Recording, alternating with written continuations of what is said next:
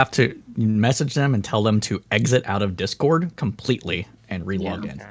Well, That's what they have to do. They have to shut it down. For now, right? We're gonna start now. You guys know the drill. I think only one person hasn't ever been on before, so let me just give you the rundown. I'll say hi to my audience. I'll introduce the topic, and I'll give you each. And I stress this, please, oh love, for the love of God, brief opening statements. Tell people who you are, all that stuff, and what your thoughts are, and then we will get into it. Any questions? We're debating whether or not Zuckerberg's a cuck, right? Yes. Something like that. We're talking about the overall changes, right? Community notes versus fact checking. We're talking about his appearance on Joe Rogan. We're talking about some of the statements he's made, such as when his claims that the Biden admin pressured him to take down certain Yeah, he's been saying that for a year. right? Yeah. But, yeah, stuff like that. Yeah, I can't speak for Lactoid, but my position is sort of more nuanced on it. Like I basically think that the decision is good. We're gonna you can get wait for the to show. like a Wait for the minute, show. right? We're gonna get to it in like a minute, so don't worry. I don't know who else positions are, so it's fine. God, I just had to stop myself from opening farmers. We got this going. Okay. Brain rot. Say something so we can make sure we can hear you. Hey, how's it going? Great. Your voice is working. We're here. Okay, let's get this party started. And we will go live in 5, 4, 3. Okay. 6 o'clock. 6:01 actually. So we're a little late, but we're here, gang. We're here. It's a Monday. I'm excited to be here. Everyone, as you could tell by their smiling, happy faces, is also super excited to be here. And we are going to be talking today about something related to one of my favorite topics, which is Grandma, I've started my panel. But I've started my panel. yeah, mute yourself, please. Yeah. Oh, sorry. Mute yourself. We like you're still not muted. It's connected to the wrong mic. My apologies. It's fine. Okay, well, regardless, welcome, one and all, to yet another episode of Whick TV. It's a cross-ideological space where we come together to talk about issues, both political and cultural, from the silly to the serious. Recently, Mark Zuckerberg, head of Meta and Facebook, has released a statement on changes to moderation upcoming to his websites, such as Facebook and all that. He also recently went on the Joe Rogan podcast and talked a little bit more about it, as well as claimed that Biden admin threatened, tried to pressure him into taking down memes and other things, and tried to kind of pressure him to censor certain information and not others. We're going to talk about it today. I think it's an interesting kind of question. Has fact-checking failed? Has it failed at its job? Is the move to community notes an improvement? Why is Zuckerberg doing this? Is he fearing pressure from the Trump administration? All this and more. And we have some lovely guests to talk about it on today's episode. Zuck or Cuck? Okay, with that, let's get some opening statements. Let's get what people have to say in here. And let's start with Cypher. Give us what you got. Hey everybody, welcome to another Whick show. Thank you, Whick, for inviting me on. This is always a pleasure. If you don't know me, my name is Cypher.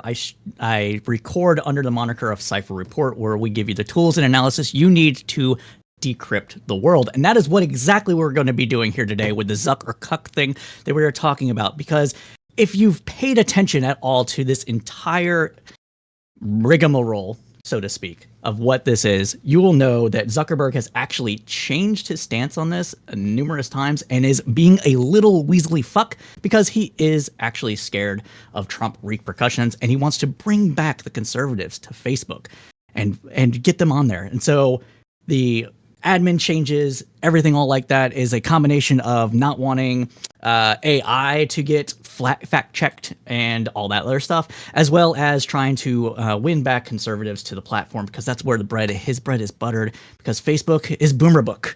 And so I'm sure we'll get into much more of that as well. But as to the question whether or not fact checking has failed, I think unequivocally, yes. We are in an age of not caring about facts. We want to be deep in our feelings, from the biggest snowflake to the basest based of the Conservative Party. We all want to be reaffirmed in our beliefs. And so fact checking that doesn't do that pisses people off. And so it is where we're at. So that is my opening. So. Okay, thanks for being here, and I'm looking forward to having you in the discussion today. Next up, we have Big Papa Buckaroo and her grandma, Hey, apparently. Go ahead. can you guys hear me? Okay. Yes. Yeah, I think Zuckerberg's a cuck. I think Trump has been bullying him quite a bit since like 2016. I think Zuckerberg just really wants to seek favor with the upcoming term, and he's a big cuck. What do you know? Okay. That's all. No, fair enough. Fiona's Apple, first time on my show. Welcome to the show. Tell people who you are. Tell people your thoughts, and we'll go. Hey, how's it going? I go by Fiona's Apple Pie on Twitter. I'm very active, but I don't take it very serious. And that's about it. Now, the question we were asked are if these changes are good or if Zuckerberg is just bending the knee to Trump. I'm inclined towards the latter. When reading Meta's release about it and listening to Zuckerberg's video statement, there was a lot of non-specific generalizations and vague gestures of bias and issues with moderation that were just left for the listener to interpret. His stated goals are to remove bias and to bring the rate of censorship down, but he doesn't quite make clear that that said bias is an actual issue, nor does he really expand on any of it. So it kind of seems like he's just gesturing at a whole lot of nothing. Furthermore, when talking about moving his trust and safety team out of California to Texas, he says it'll build trust to work in a place where there'll be, quote, less concern of the bias of our teams, quote. And it's just a little odd to me that instead of explaining what that bias is or how that bias comes about, he's talking about addressing people's concerns of bias. And it's extra weird because his team isn't really getting its makeup changed. They're just getting a change in location. All in all, it's just a little strange that his announcement doesn't have much factual backing given to support it, and the timing is suspect. Dave Lee from Bloomberg, when asked for examples of the fact checker's bias, was given 3 examples with what he called weak evidence of systemic political bias. And that raises the question of whether or not Meta even really felt this way, especially considering the fact that the latest example they gave was from 2021. They had almost about 4 years to do something about this if they really felt it was an issue, and they just didn't up until now. The timing, evidence, and the non-committal language really makes it seem like it's hard to justify, and it really makes me lean towards thinking that this change is just to appease Trump. Okay. Thank you for being here. We will get into it.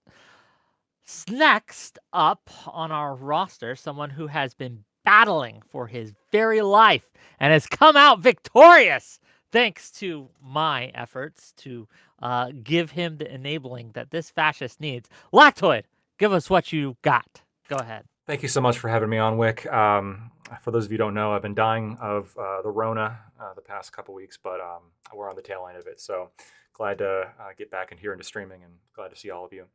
My general position on this is that addressing the actual changes, I'm happy with the changes. I think the fact checking is biased. I think community notes is better. I really like the community notes function in X. I think it's very good. A lot of people that I guess anecdotally have spoken to really like it, even people on the left. So I think it's just like a better approach. It also uses less resources because you don't have to hire people to do it. So this frees up capital and Facebook to do perhaps other things. In terms of the pressure from Biden, it doesn't surprise me that there was. We know that the Biden administration had been involved in social media. We know that, I mean, we can't have amnesia about that time. You know, there was a lot of vitriolic language coming out from that administration about how, you know, we have to censor, we have to stop the misinformation. This is literally killing people, et cetera, et cetera. There appears to be a pretty heavy-handed approach. So I believe it. It is probably still a little bit Zuck dodging responsibility. It's very easy to blame somebody else. But I got no doubt that Zuck was involved in a lot of that censorship and a lot of that negative stuff. But he's just trying to shift things because the culture has shifted. He even admitted such in his video. I think ultimately this is the real reason why they're changing this is because they're perceiving a culture change. And I think this is why the culture war matters. It's because ultimately these corporations have no principle. They're simply, flexible and spineless, and they're going to go with whatever the wind of the consumer base wants. And so if we can get the consumer base wanting conservative things, we can shape companies to be more conservative. So that should be the goal of any conservative. Okay, thank you for being here. Next up, another first-time guest on my show. How do you like to be referred to? Just Jack is fine. Jack, just Jack is fine. Okay, I'll call you Jack. Jack, Okay. give us your thoughts. All right. Well, first off, I'd like to thank Whick for allowing me to speak on this topic. My name is Jack, as I've said, and I'm part of the Sire House podcast and other shows on the YouTuber John Ward's channel. We have multiple episodes released per week, covering various cultural topics and current events, including tomorrow at 6 p.m. Even though my politics may differ with some of the other panelists, I hope that this does not prevent us from still engagement and healthy collaborations like this in the future. Moving on to tonight's topic regarding Zuckerberg's changes of his policies on his platforms. My stance is that freedom of speech is in general a net good, and I welcome this new direction from Zuckerberg. Do I think that Zuckerberg actually had a political realignment similar to Elon Musk? Not really. People like to say that Zuckerberg is a lizard person, but to be more specific, he is a chameleon. He panders to whoever has the most political leverage at the time in order to curtail possible big tech regulations, which Donald Trump has made a policy promise of going after big tech companies for censorship as outlined in his Digital Bill of Rights proposal. But regardless of what Zuckerberg's motivations are, I still find this outcome to be worth celebrating. And this is a sentiment shared by the nonprofit civil liberties group Foundation for Individual Rights of Expression, or FIRE, as they commended the changes in policies, with several of them aligned with the ones they personally suggested in the past. One of such policy suggestions includes curtailing the influence of third-party fact-checkers who have come under scrutiny for bias and inconsistent standards in favor of community notes. Politically biased fact-checkers do a terrible job of curtailing misinformation, and the process labels facts and opinions they disagree with as misinformation while leaving other types of misinformation up, giving the process of fact-checking a bad name. I think it's unhelpful to look at this as a left or right cultural war issue and instead look at it as just an objective win for overall freedom of speech. I expect us to contend over the efficiency of professional self-proclaimed fact-checkers, of which I am prepared to do. That's it. Okay. Well, thank you for being here, and we'll get into it as we go. I guess to start us off, I'll just ask the panel this question. It's open discussion, so feel free to jump in when you want. But the question is this, right?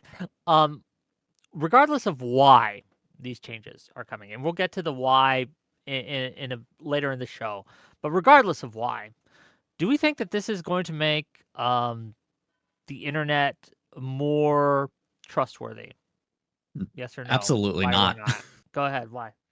Absolutely not. The problem with the internet and social media as we know it right now is not primarily the fact that there is misinformation out there. It's that misinformation is being promoted by thousands upon thousands of fake accounts across the entire political divide. So we have now it skews right because right wingers have more money to largely to the extent liberals or the people that are liberals that have money tend to be like, oh, we can rely on legacy media. We don't have to go out there and manufacture consent. We already have that. We have the liberal media. Right.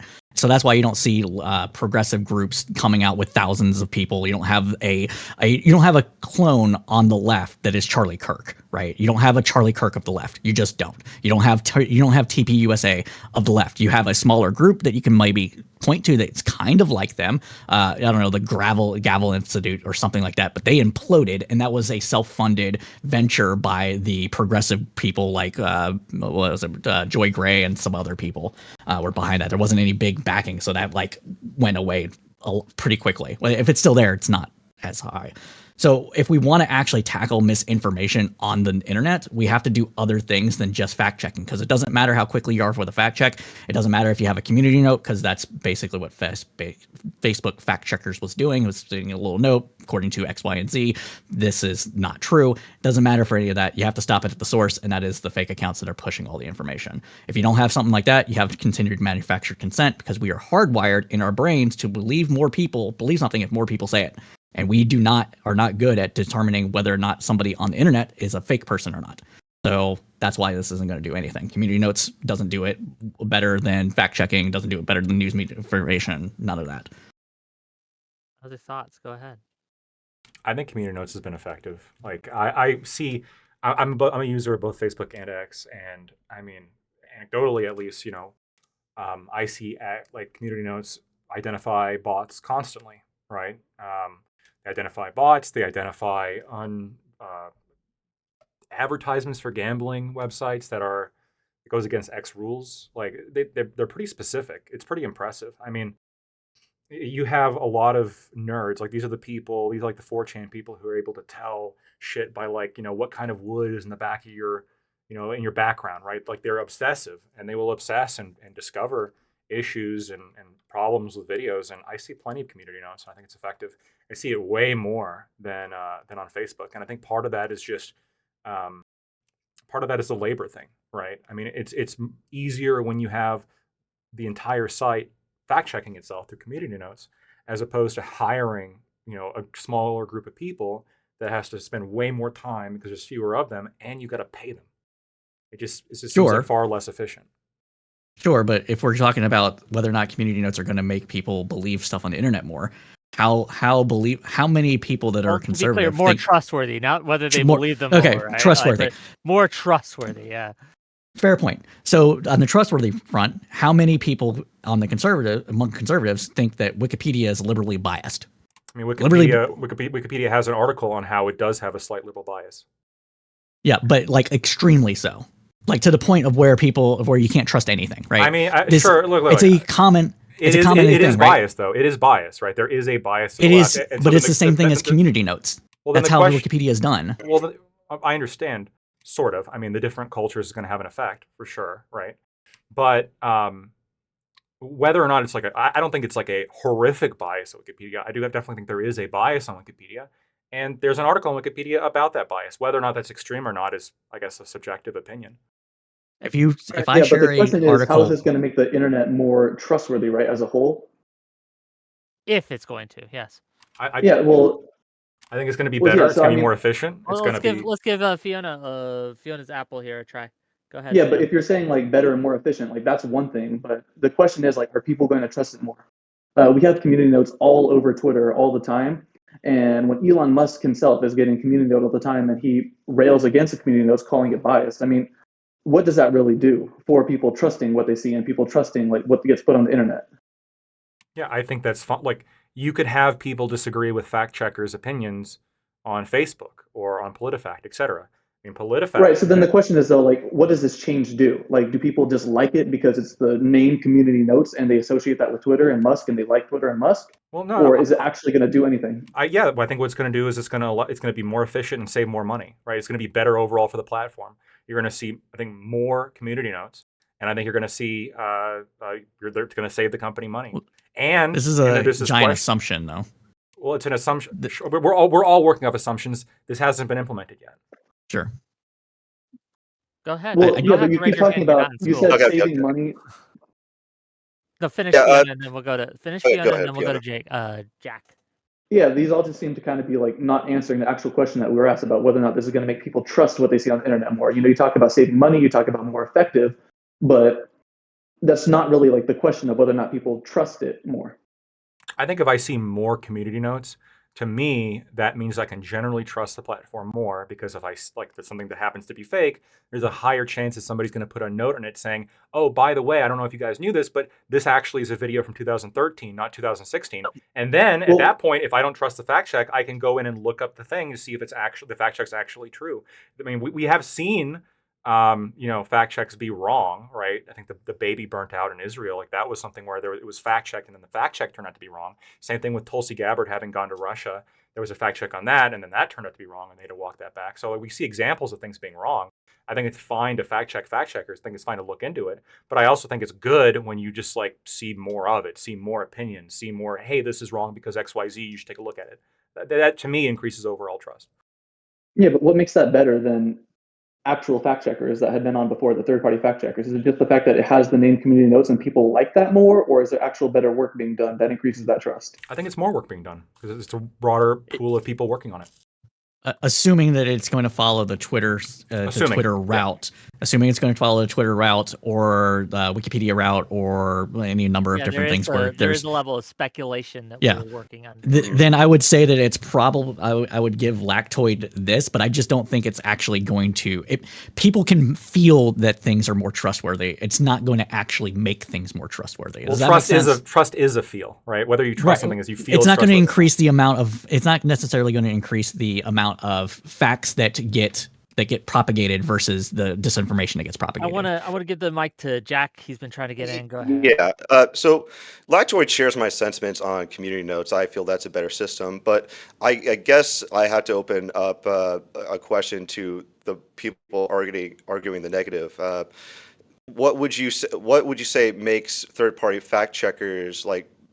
Why do you trust them so much as opposed to community note system? Because what I look at prior in preparation, I looked at 4 separate meta-analyses into uh, the trust behind fact checkers, and a lot of people that are going to consume misinformation just naturally trust them. So doesn't that affect the overall success of fact checking at all? Because it's not just the overall goal of fact checking is not just to put a false label on something. It's to convince people to no longer consume misinformation. So if they fail at that, then is it not incorrect to say that these third-party fact checkers have failed?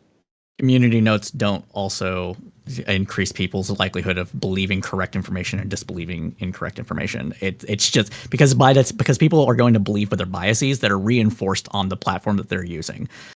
So that's why I brought up the whole thousands of accounts thing. Because if you go into any Twitter thread about any political thing, you're going to get a deluge of people that are paying for Twitter. And most of those people that are paying for Twitter are going to lean conservative because that's where the platform is mostly, from the looks of it, at least politically speaking, at. And so if you're reading every single one of those comments, which I encourage people, don't read comments. Not reading comments is self-care. The greatest self-care you can take on the internet, because comments are shit for the most part. But like, if you're reading those, even if you are somebody that is highly sophisticated, you're going to start to question whether or not your belief in something is correct based on how the rest of the crowd is going. We've had numerous psychological studies going back to the 1940s that have proved this over and over again.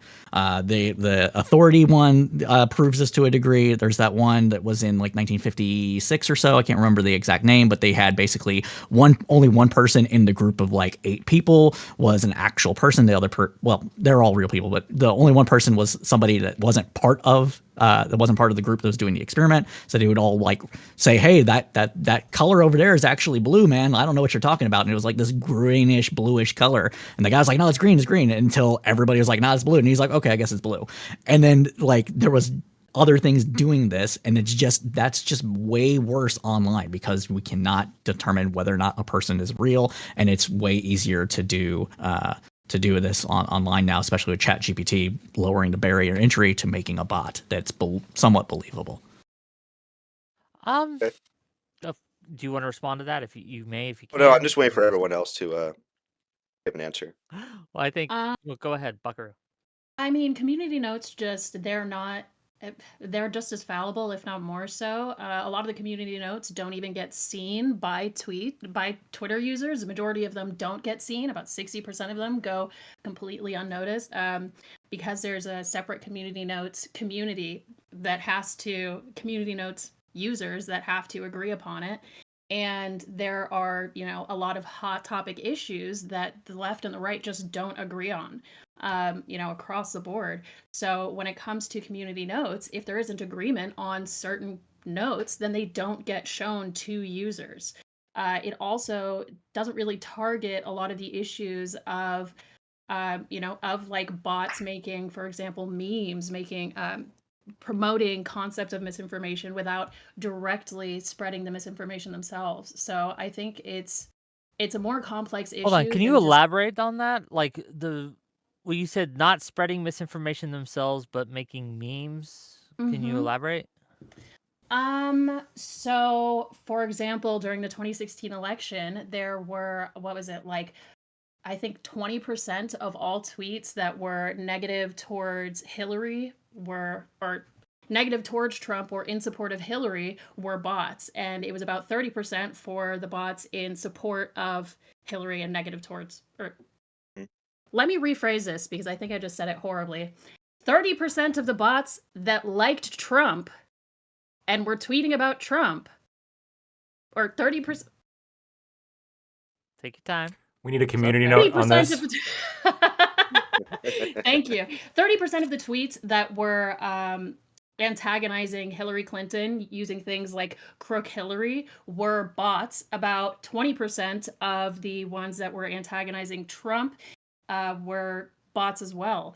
So even though they weren't directly spreading misinformation, they were still feeding into the concepts that were developed by misinformation. Does that make any more sense? This could be the case. I just don't see how this What is either affected at all between the change from fact checkers to community notes. it's not though. That's why I That's the said point. I think the misinformation is still going to occur whether or not we have community notes or fact checking. But I think the fact that we also don't see the majority of community notes that are developed in the first place also means that fact checking is going to be more reliable.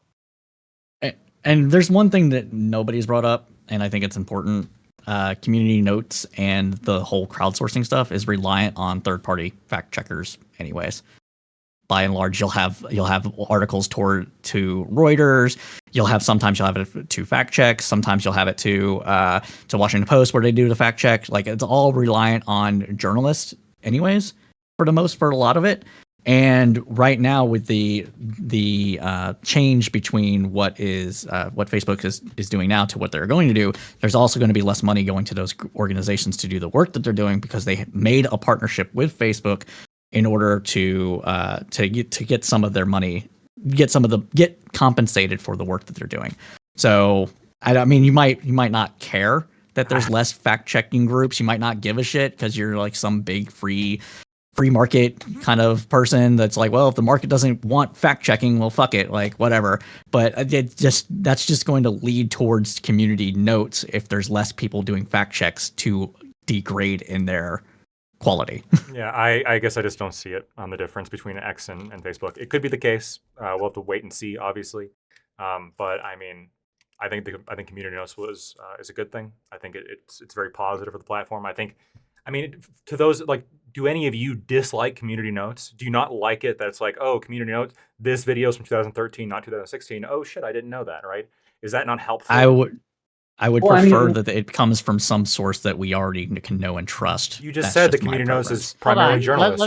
Let me. No, I didn't say it's primarily journalists. Let's focus on that for a moment.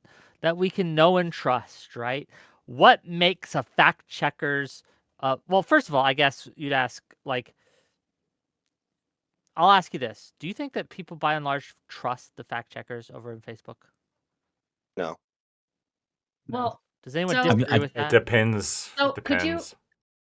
It depends if they could even list what fact checking parties are being used in the first place, what fact checking companies are being utilized, because these are fact checking companies that are used for more than just Facebook. It's not, there are like 5 major fact checking companies, and I believe Meta was specifically using one. Let me see if I can find my notes. We need to talk about this. So the way that Facebook was doing this was using multiple media outlets, not just fact check organizations themselves. They were using Washington Post, they were using the Bulwark, they were using not the Bulwark. It was National Review, but it's former National Review people, but not National Review, but not the Bulwark. Do you know which one I'm talking about? They were involved in fact checking. Standard? No, it wasn't a Weekly Standard. It might have been.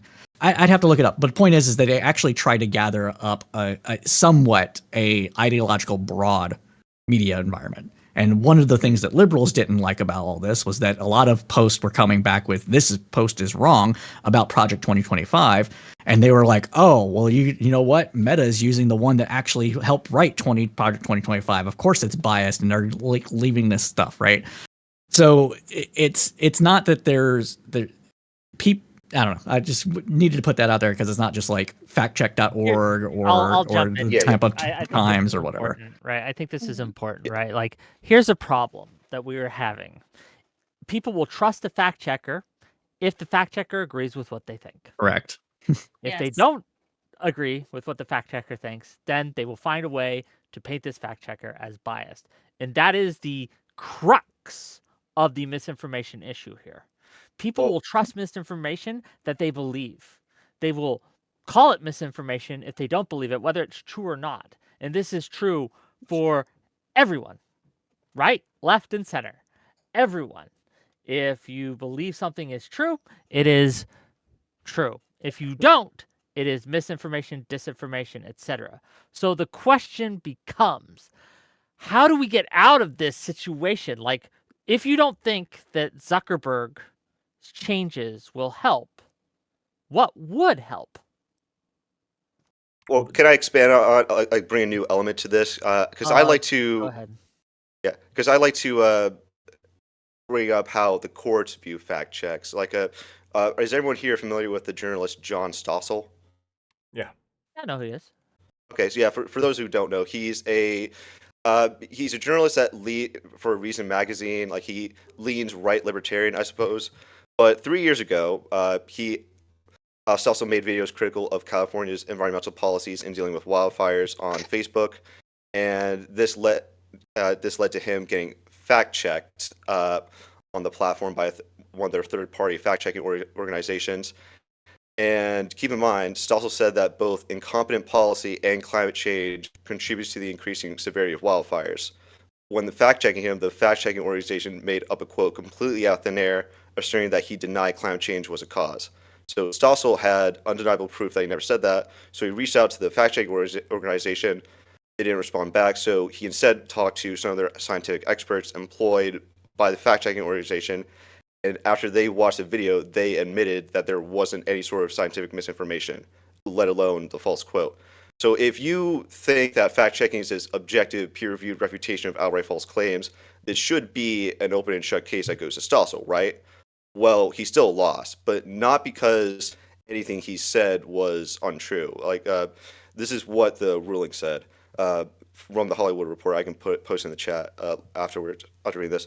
U.S. District Judge Virginia DeMarchi found that Facebook couldn't have defamed Stossel because its fact check program reflects a subjective judgment about the accuracy and reliability of assertions made in the content that's been checked.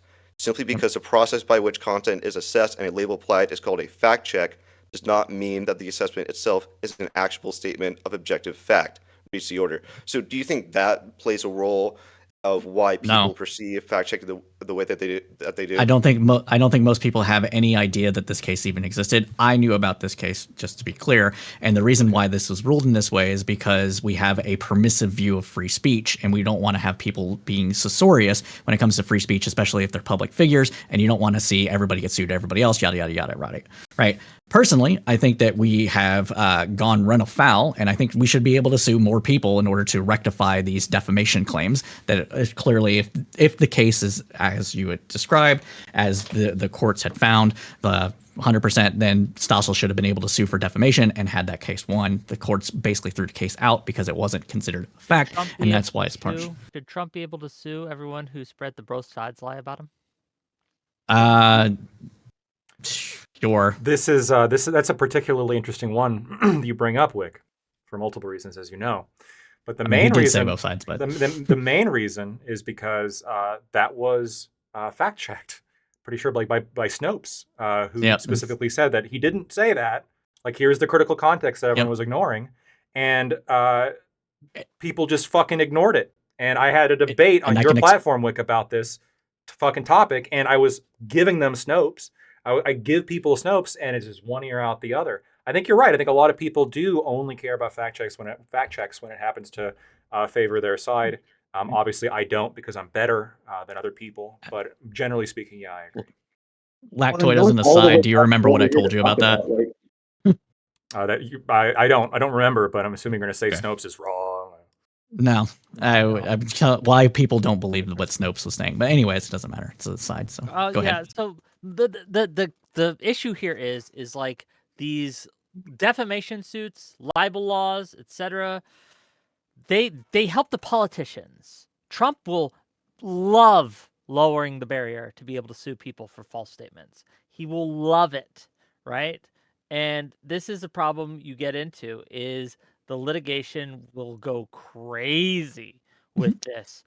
And how do we separate someone who really believes a lie versus someone who knows it's a lie but tells it anyway, versus like the severity of the lie and how much harm that could do? And it becomes a problem. But let's unless anyone else has any thoughts on this, I want to turn to the reasons why Zuckerberg's doing this. Was that your hand, Fiona? Did you have a thought? Oh yeah, well I was just trying to like recenter back on that because I feel like we're doing a lot of conversations about whether or not fact checking is accurate or not. But I mean, whether or not it is, the question why we're here is like, why is Zuckerberg changing? And it just seems like everybody's kind of tacitly admitting that it's not for any like substantive reason. There's nothing really that people are putting up for community notes that's any better than fact checking. And so it kind of seems like we're all just bearing the lead a tiny bit. Can I respond to that? I think that the culture in Trump's election is, I think that is actually, I think Zuck would be switching this to community notes regardless of who won the election. I agree with, I think that some of the changes that I'm more excited about Why didn't he are 4 years ago? because, well, I think that because Twitter has implemented it, and it's become relatively popular, and I think relatively effective, and it's cheaper. And so if you're a company, you're going to want to go the cheaper option. I think that that's the main reason why Facebook is interested in doing this. I would also say it's their AI stuff. They're trying to create AI avatars that everybody's going to be interacting with. As soon as these AI avatars were discovered and that they were lying about stuff because they were just making shit up, they went one in this direction, two to try to scrub all of them from the platform while they make them better. So I think it's also to kind of CYA there as well, so they don't get fact checked on their shitty AI programs. Which is sad because Llama is actually one of the better LLMs. Yeah, I just So like I don't know, and this is my opinion on this, right? Is I don't know why Zuckerberg has decided to do this. There is a lot of evidence that he's kind of like bending the knee. He understands the way the winds are blowing, right? He sees a lot of the political pressures coming out, and it's coming out against him, and he wants to kind of mitigate that blowback. I don't know though, right? I have no idea. I can't read the guy's mind. But I do find it, well, I guess the question is like, does that in the grand scheme of things matter though? Like, so regardless no, of why someone's doing something that I like, and to be clear, I like the changes. I think they're good. Yeah, do I care why? I'm not sure if I do. in this instance, I think it matters more what those changes will impact. And I think it's important to note here that they've made these weird caveats for the Intercept released a leaked memo, leaked document about what would be and not be considered something to ban people over on Facebook still with the new guidelines. And they made this weird carve out for calling. I don't remember what Twitch's stuff is, so I'm just going to say calling trans people some I saw that. giant slur or whatever, and that was like transphobic weirdly now on carved Facebook. out. But you can't do the same thing for a nationality or an age or a religion. Like you can't do the same thing, and this weird carve out because that's where the culture is. That's where conservatives are. That's where the thing is that people are mostly focused on. Baby Now, steps, whether or Cypher. not Zuckerberg believes this now himself, I don't know. Maybe in 6 months we find out he is attending some new weird church. I don't know. But we are seeing this, and he's using the kind of language that you see people use, not in conservative circles, not in red pill communities, not just in red pill communities, I should say, but in also the woo hippie, this weird new amalgamation of like naturalist kind of like men and women are different, but we shouldn't judge people on that Feminine things. And there's energy. masculine energy and divine femininity, and like you have to have both. Like he said all that more or less during his Joe Rogan interview, and I'm like, huh. I wonder if he went on a spiritual journey lately. So I think there might be a little bit of play in both, but I'm more leaning towards the fact that he's kissing the ring. Does anyone I mean, disagree with that? Did the kissing the ring part specifically? I think he's absolutely kissing the ring, especially considering he went out and spoke against the January 6th, the events of January 6th, right when they happened, and he participated in the same ban that all the other popular social media sites participated in. But then you look at the most recent election, and he and his wife actually donated money to Trump's campaign. Then they follow up by, basically saying we're getting rid of all the fact checking that we have, and we're replacing it with community notes, which are at least at right now, are known to be less effective and to have less reach. So I do absolutely think that it's a kneel to Trump first and What foremost. was it, the campaign or was it the inauguration Oh, committee? you're right. You're right. It was the inauguration fund. Thank you. Yeah, no problem. I think it's based. I think the changes are awesome. It's baby steps. Obviously, I'd like for more free speech. I look forward to the day that you can be racist too on Facebook. That's going to be awesome. I And you just, already can, but well, Yeah, you can, not just not against enough. white people, to be clear. Not enough. You just can't do it enough, right? That's part of the problem. you can. Sure. You just You can't be can. dumb What do you about think it. about what do you think about him moving the trust and safety team out of California? That's pretty cool. Not a fan of Virtue Californians. signaling, tax dodge. Well, Yeah, why is that cool? that's exactly what I thought as well. It just seems more like an economic choice and a bit of virtue signaling, because a lot of people really like Texas. They love that it's a red state.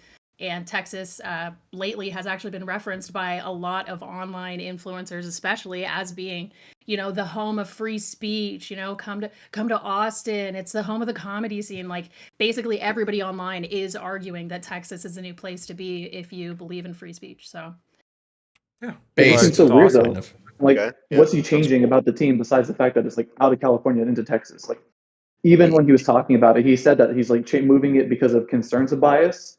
But Sure. is there bias? Were they biased because they're in California, or are they just trying to like look more right wing? What's going on? I could Well, steel man that, but I'll let other people go. Yeah, well, according to a Harvard study I saw, just the overwhelming like political leanings of fact checkers are to the left. Like that is true, but and Which that's study? what. So Harvard, I can put it Okay, in the chat. I just didn't hear you. That's Uh, fine. Don't worry. Yeah, And we all believe in yeah. implicit bias, right? So I mean, it would follow Sure. that their actions would probably be somewhat tilted left wing. Yeah, Well, yeah, but but does that mean that they're wrong?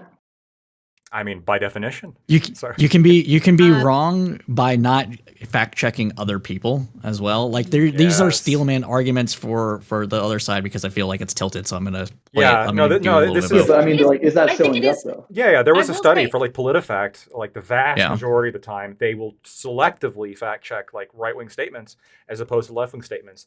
You can, Mhm. even if we're assuming that 100% of the fact checks are accurate, deciding who to fact check and what statements to fact check, so that still is a bias, right? And if there's a community that has tends to lean left-wing, if we believe in concepts like implicit bias, it would follow that this group of people would be more likely to skew left in their overall behavior. Plus, Texas has a better tax scheme. So again, it makes perfect sense. Yeah, but is the team actually changing though, or are they just getting moved to Texas? Like, what's All right. changing about that? So I the- think Personally, either not way, against- Dana either White, way, there's I think Dana it's White. better. Either way, if they're Yeah, changing there it, is I think it's better, like a better people. But I think that like removing people from an echo chamber and putting them That's into what I a was gonna say. community Yeah. that has people of like diversity of viewpoints, I think that can help fix them too. I think we can fix Californians if we move them to Texas. I'm also yeah, Go ahead. I've No, seen just give what it. happens. I'm All also good. Buckaroo, personally not Buckaroo, And against- deny them the right to vote. I'm Obviously. also A little personally while. not against. I'm Buckaroo. personally not against more fact checking on the left. I think fact checking is good for both sides. I think it's necessary if you want to have informed voters. I think misinformation is extremely rampant on both sides, although it is utilized by Republicans and by the right to a much higher degree. I'm not against fact checking the left in just the same way as fact checking the right. My issue really is the idea that we should remove all the fact checking and instead just have like what's essentially a post-it note on the tweet or on the post that may or may not actually be seen by the people who are reading it. Okay, so my question then to this panel is, how many people on here actually use Facebook on a regular basis? Okay, so when you keep saying that, Buckaroo, but that's all the fact check is for Facebook. It's just Yep. a little blurb on those articles. Yeah, It's I the same agree. thing. Yes, but my point is just that you're much less likely to see it on Twitter because you don't see the majority of the like highest Well, rated community notes in the first I place. use Where at Twitter a least with lot. Facebook, it seems like you're seeing them a lot more. I don't use Facebook, to be clear. I don't know, right? So I can't compare them, but at least for Twitter, I'll tell you what, if I interact with a post and it gets community noted, I will You get get a notified. notification Yeah. that Yes. that post has been community noted. So I will see it. So if I like it, if I retweet it, if I quote tweet it to dunk on it even, right? Or if I reply, any Face- kind of interaction like that It's fine. on X, I will see later on that it got community noted. If it hadn't Facebook been does before. something similar. If you share something that has been fact checked, it will tell you that's been fact checked, and then you're given the option to delete it or like edit your post, stuff like that. It encourages you to do one or the other depending on it. If you run a community group on Facebook that consistently shares misinformation, you are encouraged on that to like go through posts for people, stuff like that. It can ding you. My concern is that since you haven't used Facebook, you wouldn't have seen this. But in a lot of posts now, they have AI driven community comment summaries at the top of many posts. And so when you use that, you go in and you're like, this is what the community is saying about some post. It's saying people in the comments have said that X, Y, and Z is not true. Some people are saying that it is, but the majority of comments say that it's not. It'll be something like that. Or like, it can be anything. It can be a cultural topic. It doesn't matter, right? I'm worried that that's what community notes is actually going to end up being. It's just going to be AI summaries and not actually anything else like that. I've fear the same thing might happen with Twitter, but Elon Musk is kind of a strange guy, so we'll see. But yeah, we talked a little bit about this, but yes, there's a level of a carve out for the whole trans thing, but in addition to that, Zuck said that they're going to raise the overall standard generally when it comes to moderation.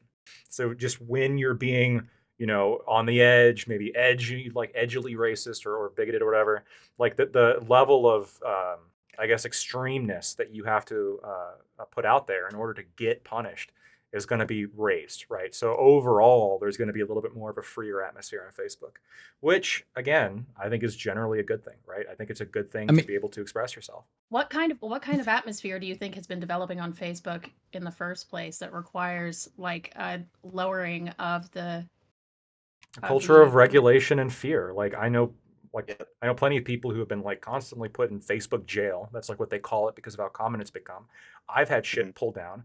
I've had arguments that I've been banned from Facebook for making an argument that is perfectly rational, but because like there's one sentence in there that pulled entirely out of context might seem a little bit edgy. Like for example, I said I think it was something about like how I'm okay with like violence perpetrated by the state because arrests are violence, etc. That was for me. I was kicked off Facebook for a while for encouraging violence. Right now, that's an AI problem. I guess no. This wasn't an AI problem. This was. I mean, this was like years ago. So I mean, so maybe I don't know if AI was around back in 2019. It was. It was. I mean, I would also like to note Facebook does have like a pretty considerable trust factor system set up for different accounts. It's pretty obvious. They're dismantling that now. Oh, they're dismantling it. That's one of the things they said there might be dismantling. Just that's quick, like when people are talking about. Just real quick, $10 from the soy pill. Thank you for the $10. This is Trump's America, and it is legal to dead name. Stop calling it X. It was born Twitter and will die Twitter. I still call it Twitter. X is a terrible name. Well, technically, they kind of, I think in 2023, they Facebook quietly or Twitter quietly reversed those policies. Yeah, so technically bias America, but yeah. But getting back to like bias in general, wouldn't full right wing bias look like just Zuckerberg hiring fact checkers from right wing perspectives and just firing all the left? The guy that's now in charge of the community safety team or whatever is a known Republican political operative that's been around GOP political stuff since like 1999. He was part of he's like either a senior advisor or a part of the Bush administration, specifically. And White, right? He's a Trump. He's a Trump. This is a different person. Huge Trump backer. So whether or not and this is another thing, we can talk about, this is going to be a whole other topic, so I'm not going to actually bring it up, so never mind. But yeah, I think you don't need to have a entire team that's dedicated towards a right wing or left wing perspective in order to change the culture of said team and the way that it's doing, because you can threaten to fire people and you can change the top people at the top to where that trickles down into the rest of the things, and you can Yeah, you can see that with just how, just Republicans in general have gotten more vitriolic since Trump came onto the scene and gave people permission to do everything that is being done now, by and large. You saw the same thing when Rush Limbaugh came around in the '90s and talk radio. You saw a deterioration of norms and civility coming from the right, and same thing happened on the left because it's a self-fulfilling prophecy.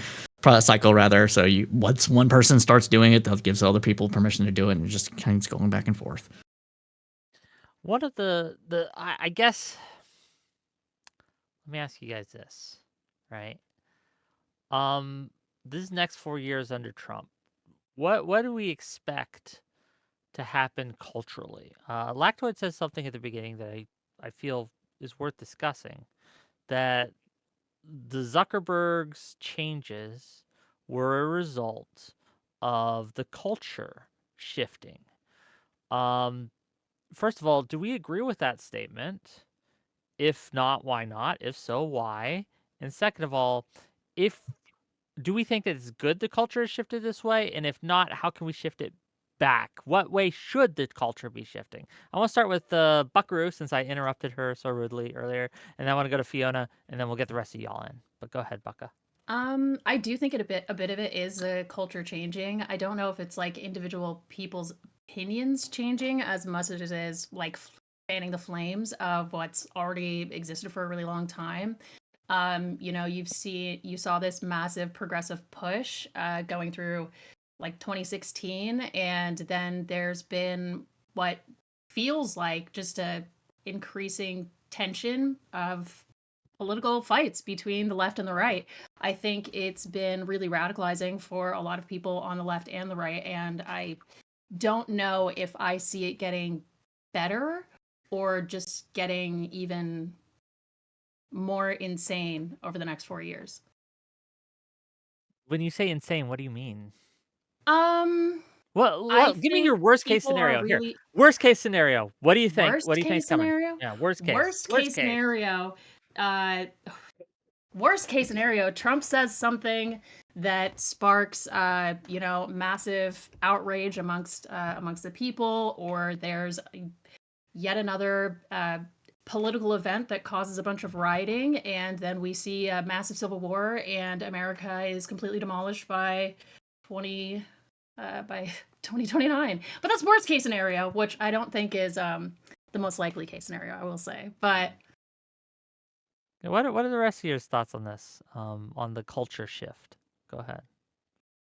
I think everything's just going to shift to more line. Just 2 days ago, we saw that there was a massive story about fire trucks from Oregon getting stopped in Sacramento on their way to LA to help out for DEI emissions testing to make sure that they're actually green enough to get there, and that ended up just being a blatant lie. DEI things like emissions this. testing. Could you explain what you mean by that? It was just lie. It was just lie. Someone posted a fake email saying that a bunch of fire trucks had been stopped to make sure that they were emission friendly on their way to help out in LA, and that's part of the reason that the fires are spreading so far, is because resources were just getting held up for woke reasons, for being too green. But I think just the culture shifting towards lies like that spreading before the truth ever has a chance to catch up to them.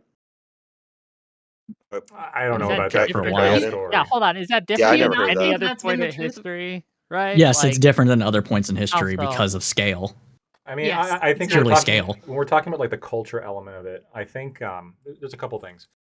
Political partisanship has been increasing since the '90s pretty significantly. Thanks, Gingrich. It's both parties, but it actually is primarily driven by the left. Left wingers are much less likely to say that they have a conservative friend.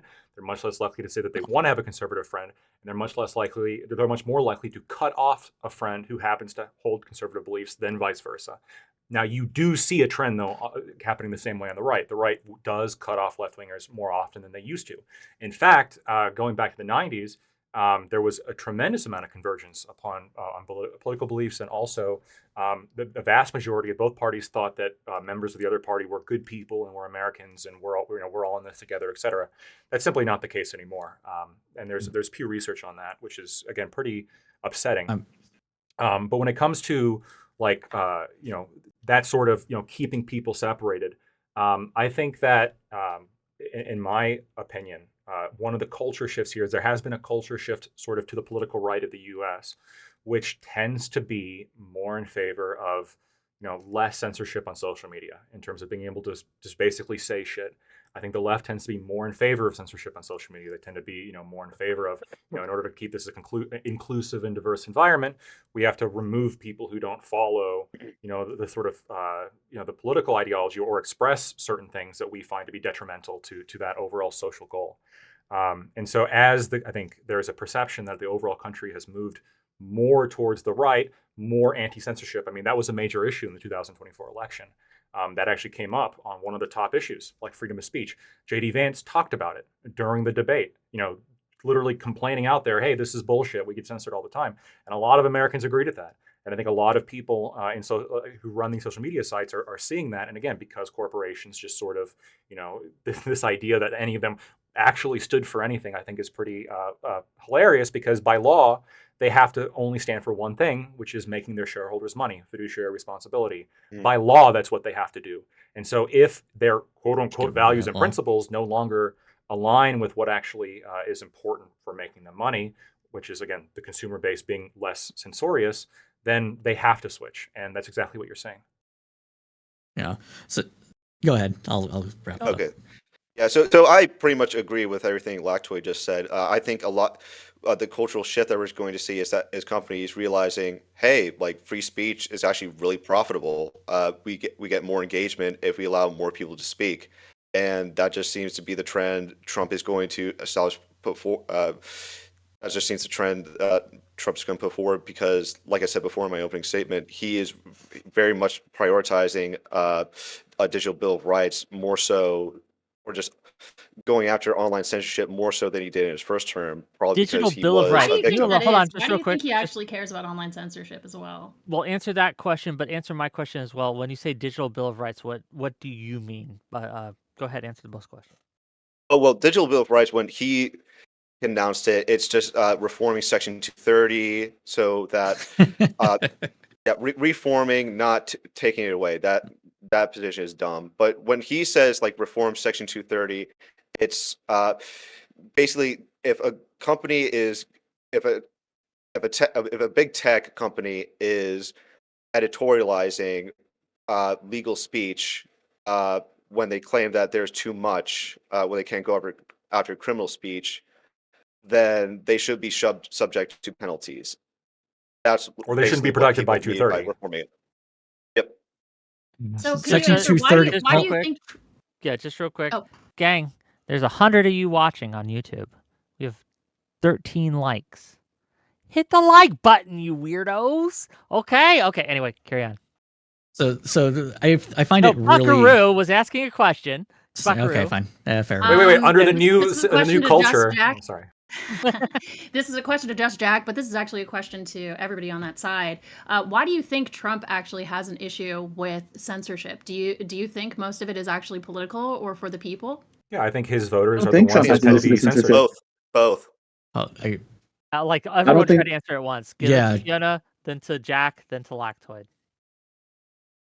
Yeah, I don't think Trump has an issue with censorship at all. I think that anybody who says that is falling for him grifting and trying to say what's convenient at the time. I mean, we know that he threatened Zuckerberg with life in prison over his perception of election fraud or election meddling.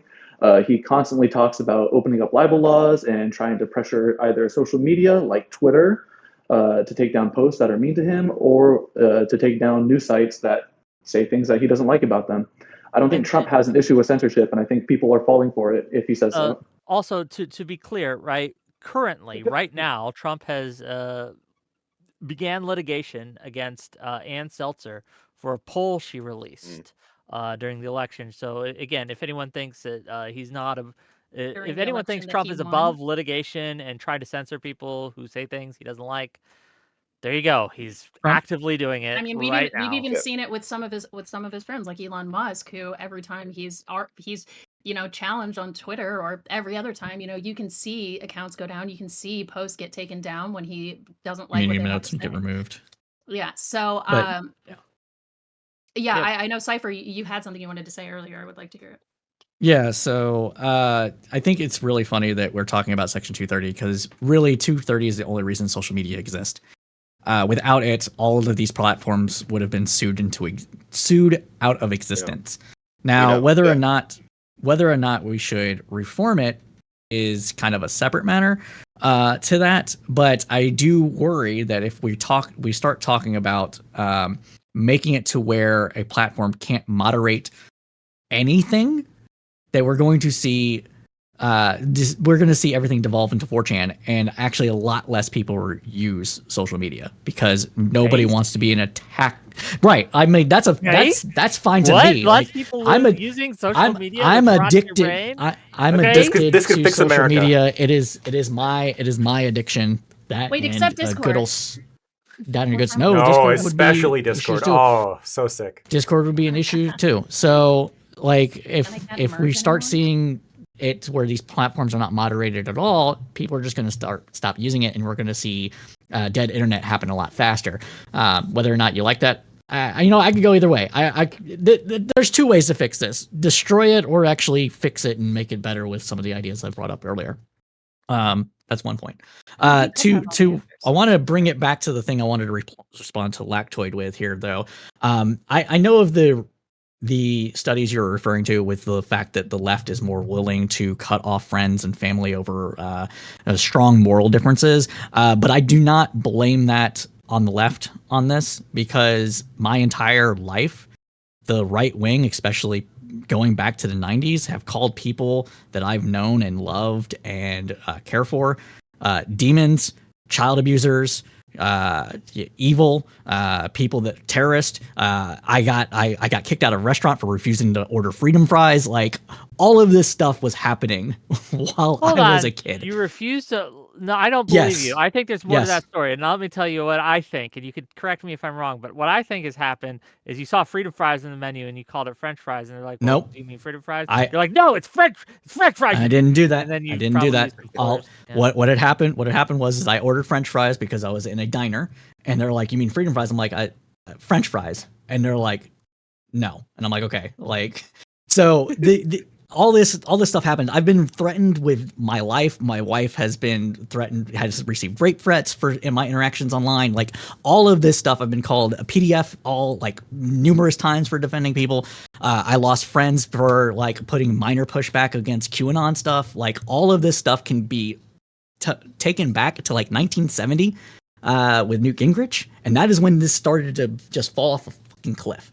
So to blame left people or liberals for this with politically incorrect language or political correct language, going back to Bill Maher, like, I just think that's absurd. We need to actually put it where it's actually at. To say that it's mostly a left issue is asinine. All right, let me respond to I two. agree. I'd like to respond to two things. The first thing is, you can say, well, the right wing is so horrible, that's why we have to like cut them off.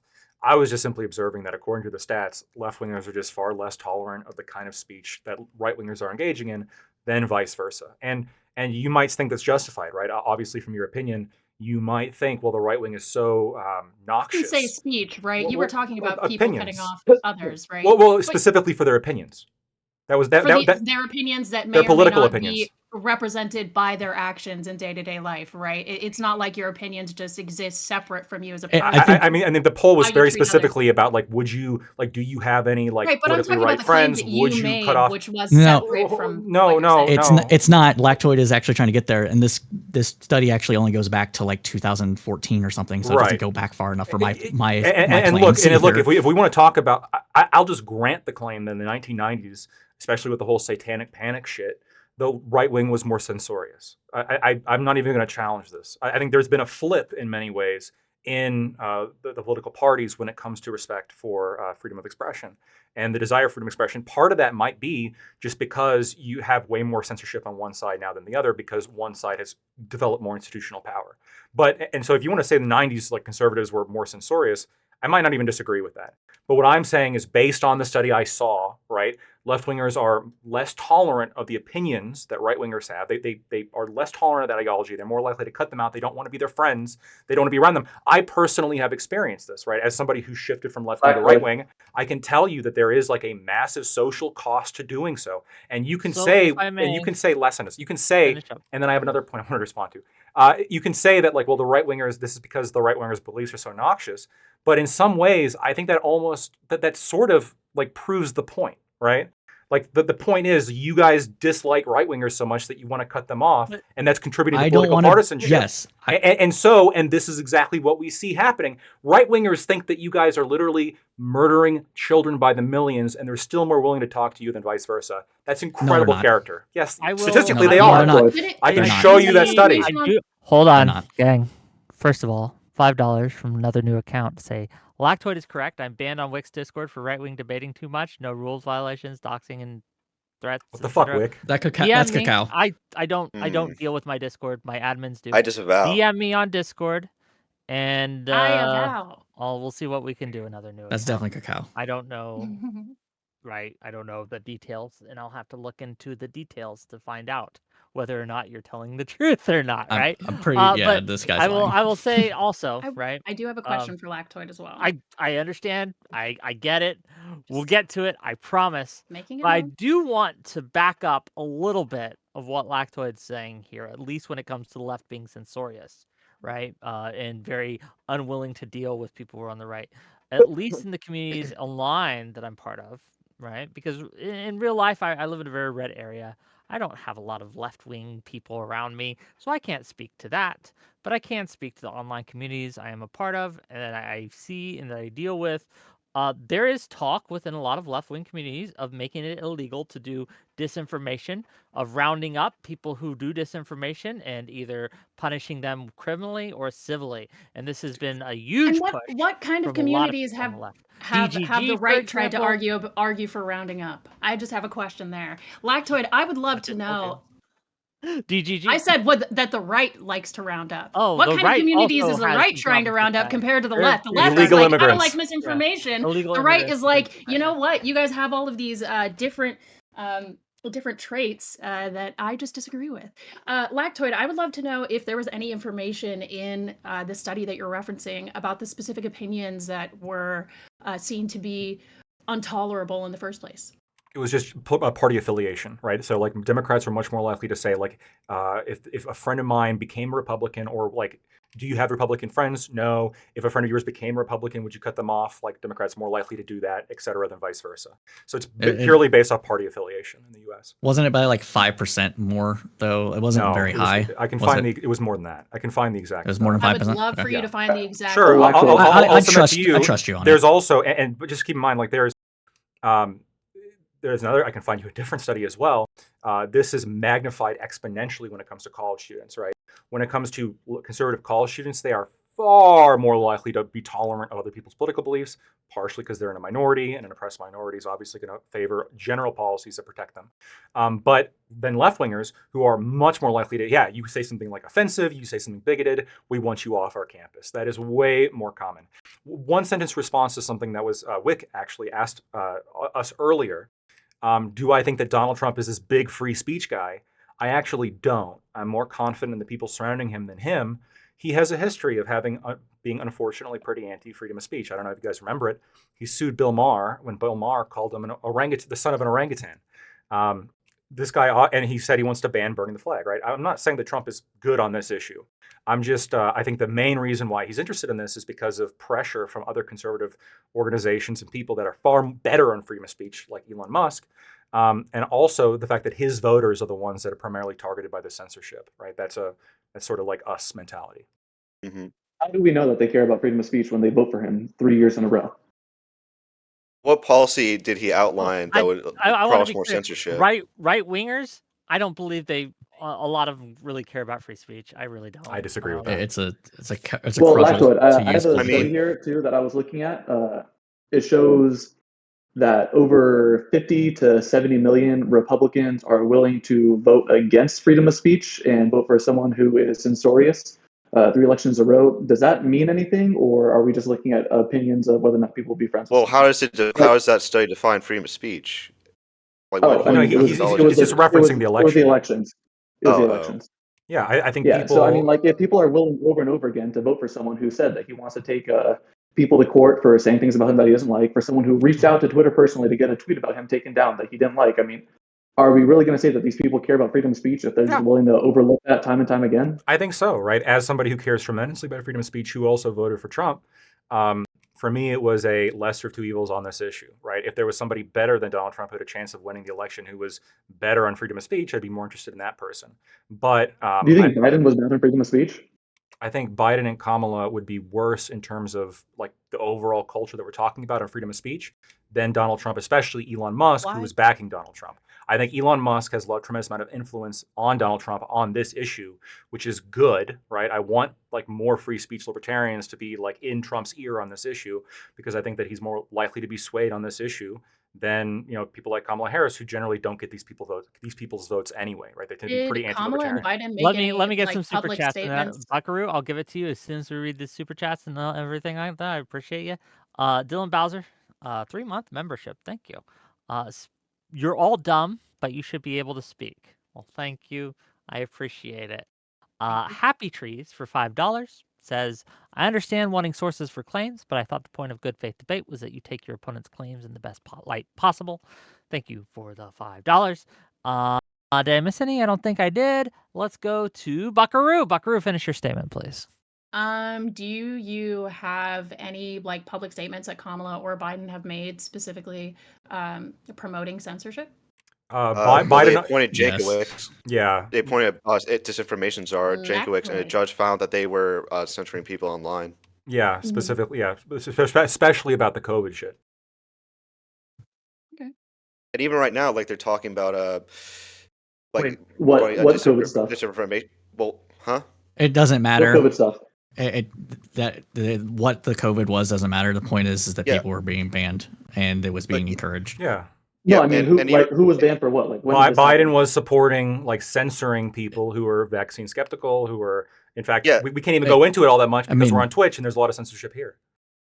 Yeah. Okay. Well, I know, but like, where'd you see this? Where did Biden come in support of banning people Well, for COVID? Zuckerberg misinformation? himself talked about it. Like Zuckerberg himself talked about it in the Joe Oh, Rogan podcast episode. Yeah, but that Yeah, can't I be saw Zuckerberg talked Zuckerberg about a go lot out and of cook things himself so that- that he could say it. Yeah. But where was this shown? Do you think was this- Zuckerberg was lying here? I do. I So, personally believe do that he you- was lying. Yes. Why didn't he I bring do 100%. anything up? actually- Why didn't he show anything about it? Why did he just say it and then like not talk about any like specific emails or any sort of like request So, made? He I just said it. I do have a follow-up question for Lactoid in a moment as well. Go I ahead. also want to Okay, get our new guy here, Ryan, in a second, but ask your question to Lactoid, and then we'll toss it to Ryan. So are you suggesting that Trump hasn't ever like made any public pushes for censorship, or that like No. nobody in his party has? So why would you argue that Kamala and Biden are inherently going to increase censorship, and that Trump is going to decrease it if Trump has participated in censorship just as much?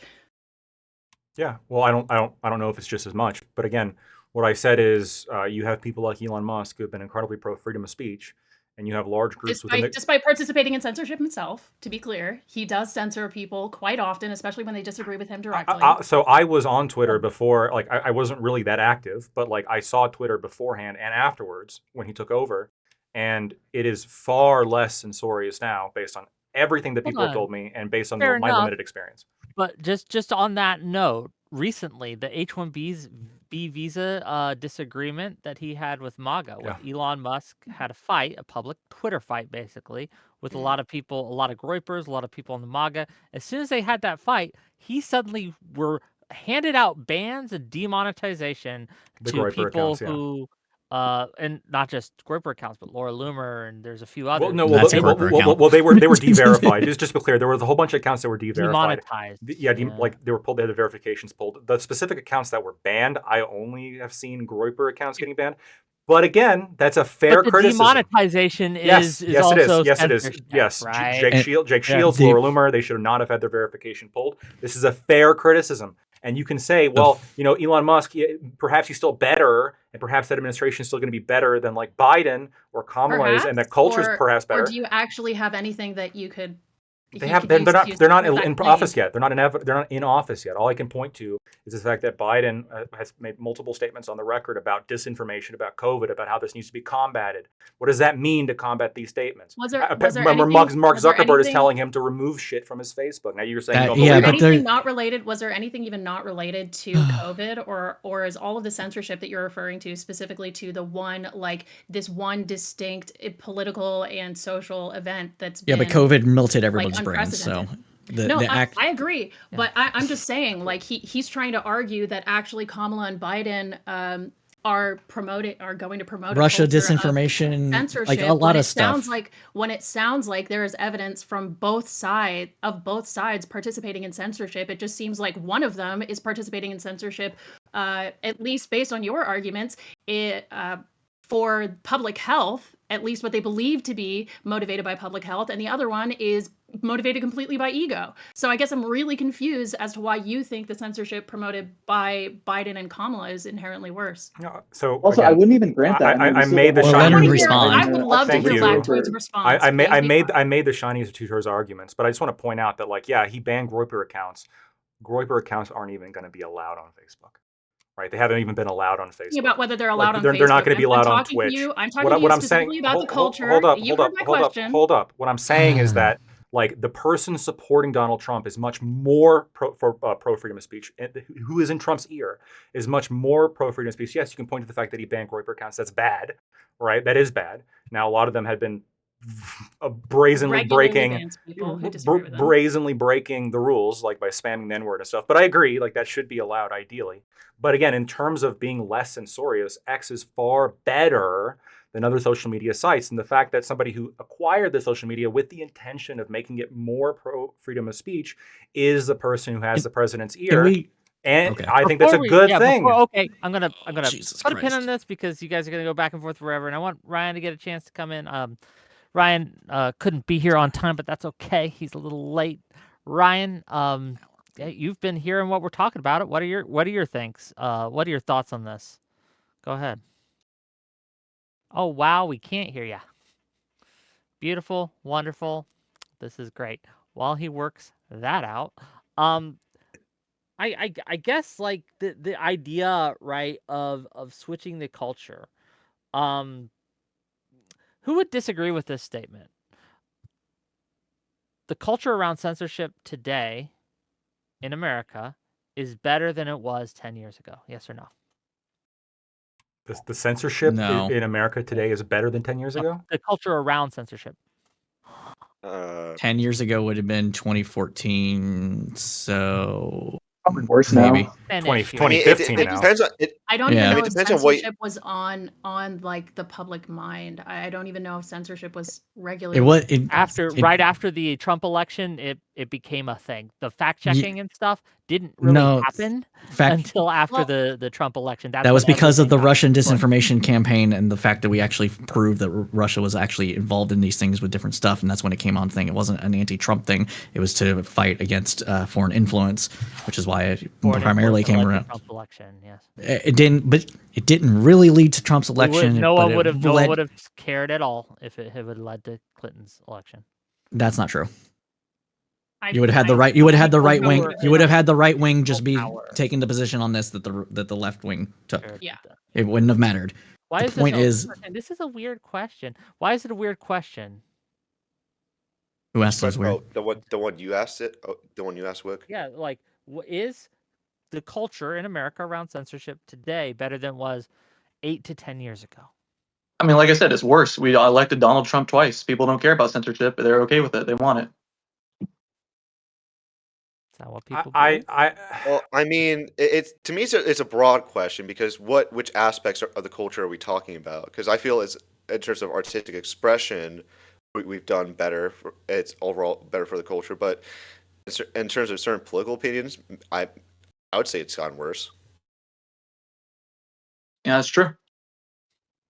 Okay. I just don't know. agree, I don't remember clear. 10 years ago, Wick. I mean, it could have been better. Well, It could How old are you? Well, I'm obviously older than 10 years old, Wick. What I'm saying is that like I remember there being like, in early kind of like this early segment of internet, like we were pretty good on censorship and that we really didn't have much. And then there was this major crackdown. I don't 2015, 2014. maybe about 2015, and I think 2016 was a backlash to this. So if we're saying like we're more cognizant of the dangers of censorship now than what we were in 2015, I think that's probably true. I think that's probably a good thing. I think So the culture is censorship- accepting, and I'll let you go in a second, Cypher, but the culture today is less accepting of censorship, at least in America, than it was before. Whereas no one would have batted an eye if you would have gotten deplatformed back in 2018, 2020, 2017. I mean, there would have been some. 2020 was awful. 2020 was the worst. It was. Under Donald Trump, it was pretty bad. Yeah, it was. But it wasn't his fault. Okay, right? But then. Yes, Trump runs Twitch. Yes. Then I'm just saying, private companies. There has been a switch in this where it has become much less culturally acceptable to do that kind of thing. So I want to say that the reason why this switch has happened is not necessarily. It's partly because of COVID, and a lot of people were hammed up in that, and there were some liberal woo hippie types that were like, "Hey, I don't want to get the vaccine. It was released in a lab. It was made in a lab, and that's not natural." Bleh. Right, and spreading disinformation and COVID skepticism and all this other stuff. Measles outbreaks being promoted everywhere and fucking whooping cough, blah blah blah blah blah. But I would say that a good portion of this was not because of politics. I think that the reason that we're seeing a lot of this is not a reason that we're seeing a switch in this is not because of politics, but because Facebook and just primarily Facebook, so Facebook Meta platforms, so Instagram and Facebook, they were trying to combat bullying against teenagers and teenagers driving each other to suicide. Yep. And that hammed up everybody because you couldn't respond to somebody and call them a bitch anymore without getting banned. You couldn't say and then when they started saying stuff like when you tried to talk about how certain countries acted, you couldn't do that because then you were claiming against a nationality. So you couldn't say Americans are stupid. You couldn't say America is stupid. Make claims like blank, like all blank are blank. I remember once I called a woman a silly goose, and the exact way I phrased it, I got my comment was instantly removed, and I got a notification from Facebook like you can't say it like. Was that right wingers? A silly goose. Was that right wingers or left wingers that you think removed that, or would have wanted? It was neither. It was Facebook, the anti-bullying. It was Facebook's automatic. Yes. Yeah, it was Facebook's automatic system. You can usually tell if it's the automatic system as well. So Lactoid, you're saying that AI didn't really exist. AI, as people are talking about it right now, did not. We didn't have large language models until ChatGPT 3 or 2.5, and then that's when it started going into production for large companies. But what we did have is, we did have natural language processing. And what that allowed us to do is to take words that were one or two words away from another word, pair them together, and then use interpretation of that to say this word is a negative connotation versus a positive connotation. And so in Facebook, what they did it very lazily. They did 3 or 4 words beyond a word that was bad. And if you strung these together in like 8-word increments, basically, and you tagged the person, then it was read as being negative, they would ban you. And the reason they did this wasn't because of politics, is because of the bullying, because they were getting so much flack. But what I'm saying is that like on the underlying the motivation to combat bullying, I think is going to be primarily left wingers. Like it was parents. I understand parents are. Let me finish on this. Let me finish on this. Okay, I understand parents are the bane of everything. I understand that they're the worst, 100%. But what I'm saying is that like you can't tell me that the reason why like Rumble and Kick and Gab and these social media accounts, or social media platforms, came into being and are populated almost entirely by right-wingers that have been removed from these other social media accounts. You can't tell me that's a coincidence. That it just so happens that all the push for unintentionally, all the censorship happens to have a left-wing slant, and so the right-wingers get kicked off and have to go form their own. Because it was anti-bigotry, right? And so which is motivated by left-wing belief. I don't think it. I think that's not a left-wing belief. What? Thing. I think that's it's not left-wing. By definition, it's anti-hierarchical. By definition, it's left-wing. No. Yes. Because there's a lot of bigots. You're telling me that if I say something transphobic, a right-winger is just as likely to be like, "Well, we're going to ban you for that." I would say it's a civil. I would say it's a civility thing. No, it's left-wingers. Not necessarily left. No, I'm yes, saying it's the left-wingers are pissed off. thing. No. The left-wingers are pissed off about racism. The left-wingers are pissed off about transphobia. You can't You are You think the selling me right-wingers shit and aren't calling pissed it off gold about right shit now. just as much? Not So about if I- transphobia, not about racism. No, but they bigotry is not referring Bigotry specifically against to who? just transphobia if and just I racism. if I'd Anybody. say Who does if I Gab tell- ban? Hold on. If I were to say on Facebook, all Christians are demon worshipping pieces of shit that need to be purged from the United States in order for us to have a just and fair civil society, I am just as likely to get banned as somebody saying Hold the on. T word. I want And I will say, hold on. There's a reason that you censored the T word on Twitch, but you There is a didn't reason. censor the other. There's a reason. There is a reason. Well, it's not the left wingers. because I know that the T- one will get I us will note- banned from my platform because you'll get me demonetized, and I don't fuck with that. and I'm not That sure might if be- the that Christian might one be would. common the on other Twitch. one you can get away with. That might be common on Twitch, but in my experience If on Facebook, Facebook, it it's was not. actually the exact opposite. Okay, I can't speak for Facebook. Especially, I was in a lot of. I'm not kidding when I say I was on Facebook a lot. I am ashamed of how much I was on these in Facebook groups. Okay, but in my experience, if you were racist towards any marginalized community, it was more often allowed than if you said like I hate white men, I hate men, men are trash. To the extent that people on the left who would make these comments actually started developing their own ways of posting these messages and saying these things to one another at least. You couldn't use W or you couldn't use YT in a sentence. Yeah. It You got had to a it, point. and then they. Yeah, if you said YT, if you it was kind of insane the amount of moderation that was going on Facebook, especially compared to basically every other site. Facebook, in my experience, was doing it before a lot of these other sites. So there were a lot of ways that people reacted to that by using different punctuation, by writing words backwards, by using emoji. They did everything. Meanwhile, people on the right just got banned because they didn't want to do it. Let me ask you this. If I presented you a study or a survey that I may or may not happen to have that demonstrates that people who identify as left-wing are far, far, far more likely to desire and push for censorship on social media and regulation of social media than right-wingers, what would your response to that be? It's gonna be obviously. No, sorry, it's not you. Like not even close. Like right-wingers are like, let's just assume. I could could definitely- Mad Villainy. Really appreciate I could see that being the case, but that wasn't the point that I was making. If you didn't understand, Why is that? Was being made before. Why is that? Just out of curiosity. I mean, personally, I don't like being called the N-word. I don't know of an equivalent that I could call white people that wasn't they my question. would find just as nefarious. That which is wasn't why my I'm saying, question. I think there are a lot of cases in which leftists argue for censorship because they don't like the way that marginalized communities are regularly targeted. That's what I said. Yeah, you're agreeing with Lactoid now. I already said I didn't disagree with him. I said when he said that, I said I don't disagree with him. But the reason I don't disagree with him is because I think a lot of people on the right are typically a part of communities that aren't marginalized in the first place. So there aren't as many special words. Right. So you want to enforce your left-wing beliefs and remove those people who use marginalized language. Did I say I wanted to do that? The left-wingers, your people. I don't believe I made that claim at any point in time. If you want to argue against what I'm saying, go wild. If you want to argue against other people who aren't in the room, then I don't know, take to Twitter. Well, hold on, wait. You just said you don't like being called the N-word. Should those people be banned? No.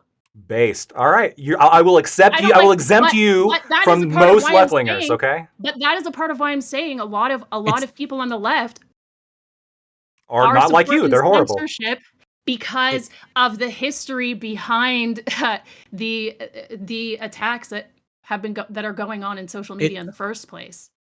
The primary motivating factor for this is not anti-hierarchical, because a lot of tankies are pro-hierarchy, right?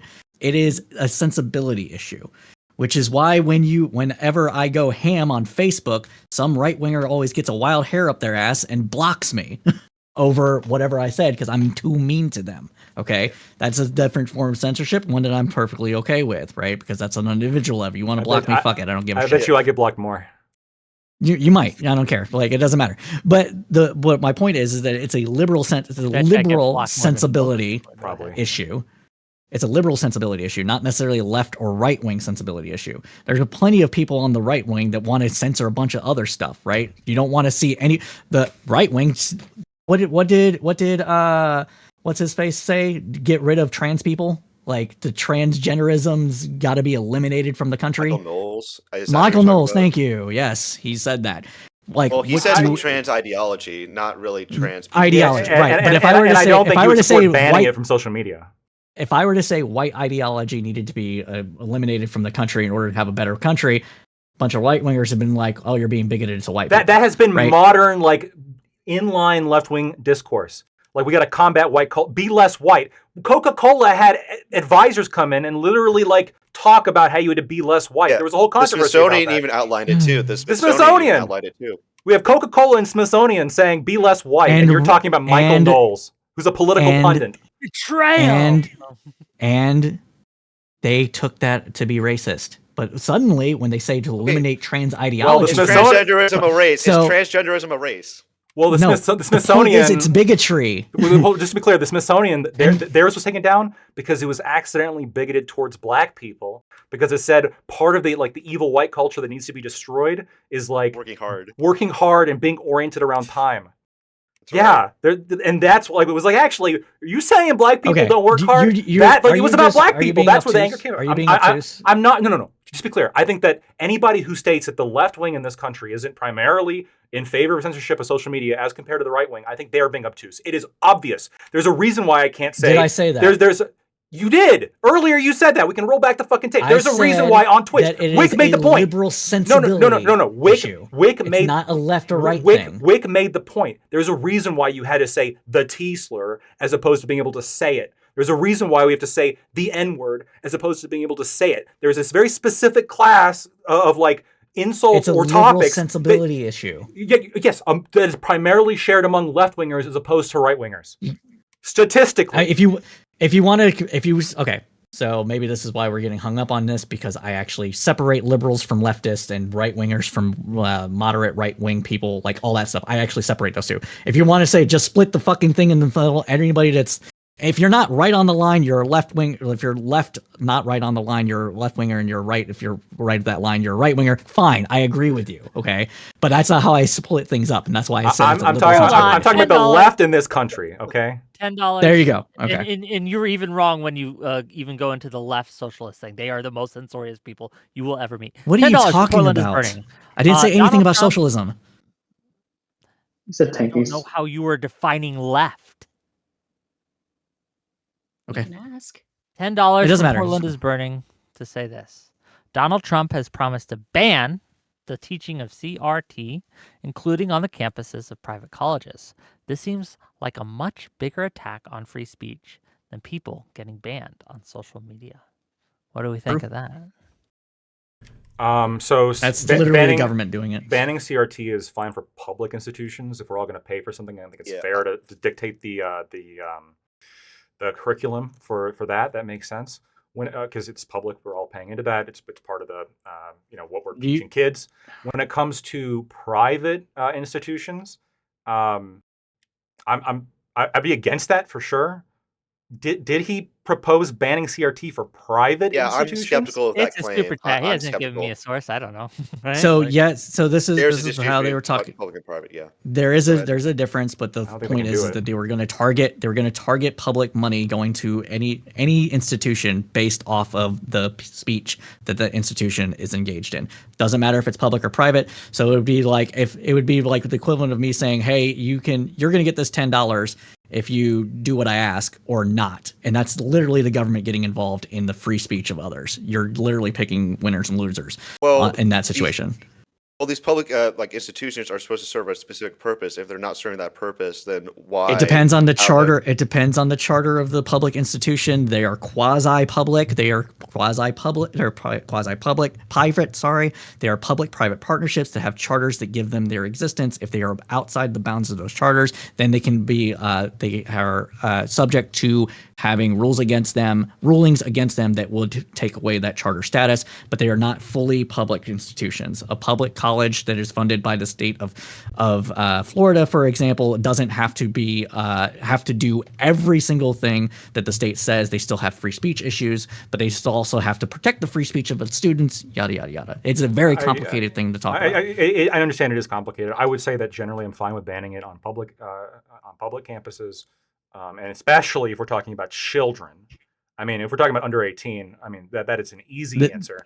But the question I have is like, when we're talking about private institutions that we fund with our public dollars, I mean, I think at that point it's just like a line question, right? So, you're saying there's a question of whether or not we should ban, the teaching of CRT. Well, like, let me ask you this: would you be okay with, like, I don't know, like Nick Fuentes's University for Hitler Appreciation, that getting public money? Would you be okay with that? I wouldn't be okay with it, but it would be legal and illegal for the state let me ask to you this, get Lactoid. involved. So we should Relax, fund relax. Nick Fuentes's Hitler Academy. It's not a Hold we on. should thing. It's a legality So thing. let It would be a violation of free speech to do it. To not do it. Lactoid. You have a community. You have, let's say, a community in Arizona, right? At a public school in Arizona, right? The people all there, everyone there in that community, they go to the school board, right? And they lobby for this, and they said, we want this taught in our school. We like that this is taught in our school. We want it to be there.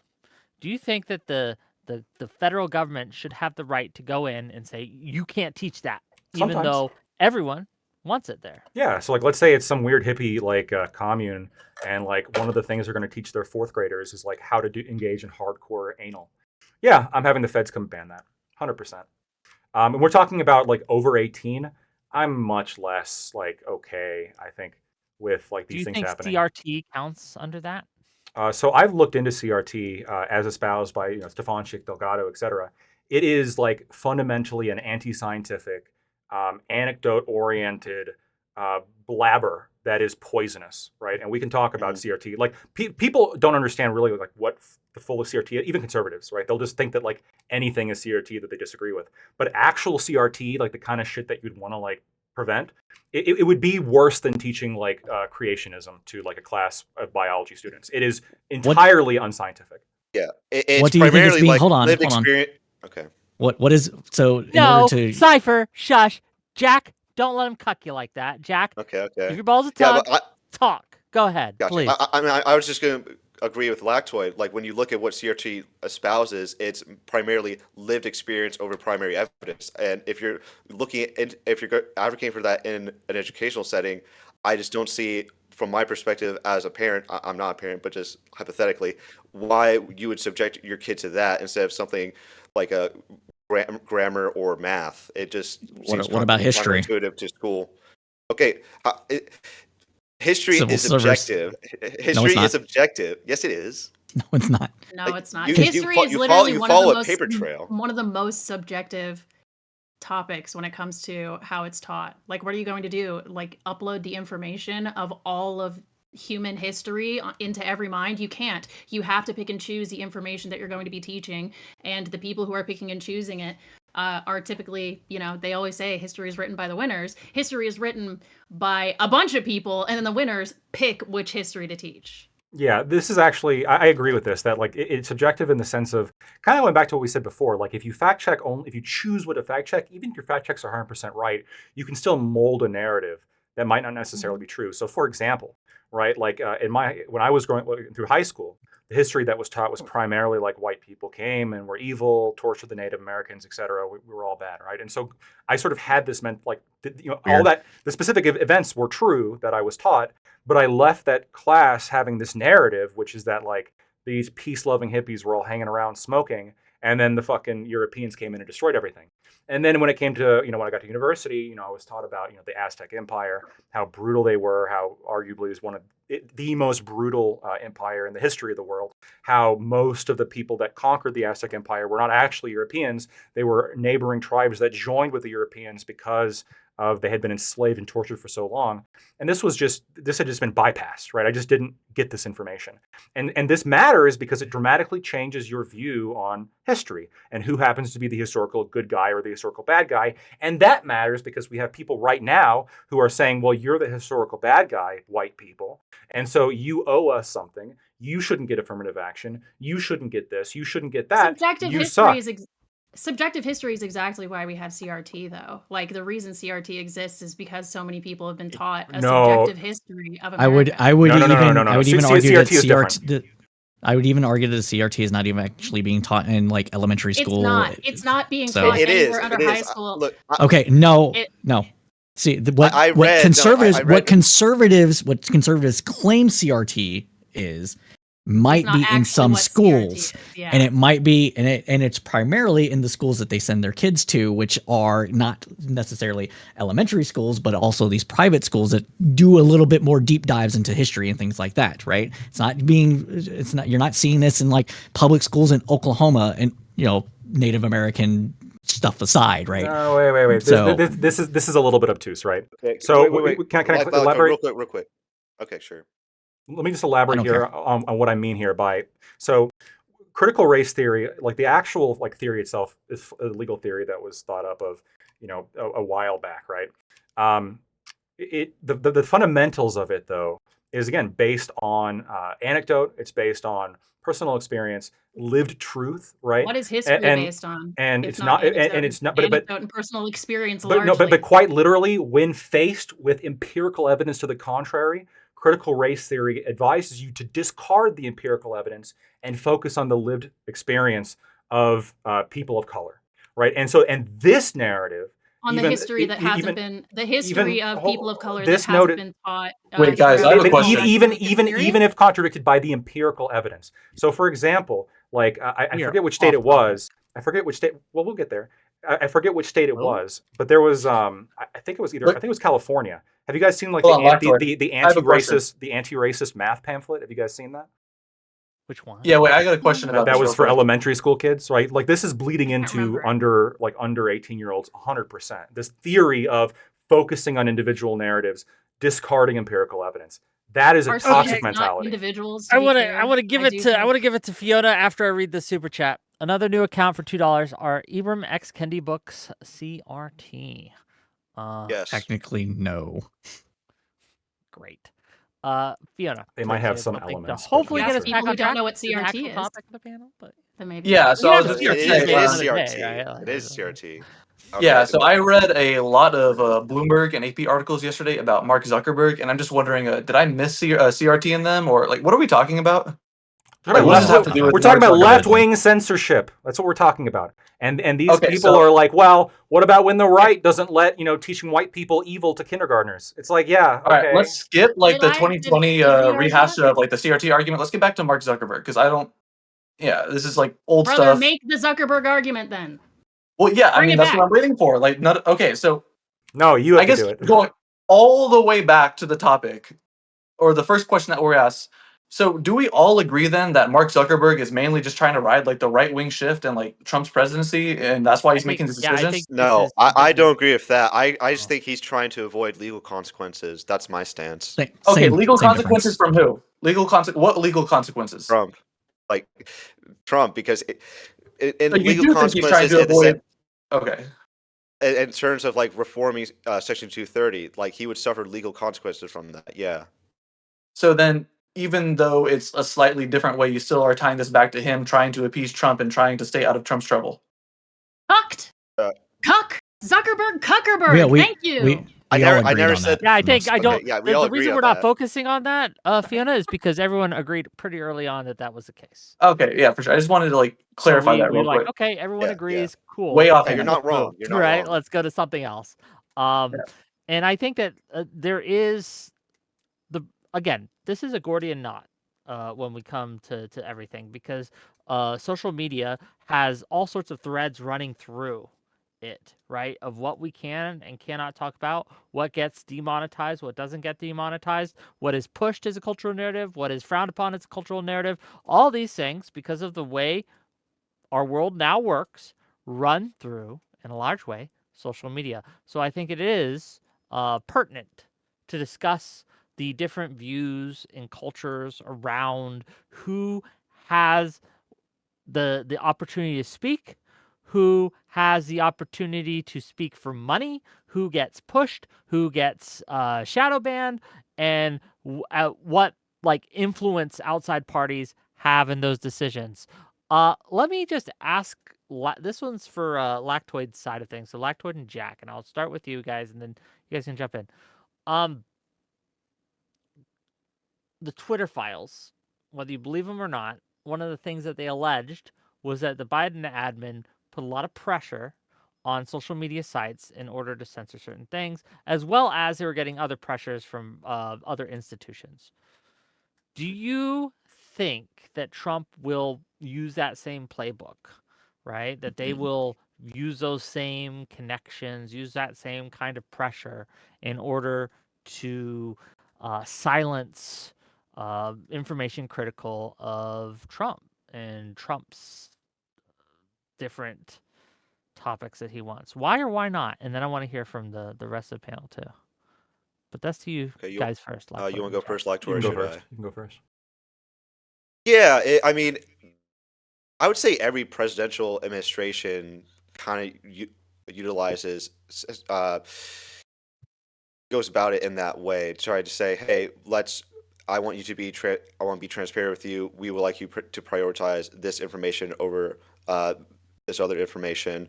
But I haven't really seen any examples of Trump doing it in his first term. But I don't know. Like, he could do it, and I would obviously condemn that. But uh, again, I feel like I feel as though that would be counterintuitive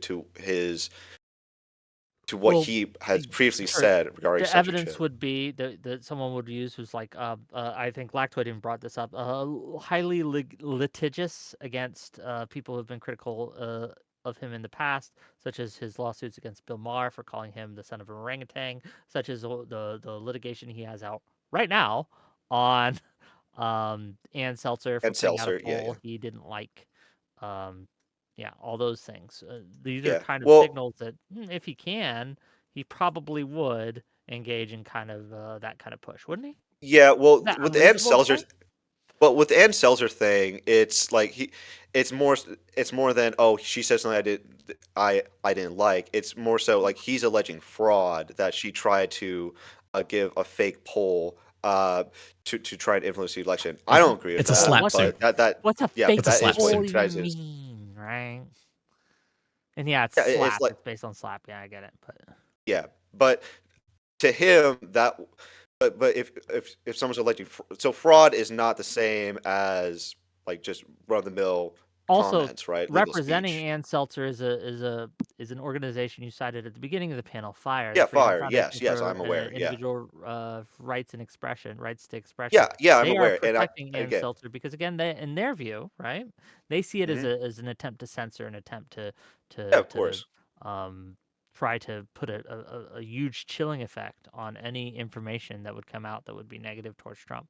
So again, right, of like with all course, these, I think it's sizable evidence that they're probably going to engage in a lot of the same kind of pressures that the Biden administration was dinged for. Um, hmm. if you disagree, that's fine, but I'd like to hear why. Well, again, it just comes down to whether or not like Trump actually believes that she committed fraud. Like, That's and I don't side with like unless he has like strong evidence. I don't really see how he's going to win against her. But there's that. he's hoping to settle, just like with the Stephanopoulos bullshit. Like Well, Thank you. Stephanopoulos. Stephanopoulos openly like got the facts of the case wrong No, with he didn't. So if the Farrell. judge that Yeah, actually ruled, the judge that one of the judges said that in the colloquial sense of the word, which is what Stephanopoulos was actually alluding to, he was liable of the R word. I don't know if we can say that here. I've been on TikTok too much. just say Those right wingers, they're always with a banning G. those words, aren't they? Again, it's a liberal sensibility thing. Uh huh. So, but yes, Sensibility. I still don't know what you mean. Like, again, I'm talking It's- tanky spaces. I'm talking socialist spaces. I'm talking any kind of definition of left that I've ever heard before. and yet Even the they're libertarian left, the anarchist left, they like, will we say, don't want these people on, and we I don't know want to any dock lefty, and destroy them. any staunch lefties that consider themselves liberals. There's like a hard line between leftists and liberals, at least from leftist perspective. no one's That's arguing that. Yeah, that's a different question, right? Yeah, But what he's saying is that there's like, don't say the N word and that sort of stuff coming out of socialist spaces, which is true. That is happening, My but it's apologies. still a simple, still a liberal sensibilities thing. So You're right. Left wingers are Um, much less likely to have liberal sensibilities. True. Yeah, but getting back to the Stephanopoulos thing, he did not say. He said that he graped her. We can say that, right? With that's what We they can't have to say even on say it! TikTok. We can't Okay, even he say said- it. No, we can probably say it, but he said yeah. Stephanopoulos said that Trump you can graped say her rape, when rape, okay, rape. Not on TikTok, which rape, happens to be rape. the most He left said wing. that- Please don't say that you're going to do it to anyone. But Okay, you okay. can say the Stephanopoulos words. Stephanopoulos said that Yes. Trump raped her, but a judge Colloq- found that he sexually assaulted her. No, but in the colloquial sense, we use rape to not just mean penis and vagina. And so that is what Trump is alleged to have done and been found liable of doing, is that he digitally penetrated her, which means he used his fingers, which is a form of rape, which was what most women would say is what is, and what most people colloquially would define as rape, but legally speaking, it's not. And so that's where the thing comes. And the only reason NBC settled is because they viewed it as, one, we can give Trump this win, and so they won't come after us, and two, it will be probably more costly to us in the long run, what's called paying for lawyers and things like this, than just settling out of court and not admitting fault. Okay. Hey, and a jury think found that lactoids- OJ didn't do it. So Okay. So you It just is trust a Lactoid nobody? wanted civil to say suit. something. It is a civil suit, of course. Yeah. We are getting to the point of time where 2 hours is almost up. I know some of you have stuff to do, right? We're kind of circling the drain on these things. I just wanted to kind of, before we get to closing statements, closing thoughts like that, I just want to say this. I have watched with growing concern over the last 10 or so years of people. One of the reasons I became a left winger when I was growing up was because of a lot of the censorious tendencies of the right wing. They banned Harry Potter, right? I remember being a kid and my religious neighbors wouldn't let me play video games that had magic in them, right? I remember not being able to read certain books, Dungeons and Dragons books, because they had demons on them and things. And this constant, like censorious, inquisitorial, like kind of like a just culture on the right, very religious kind of culture on the right that really tried to keep me from saying and doing what I felt was interesting, fun, or that I just wanted to explore. I have watched with growing concern over the last, again, 10 years, the left adopting a lot of these qualities. And this, again, after the Trump election, a lot of people decided to take it more seriously, to get more involved. But this had been happening even before that on campuses and administrations and in various institutions where they have been more and more censorious. And it is a big problem. Thankfully, it has become less so in the last 2 to 3 years. It has after the peak at 2020, I think it's been declining since, and I'm liking that happening. When it comes to the Zuckerberg changes, yeah, I think he's kissing the ring, but I don't care because they're good changes. So he can kiss that ring all he wants as long as we get these changes. They're manifestly a good thing. Now, thank you all for being here. Thank you all for coming. If you've enjoyed the show, hit that like button, hit that subscribe button. I'm going to give each of these individuals a chance to give closing thoughts and tell you where you can find them. I have links in my channel, right? I have links in my YouTube description of where you can find them. Please click on those links, give them a follow, a subscribe, or whatever. I really appreciate you guys. We got some great shows coming up tonight. Later in the week, Thursday is the big one. We're going to have Not So Erudite. We're going to have Sad Kit Kat. We're going to have Kerbafine and one other. who's I'm in talks with. We're gonna talk about what it means to be a woman online. Like what's it like being a woman online? What are their challenges and experiences?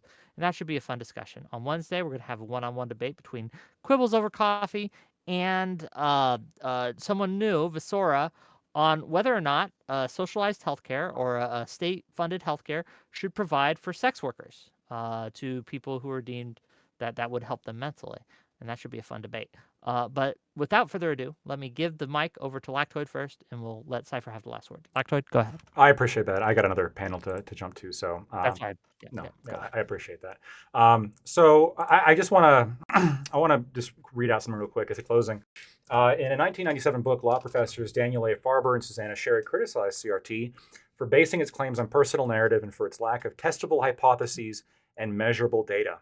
CRT scholars, including Crenshaw, Delgado, and Stefanchik, responded that, quote, such critiques represent dominant modes within social science which tend to exclude people of color.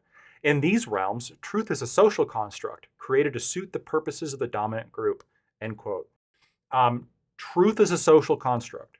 This is the underlying idea of CRT.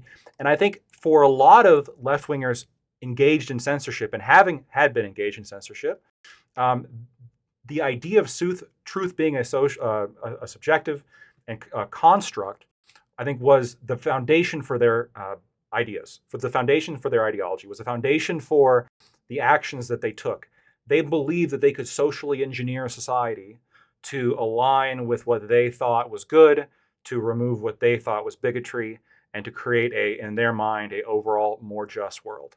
But at the end of the day, these are just corporations, and they have a duty to their shareholders, and they will bend to the public will. And as we saw in the last election, the public will, there has been a lashback, there has been a pushback against this, and the public will has shifted. And now there is more of a pursuit of freedom of expression, which I think is a great thing. And I look forward to all of the weak and spineless corporations to bend to the will of the American people in this regard, because it means that we have more freedom of speech and more expression. And I can start saying, actual thoughts and perhaps slip in a slur or two and not have to worry about losing everything. It's going to be great. So I look forward to that world. Can't wait. For those of you who like what I had to say, you can find me at Lactoid TV on Twitch, Twitter, and YouTube. Thanks, Whick. And all of you who debated me, thank you so much. Okay. Thank you. I know you need to go. Good luck. Let me read these super chats and we'll get to Jack and we'll keep going. Nice meeting you, $5 Lactoid. from Audacity to say Zuckerberg has clearly thrown off the shackles of oppression, is now embracing freedom and natural rights. Now the typical Democrat fascism is done. Thank you for the $5. $10 from Audacity. You know what is a real threat to democracy? A bad night's sleep. But I have the solution for the next 2 weeks. Use True. promo Audacity for 15% off your purchase of my pillow products and accessories. And then $5 more from Soy Pill. Whick, can we get 5 more rapes for my $5? Rape, rape, rape, rape, rape. Cool. Jack, go ahead. All right. Well, again, thank you, Wick, for having me on for my first debate panel. While I do find that we are seeing what seems to be a revival in free speech, I do acknowledge that people still worry about the negative effect of misinformation. So how do we convince those who are misled by speech that leaves them less informed? Well, the 19th century philosopher John Stuart Mill would say that we need more speech. In his book on liberty, he is attributed with a term known as Mill's trident. For those of you unaware, it maintains that there are only 3 possibilities in any argument. 1, you're entirely wrong. 2, you're partially wrong. 3, you are 100% correct. In every case, we become smarter if we protect speech. If we are wrong, we need speech so we can hear the truth. If we are partially wrong, then we need contrary viewpoints to help us get a more precise understanding of what the truth really is. And even if we are completely correct, we still need to argue with people who want to contradict us. Because if we never have to defend our point of view, we run the risk of not properly understanding it anymore. And that's how facts devolve into prejudices or superstitions. Thank you. No, thanks for being here. Check them out. I got a link in the channel. We're going to try to go quickly with these. I know people have places to go, and I want to make sure we get there. Fiona's Apple, go ahead. Yeah, so just at the end of this all, I was a little shocked that everybody immediately agreed that the shift in policy was most likely in order to appease Trump. If we agree then that it's pretty weird that Trump is directly having his hand in these social media companies. It seems like everything that the left was accused of the past 4 years is slowly starting to be done by the right instead. And I think that's a little concerning. Hey, thanks for being here. And I'm not going to end the stream directly after. I'm just going to release them all. So don't go anywhere, viewers, please.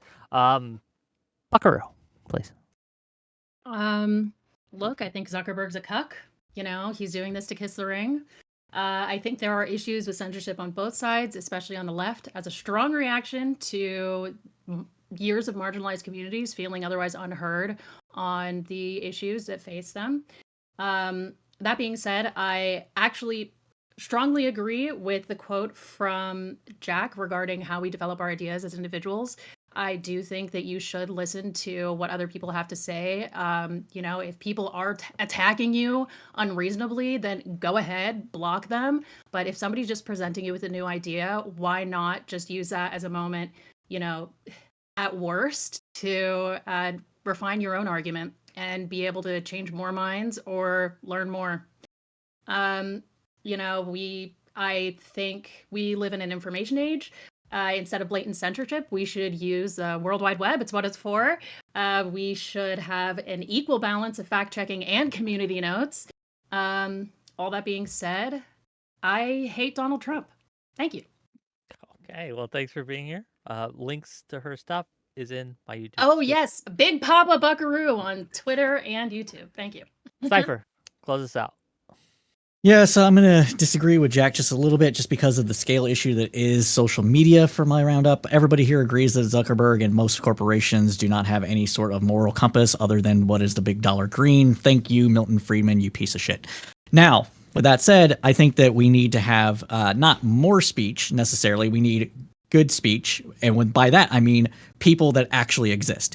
So to give out some advice on this, if you're engaging with somebody online and you cannot prove that they are a real person, treat them as if they're not a real person. Ignore what they're saying. Do not take what they say at face value. If you cannot prove that they are a real person, do not engage with that as well. That is the best advice that I can give anybody on these platforms, especially if you're engaging through text. So if you want to understand where people actually are, you need to look at data. You also need to look at not the crowd, but the crowd that is actually willing to put their face where their words are and not hiding behind some bullshit. Now, we're all online here. We all have different pseudonyms, avatars, whatever, but hey, at least we're showing our faces on this beautiful program that Whick happily provides us here. So take people that are willing to actually put their faces out there to be more sincere in their beliefs than those that hide behind some sort of random avatar, especially on Twitter, especially if they pay for Twitter. With that, you can find me on YouTube and TikTok and Blue Sky. Those are the platforms that I use now, simply because I don't like how Instagram does things. Twitter's always been a cesspool to me and never really got it. And yeah, so that's where I'm at. So Cypher Report, where I give you the tools and information you can use to decrypt the world. And thank you everybody for being here. Again, we're not ending the stream. I'm just moving most of these people out. I know Lactoid has to go and most of you have to go. If anyone wants to stay because I have some thoughts, feel free, but you are not required to. So wave bye and This guy. The one and only, my fellow Canadian friend. How are you? I'm not Canadian. Look, I literally had like I know you have a reputation online on Twitter. Everyone it's knows. so you're ridiculous. Like there was like fuck. I that one tweet that I made where I was talking about like endorsing Trump, the one that Destiny retweeted. In his comments. Did we get moved? Oh shit. Yeah, Zoom was awful. I had major problems with Zoom. I was gonna say they can't hear me. In the fucking comments, they were like, "Why do we care about this guy? He's Canadian." It's fucking. Oh my god, so obnoxious. I'm not Canadian. I'm not Canadian. Talk more about how bad Destiny is. Yeah, pretty bad. Pretty bad guy. Now he's. I know it's probably not all super satisfying. We can talk more about why I think he's bad at some point, but I think I've described him as he's kind of gone like dark MSNBC, where everything is just about Donald Trump, and he's just like becoming this. He's morphing into this deranged lunatic about Donald Trump, and I don't know how much of it is motivated by like money. That could be a big part of it, I guess. It's probably a huge part of it. I'm moving over to different StreamYards. Bear with me. Yeah, and so like that's why he like every once in a while he has a mask off moment and just says what he thinks like about that one shooter or the guy who got shot in what was it Pennsylvania, right?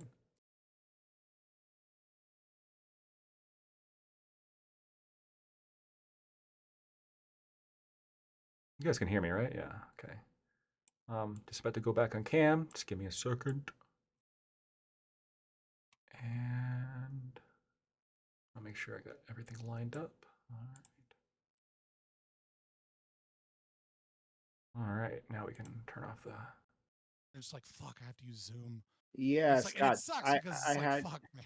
I had All a right. similar issue years ago. I was actually trying to like do exactly that, do more interviews, and reaching out to people outside of our world. And the moment one that you even mentioned Twitch, like I don't understand, right? And then two, if you say like Streaming, oh, what's that?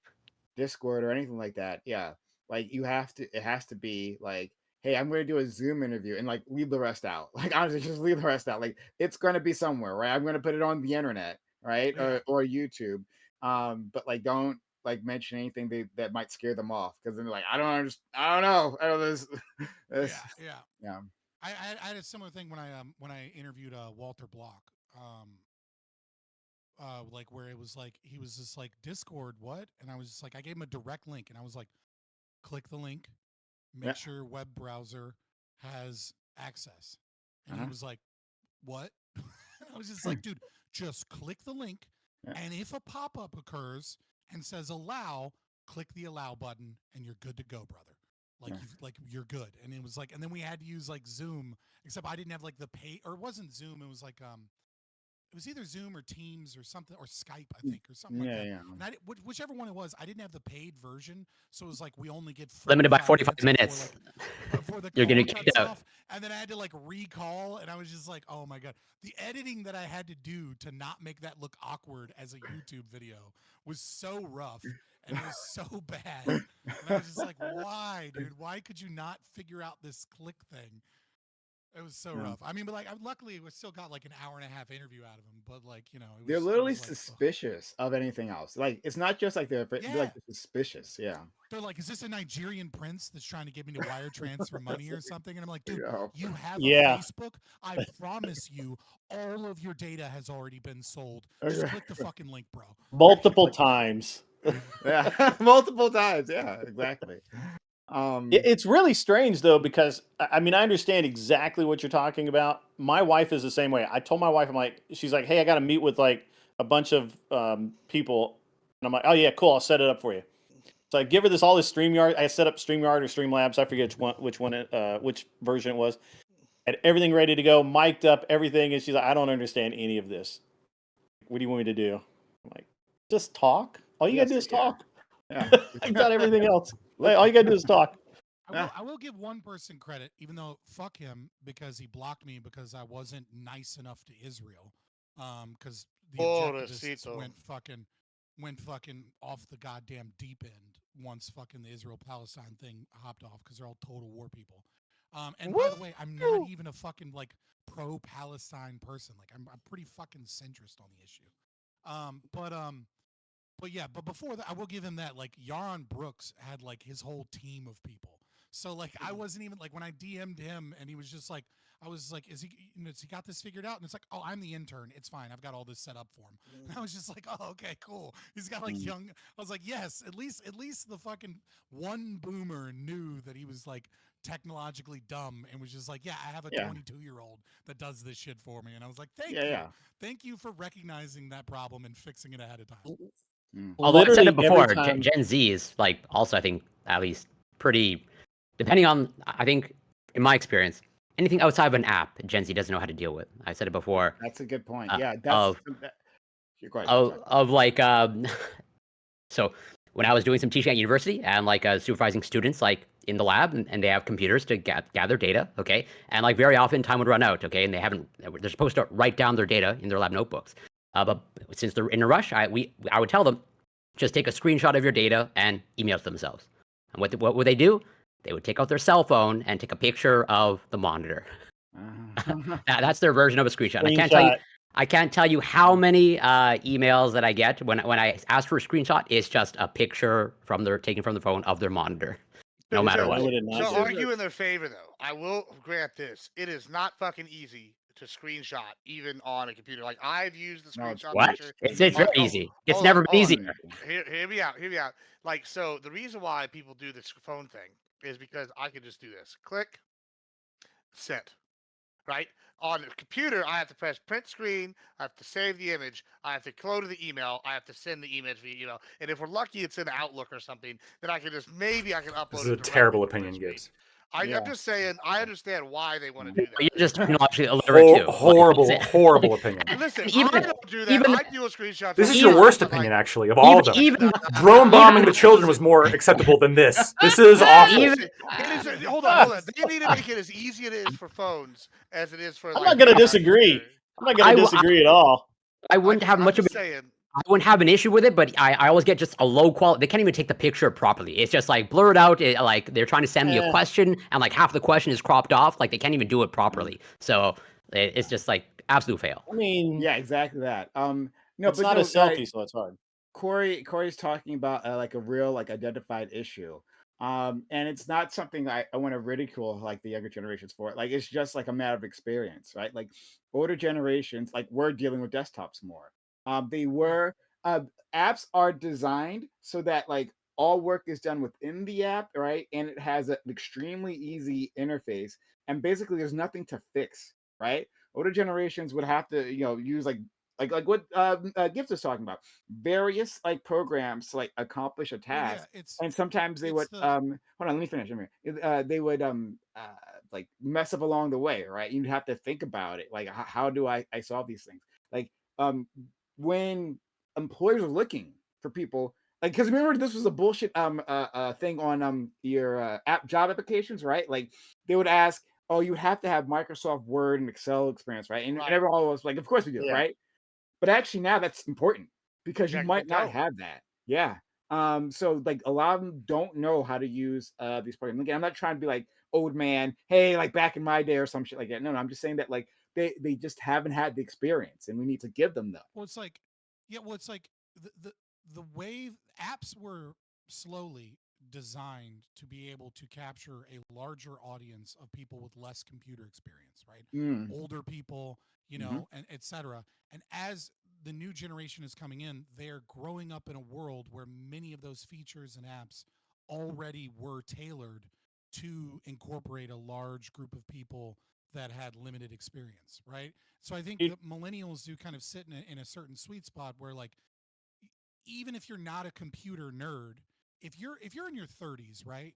Even if you're not a hardcore nerd, you remember when Windows would crash and then would give you a code, and then you would take that code and then you would go search that code, and then you would know what the problem was, and then you would fix the problem. Right. And then Windows, was it like 8 or something came out? And it was just like, oops, there was a problem. And I remember when that came out, I was like, where's my Windows 7? Where's my XP? Where's my Vista? Where's my fucking code? Vista was awful. Oh, Vista was so bad. Yeah, Vista was bad. I remember I liked Windows ME way better than Vista. XP was so much better. All of them had that feature, right? All of them had a feature where it would give you a fucking code, and then I could look up that code, and then be like, oh, I had a memory issue. Maybe I have a bad stick of RAM or something. Like maybe I need to like run a program to see if my RAM is working, or like Dude, my chat will literally. Or maybe I need to like increase my. I put an example in the Discord chat of what a student has sent me. I want anyone to tell me that is like legible. That's a good screenshot. Sociologic's in the waiting room, by the way. Do you get them all Gibbs the time is with, like, lines where it's like where they took it at a bad angle even? Yeah, and the lines, you can't see shit. It's awful, yeah. Every permutation. Like it's just like it's wild. That's bad. I get it, but I'm just that's saying. you, Gibbs. That's what you're defending. Gibbs. Literally open up the snipping tool, draw a box around what you want, and then right-click copy. I do it all the time, but even in the defense of somebody that does this on a daily basis, Like, it is still harder that I have to click 4 buttons, than to go click, click, So boom. hard. Like, No, it's not hard. It takes You're long. It takes The 30 quality is shit, though. The quality is shit, and it's really I don't not that have much this easier. problem. Okay. I'm just Yeah. defending them for nah. Listen, that's Gibbsy got a new camera? What's going on, We Gibbsy? have new lighting. First of all, new lighting. Yeah, we Oh, can It's see you a little now. bright. house. You're getting a little wash out. Yeah, I will don't worry, say we'll this, work it out. Admiral Gibbs, you're washed out a little bit. You Yeah, need to we'll get worry. some soft lighting. You gotta We'll lower worry that about light. that later. Do you have, We'll worry You about gotta that look- later. do you have LED as your lighting? I literally opened up. This is what I was gonna say for the new year. Just turn and off my your birthday. overhead He lights. has his phone, the flashlight, Yeah, I aimed gotta towards show you him. on my phone flashlight. No, I have like my whole house is new boxes, of like new furniture and new stuff. I've done like a full remodel, and I literally got the lights out of the box like 5 seconds ago. So we don't know. Right. We're gonna have to adjust Hold with on, those as hold we on. go. If I'm you so if proud. You go to hold on. There should be a button, right, where like the where Yeah, like there's a where it dimmer shows Boomer like tech real support time incoming. lighting. Well, not dimmer. We don't want to reduce the amount of light. What we want to do is we want to change it to a soft Change the light. temperature. So if you have The that CT. setting, if you can cycle through, there you go. You probably need There about. we go. That's a little Yeah, better. you can do You that got you from got to your turn outlet. off your You can overhead do a little lights, dim. man. Yeah, You need the your overhead lights lights above you. We'll figure it out later. It's not gonna be a today Right. project. Well, All right. It's a and then night just project. cut the light off in the back of your Yep. Yeah, we'll work on this. It'll happen.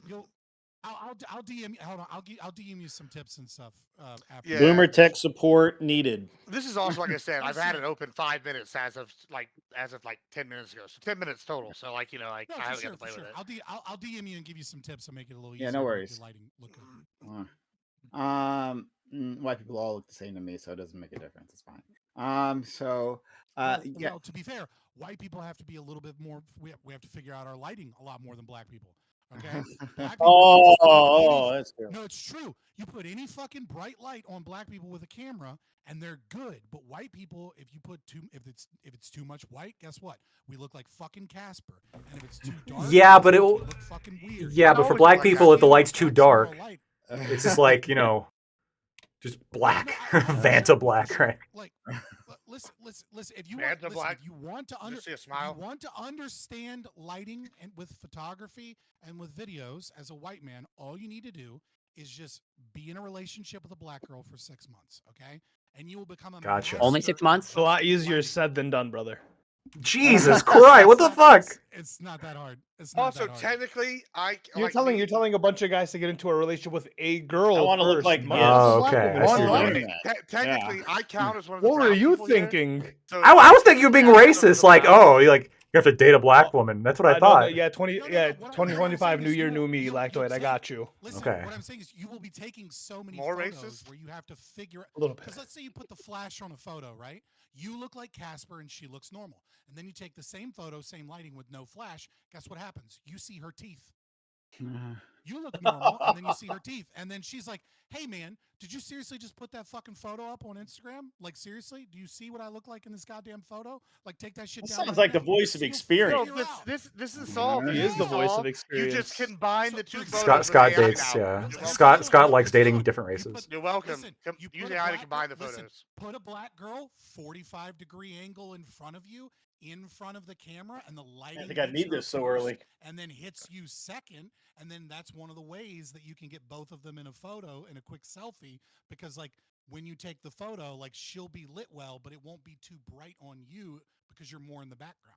I'm gonna be honest. I haven't seen a white girl in about like 10 years since I moved to San Antonio. It feels like so. I can't relate to this problem. Yeah, but it's And they don't care it's what I look like.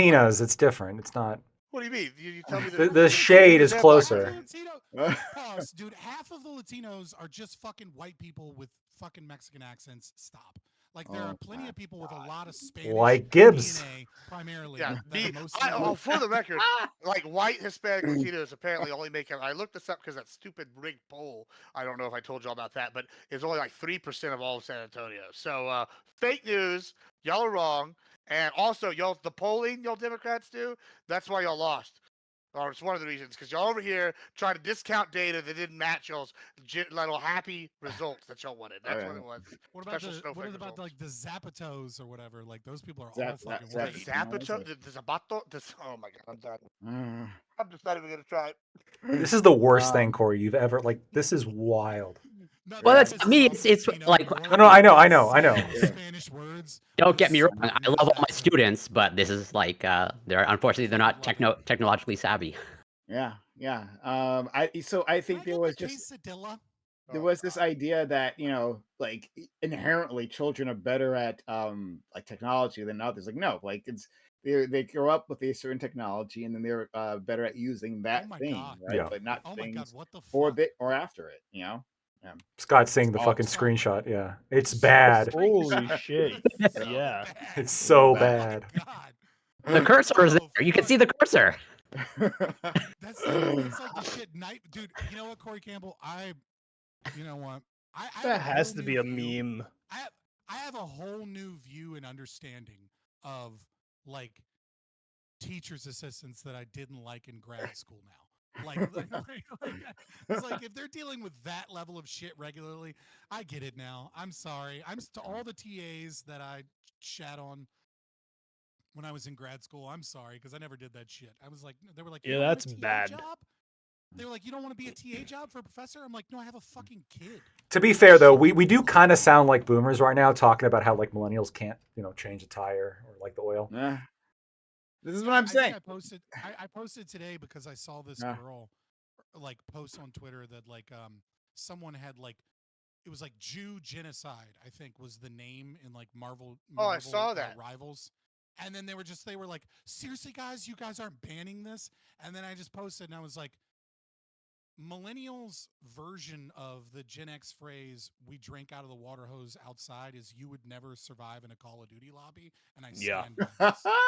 I stand by And this. Carl Yeah, wasn't it's even that true. bad Pussy. compared to some You of the couldn't other handle ones. one kind of edgy name for a match. You're like, I need to be protected But, from so- this username. Like, shut the fuck I know up. we want to move to the main topic, but just real quick to add to that, Halo, the originator of teabagging, in an all game, they fucking almost they had a discussion because so many people were complaining that teabagging was current part of the game. You gotta get They rid of want to they remove almost crouching? banned it from the HCS. They said like they were going to cause people to forfeit their next match or like not be allowed to compete and have to use a sub if they teabagged opponents. And luckily it got voted down. But it's like such a bad thing that these little snowflakes now have to feel Hold on, special. They pause. can't even be teabagged.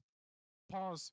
But the boomers and the Gen X were exactly the fucking same when like NFL had to be like, you dancing too much when you get a touchdown. No, Isn't nobody that was bad? I offended. still don't Nobody understand hated that. That was just the NFL. That was like the NFL and the old people. Everybody else was like, yeah. No. You remember In how other popular sports leagues as Miami was well, when they they did don't that? let you do like goal like dances or celebrations, right? Like that's the thing. I Yeah, don't so understand that in I'm sports. saying the Well, older they generation changed had it. that same like don't celebrate, man. Well, they changed that like became a big thing. They didn't even have a rule for it. And then I don't remember the U. They started all that shit in the '90s and or early 2000s. I mean, and then they were like, oh, we're gonna ban celebrations. And then they brought them back. And then you know what? One school that was the one school that bitched about people doing celebrations in the modern era as of last year.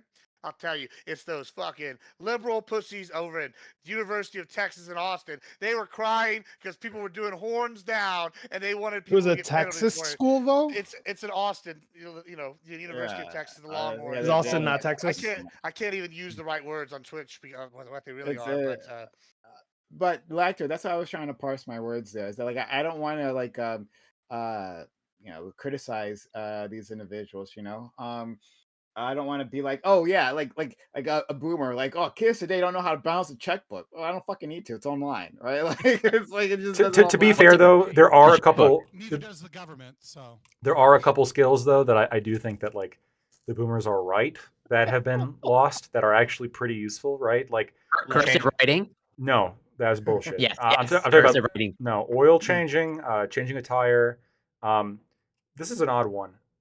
Talking on the Oil phone. changing. Talking on the That's phone. annoying.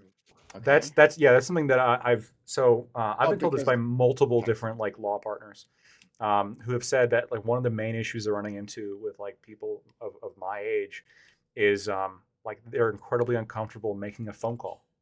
They don't want to make a phone call. They want to send text messages. But when you're in a law office, you have to make phone calls, right? The court has you call in. How'd you make it You through can't law text in. school?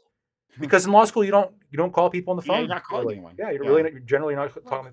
They're calling their textbooks. I mean, well, like, wait, don't you have to be like an apprentice? Like, don't you work at a law firm or an intern or some? You type can, shit like you that, can, right? you don't have to. You can. Really? I did. Interesting. Yeah, Yeah, and, usually and hire yes, people I made phone calls when I was, but like I've been always better at making phone calls. I In think. Virginia, you don't have to go to law school. You can just Well, they go have to AI now to make phone calls for you.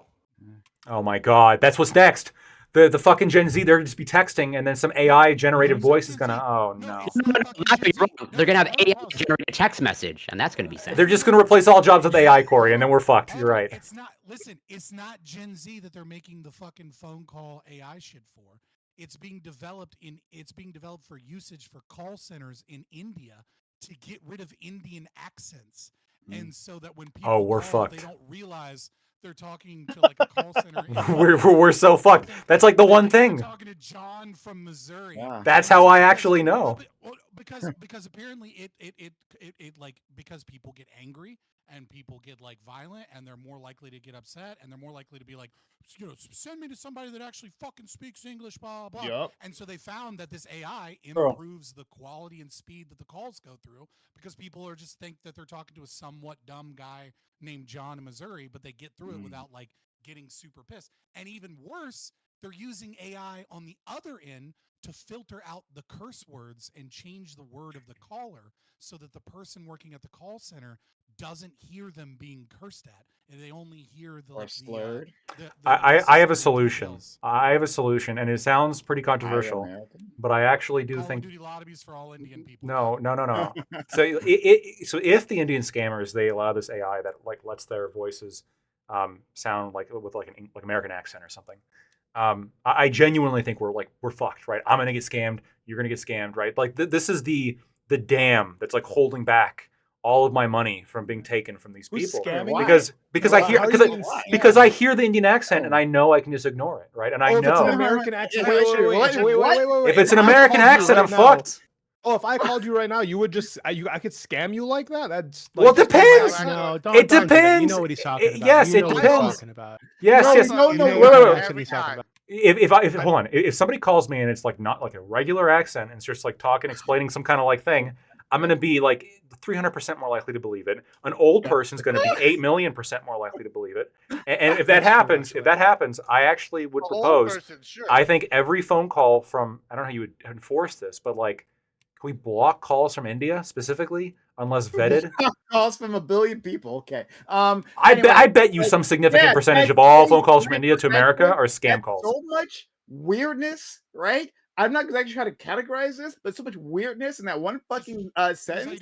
Holy shit! Just write it down, and when we get to free topic, The only Indian calls I get are scammers. I never get a call from an Indian that's not a scammer ever. I have never picked up the phone and heard an Indian accent that wasn't a scammer.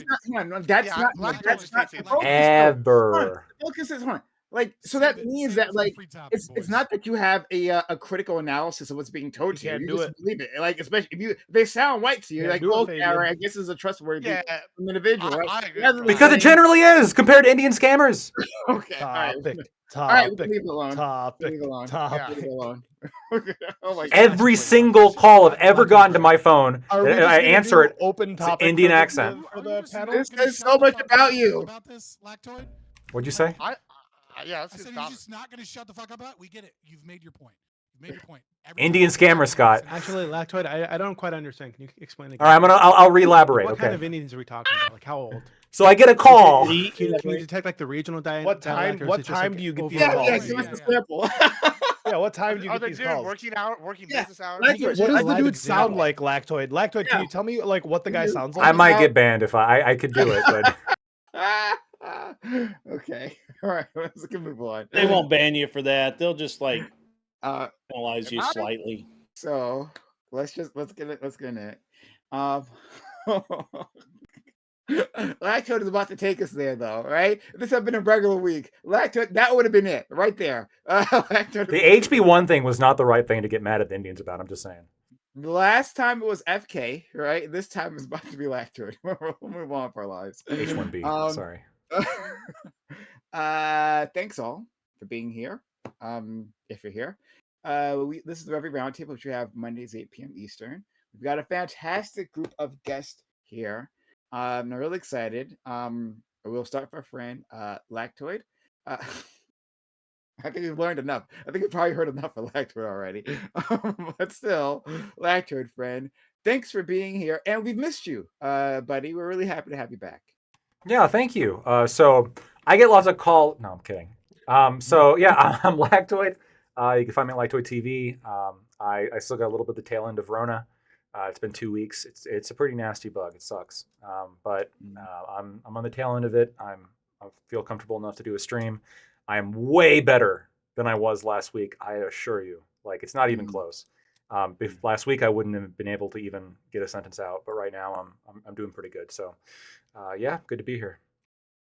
So okay, you're still going with the COVID excuse. Is that that's what you're going with? Yeah. Okay. Yeah. All right. So I mean, it seems weird that Lactoid, who's been here literally for years, unbroken record, literally for years, right? The one day he disappears is the day that Justin Trudeau resigns, right? Oh, you have to weep. You have to cry. You're depressed. A known intelligence officer Uh-huh. for Canada. Hey, Lactoid, did you or did you not? I'm just gonna ask you outright. Did you or did you not give Trudeau a visit to helpfully suggest that he vacate his seat? Did you or did you not do that? Any allegation is unproven to that topic. It's not. Yeah, you can't prove it. I mean, it just seems interesting. Lactoid doesn't have enough money to buy Trudeau. Money. I don't know what money would be involved in here. Just could have been other favors. Yeah. Yeah. Any which way, whatever it may have been. I did not have sexual relations with that man. Okay. That escalated quickly. No matter what you do, get up on your off time. We're really happy that you're back. So shout out to our friend Lactoid. Scott, thanks Scott for being here as well. Happy to have you, friend. Yeah, I am Scott, otherwise known as Fabian Liberty. You can find me on X or YouTube. I'm on other platforms, but I'm not really doing much on them. So that's predominantly where you're going to find me. Anarcho-capitalist libertarian. It's fun times. Come hang out. Thanks so much. Corey Campbell, back with us. I'll be right back. I got to use yeah, I'm glad to see that Lactoid has mostly recovered. Hope he's recovers more speedily and makes a full recovery.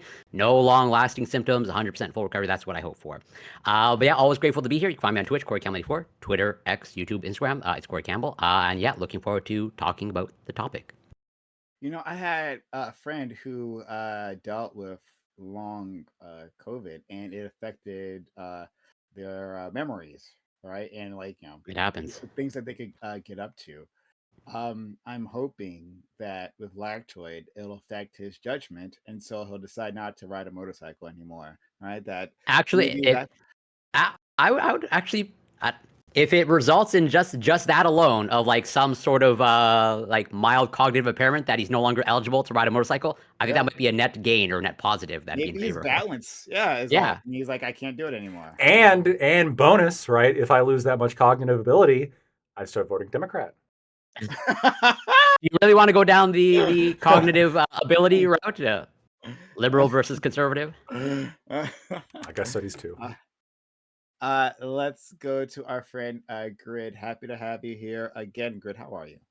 Yeah, great to be back. Great to be back. I think I got a call that was meant for Lactoid. It's Steve from tech support.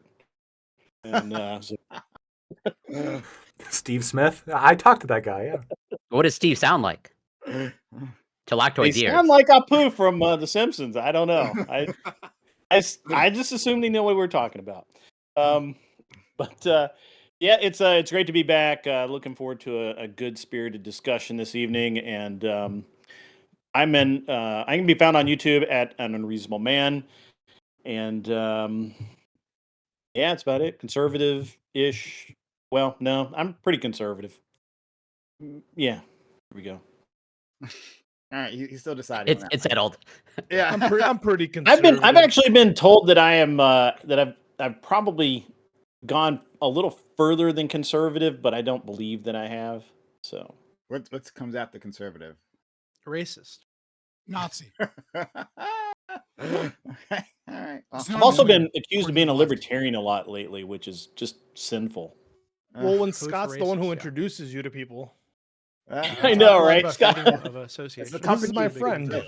Yeah. Let's go to our friend Gibbs. Right, he was I think way past conservatism. I think he's like entered a whole new realm. Listen, I think I'm center right. I don't know what you're talking about. Also, I noticed this week that all the people that I know that have gotten COVID or long COVID were all communists, and I just realized this actually proves my theory that people don't change over time. And Lactoid is an unadmitted communist, and yet I still couldn't reconcile for a while there, and I just it clicked. It's got to be that he's actually a communist. He's just pretending to be libertarian this whole time. Especially we see sometimes those tendencies sneak out, and that's why he caught COVID. Because like I said, all the other people that I know with COVID, commies, bastards. Yeah, I'm Edward Gibbs, I'm conservative. We're gonna be having a debate championship semifinal match this weekend featuring our favorite communist Lactoid versus a neo-lib in Ico Rich on Friday. It's gonna be exciting. Hashtag Is there a topic? Maybe Or maybe we're it's working on just figuring that that one maybe it's just that the conservatives tend to be older and fatter, so that's why they die from COVID instead of getting long COVID.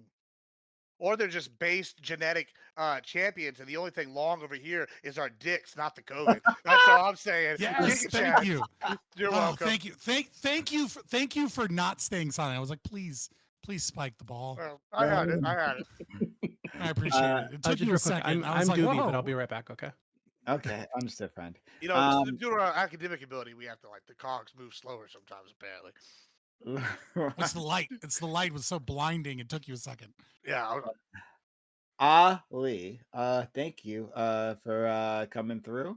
Did your hair or something like is your haircut? I don't know. It looks a little different. Like weeks ago, but yeah, thank you for noticing. I appreciate it. You right on the money. Right on the money. That's what you are. But yeah, I go by Sociologic. You human. can find me on the internet, right? I go by there. It's 2 L's in logic. And yeah, I'm looking forward to discussing the topic with these fine, educated philosophers. That was a very feminine reaction. Okay, all right. No, you didn't actually notice. I did get my haircut, but it was weeks ago. Because I got my haircut 3 weeks ago, and you were like, "Yo, did you get a haircut or something? Like, something's different." No, the feminine reaction would have been if Sociologic came on and was like, "Did you see anything different? You notice it? That's Come on, true. Oh, that'd Are be you pretty. seeing something different? Yeah. Oh, you don't pay attention to the little finer details. You never Okay. pay No, attention I to get me. it. That's a little neat. That's a little needy. It's a little needy. Okay, friends. So Notice yeah, that he's actually did something new about Sociologic. It's that he's getting whiter as it's gone on here. It must be the snow. Right? He's turning into one of the rest of us milk toast looking people on the cast. It's great. It's It's the beard. I gotta get a tanning. I gotta find a tanning bed out here. This is fucking Massachusetts gets dark at like 3 p.m. It's the East Coast fucking trash when it comes to like sun exposure. Okay. That's God trying to help you out, because who would want to live in Massachusetts? Yeah, you do what you gotta do for the time that you gotta do it for. fair enough. All right. So as I promised our friends last week, we'll be doing our planned topic first. And by first I mean 35 minutes into the, the stream. You got a little warm up. You got a little warm up. It's Yeah. a long stream. Yeah. So but we're gonna do it first. Yeah, and here we go. The consulting firm McKinsey reached a lenient deal with the Biden department for its role in the opioid crisis the United States is facing. McKinsey was accused of "quote unquote" turbocharging the sales of Purdue Pharma's OxyContin by getting the company to target pharmacists that were irresponsibly prescribing the medication. This happened despite McKinsey being well aware of the risks the drug posed. Independent from this, an illicit drug legalization movement has been growing in the United States. However, if successful, would that birth many more Purdue Pharmas and McKinseys, organizations that seek to push dangerous drugs for profits, regardless of the consequences? Often these discussions focus on relieving the prosecutorial threat from consumers of drugs. But should we instead focus on the rapacious producers who would look at vulnerable Americans as a profit center? Even if we should have the freedom to take whatever drugs we want, should we also have freedom to sell whatever drugs people will buy? So yeah, if you don't know, the Biden administration they've reached a deal um, with McKinsey, and it just kind so earlier, the Biden administration said that companies who like self-report when they're up to illegal activities, right, who make some sort of good faith effort to self-report, well, then they will receive more lenient treatment. And then McKinsey apparently, you know, fell under this provision, even though those prosecutors were saying that McKinsey blocked them, right? They actively obstructed them from finding the truth. Um, so that's something we can discuss in and of itself. But and so I want to relate that struggle, right? Like understanding, like this is like the pharma industry as it stands now, right? But and I know a lot of people here support making drugs, in general, illicit drugs, legal or at the very least decriminalized.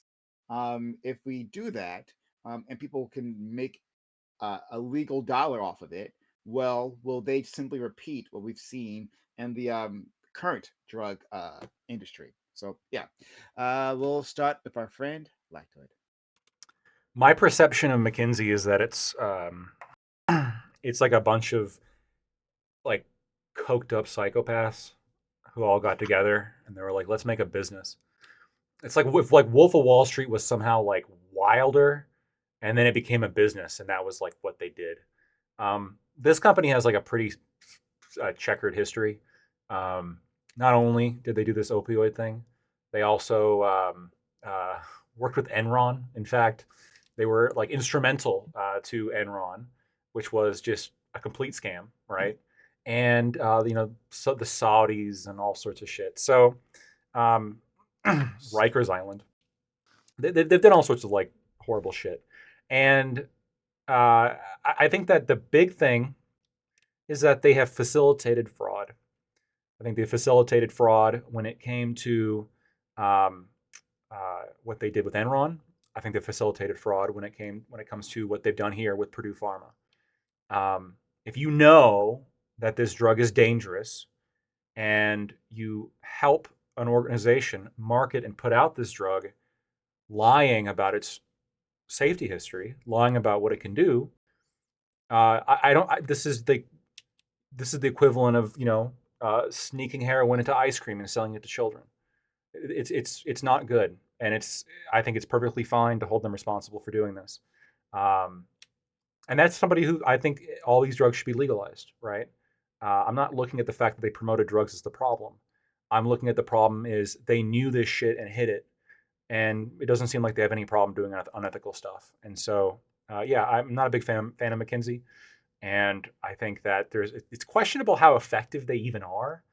It seems like a lot of the like internal metrics they use like are a little bit shady in terms of like, oh look, we've gotten XYZ results, but like for like the Rikers Island complex, for example, they claimed all these benefits when in reality you look into them and they just kind of changed some of the reporting standards so it looks like they did some good shit, even when like the actual reality is they didn't do all this good shit. So I think it's a lot of coked up psychopaths smelling their own farts, and if they get in trouble for fraud, I'm okay with that. It's good shit. Okay, thanks so much. Let's go to our friend Scott. Yeah, I don't have much to say that isn't already kind of been said to a certain degree by Lactoid. We're going to have a very similar argument here, which is, but I cannot stress enough that there is a giant difference between selling someone a known addictive substance and they know that it is an addictive substance and they choose to take an addictive substance that is going to destroy their life. Now, I have plenty of moral problems with that, right? But when it comes to ethical legal problems, I don't think it's the government's role, obviously, or anyone's role in actively using violence to stop that. And that there are a lot of unintended consequences to the drug war, to trying to stop that, a lot of high cost to that. In terms of McKinsey, McKinsey is is a shut. It's like there is no better example of a group of people that provably knew what they were doing was fraud, right? Like McKinsey didn't just come in and then say like, here's how you should do your television ads, right? McKinsey did ride-alongs with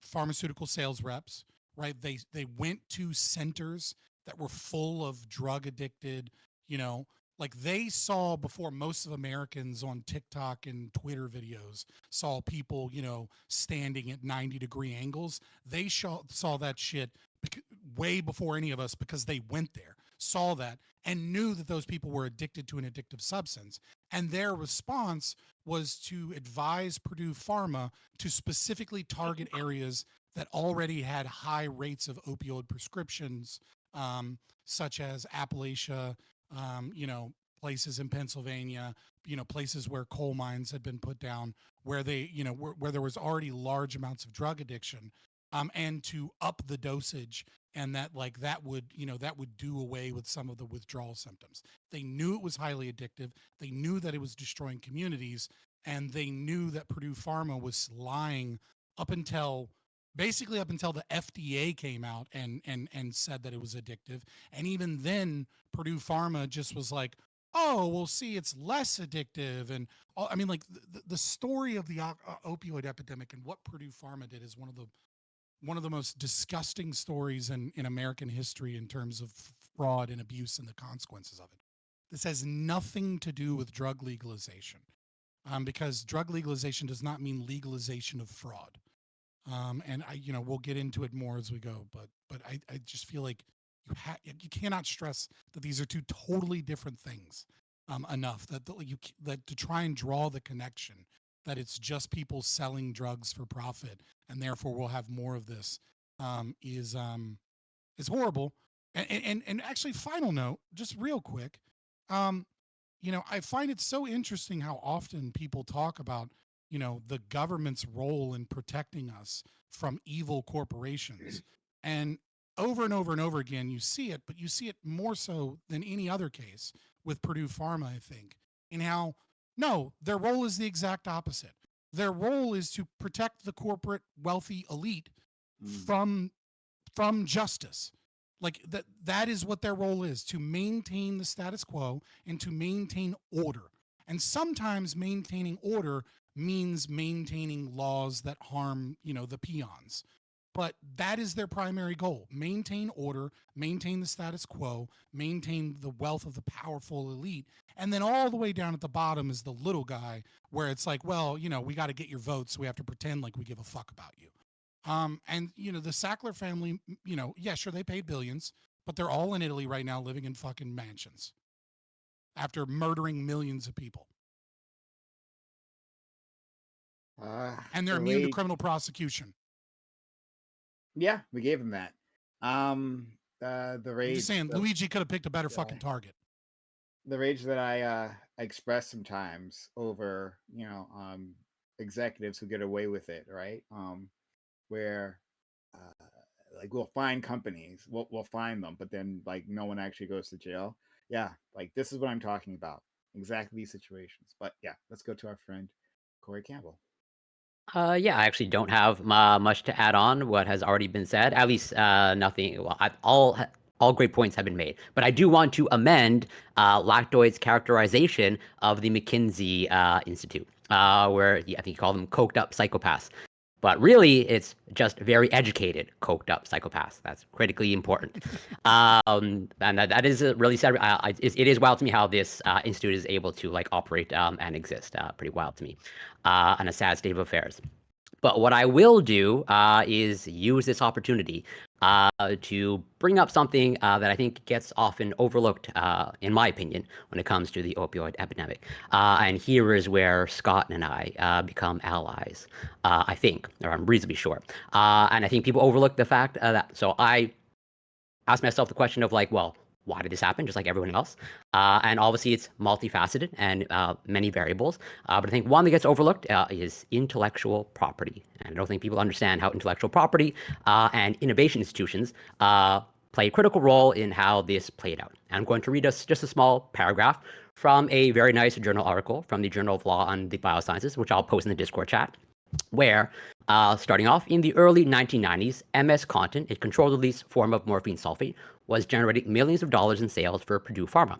But MS-Contin no longer had IP-protected exclusivity, and Purdue expected generic competition to eat into its profits. The firm pivoted to a new pain treatment market strategy. In November 1993, the U.S. Patent and Trademark Office granted Purdue's application for patent number blah blah blah, which claimed a controlled release form of the opioid oxycodone. Just over 2 years later, in December 1995, the FDA approved Purdue's application to market OxyContin for treatment of chronic pain. Purdue's strategy, according to its 1996 budget plan, was to, quote, to switch patients who have been started on MS-Contin to OxyContin as quickly as possible. And there's a whole breakdown as well, very long article that I'll post.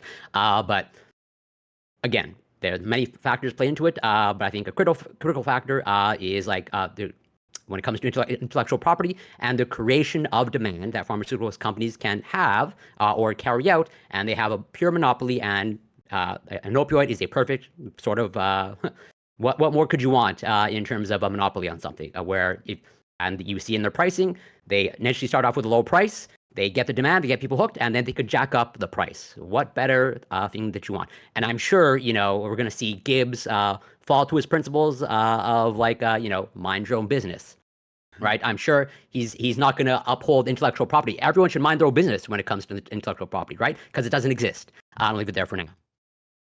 It's like Corey said. Okay. Well, then well, actually, why don't we go to Gibbs? Let him respond immediately afterwards, and we'll hit you grid afterwards. Oh, that's perfect. Yeah. So, continuing my theme of spotting secret communism tonight, of course, libertarian lactoid would come up with this take that's very communist. Coked up psychopaths, I think was the exact term. Notice how Corey and lactoid had similar points, and Corey is openly in favor of socialism. Very strange. Very strange.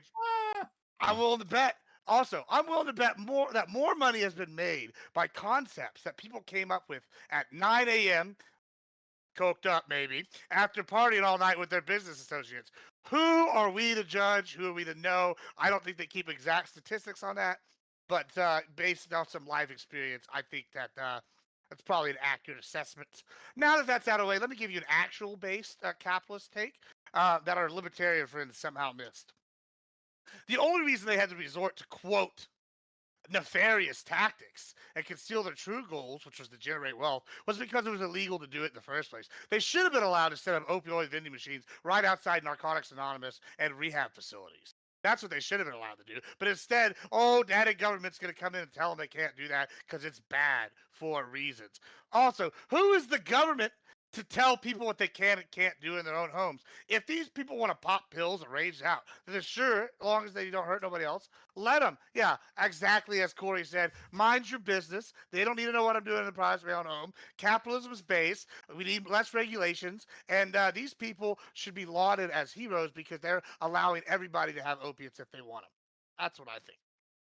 Thank you so much. Let's go to our friend Gibbs. I'm Gibbs. Oh, sorry. Did I say Gibbs? I mean Grid. Sorry. I'm looking. I was looking. I can't. I told you I can't tell the difference. Right? One of those G guys. I don't know. Even One of with the the single G men. Grid. I'm sorry. That's okay, man. It's fine. So while I would echo some of the sentiments of Lactoid and Fabian Liberty, I actually have to. I have to kind of go along with Gibbs here for a second, because the real problem is not that McKinsey did their fucking job that they were paid to do to market a company. The problem is that Purdue Pharma lied, cheated, and stole to get their product on the shelf in the first place, and that is who should really be blamed. If you want to lay it right to the doorstep of the people who killed these people, and they did literally kill people, is the Purdue who said that it wasn't even addictive. They literally said that. They literally said that it's less addictive. And yet, in their own testing showed that 68% of the oxycodone itself would remain after distilling the pill down, or a pill down. So that that is irrelevant. I mean, that is the actual relevant part of this. That is what killed people. And that's, I mean, that's just the way it is. And so if we want to put blame, if we want to make people accountable, we want to hold people accountable, then we cannot we don't even care about McKinsey. McKinsey did their job. They said, hey, you want people to represent your company and sell your shit? We're the dudes. We can do that. Did McKinsey know? We don't know that. We can assume that because they've been in bed with all sorts of other criminals, but that doesn't mean that they themselves are criminals. And honestly, I couldn't find anything other than a bunch of nonsense that they are, in fact, criminals. They just do their job of representing their clients. And that's fine. I have a problem with the way they did it, but that's irrelevant to, again, the discussion of the drug issue, right? So whether or not the drug should be allowed or whatever, we could literally spend the next 6 months discussing, and we still wouldn't come up with any agreement between us, other than I don't believe, as a conservative, the government has any right to regulate any of that shit. And that, to be honest with you, I would prefer privately owned and regulated to some degree, self-regulated, opium dens than what we have now, which is doctors getting kids hooked on opioids when they just hurt themselves at a football game or something. This is crazy to me. This is absolutely nuts. The kid, we're not even talking about. I could care less what grown ass adults do. I'm really, the most aggravated I can be is that kids are getting hooked because doctors overprescribe opioids, and none of you guys even bothered to mention that. And that's a real problem to me in the first place, because doctors are the way. But now again, I have to take some of the responsibility off the doctors because they were told that these were. Initially, they were told it wasn't even addictive. Then they were told it was less addictive. And then, of course, the truth comes out, hey, it's fucking heroin in pill form, and we lied to you the whole time.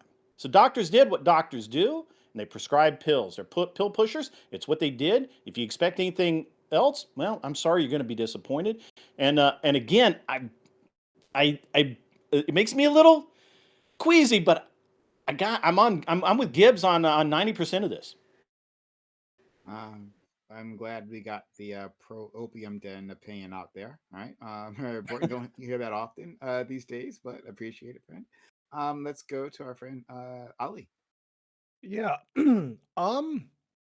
You should be able to trust your government to regulate the things that are going to its citizens' bodies. Hence we have the government. We're supposed to have elected officials that we can trust and believe in, but unfortunately they get bought out by these companies due to why should a pharmaceutical company be for profit? It should operate as an NGO. It should operate like for this, basis of just like making good medicine for people to get medicine, but they operate for profit, which is how you get competitive pharmaceutical companies, which is like strange to me. But anyways, yeah, I agree with everything that Lactoid and Fabian and like Corey said. I just kind of disagree with Gibbs. Like, I don't think we should be having opium vending machines outside of drug addict facilities. Like, probably not. We shouldn't do that. That's not good. And Gibbs, to your point, it's like if you're not hurting anyone, it's okay. Do whatever you need to do. Well, they killed a couple million people, right? So they are hurting people. They're hurting, your fellow Americans, which is less money in your pocket. If people in your community are dying, they can't give you their money for your products. So yeah, we should be able to hold them accountable, but we can't because they're bought out by the government. So I don't want to hear any complaining when more Luigis start popping up, because this is kind of like the result you get of the system that you have. Thanks so much. And finally, our friend Doobie. I agree with everything Sociologic said, and I think that maybe I felt like the last year, right, for me at least, has really highlighted like who actually runs the country, and which interests control the way things go.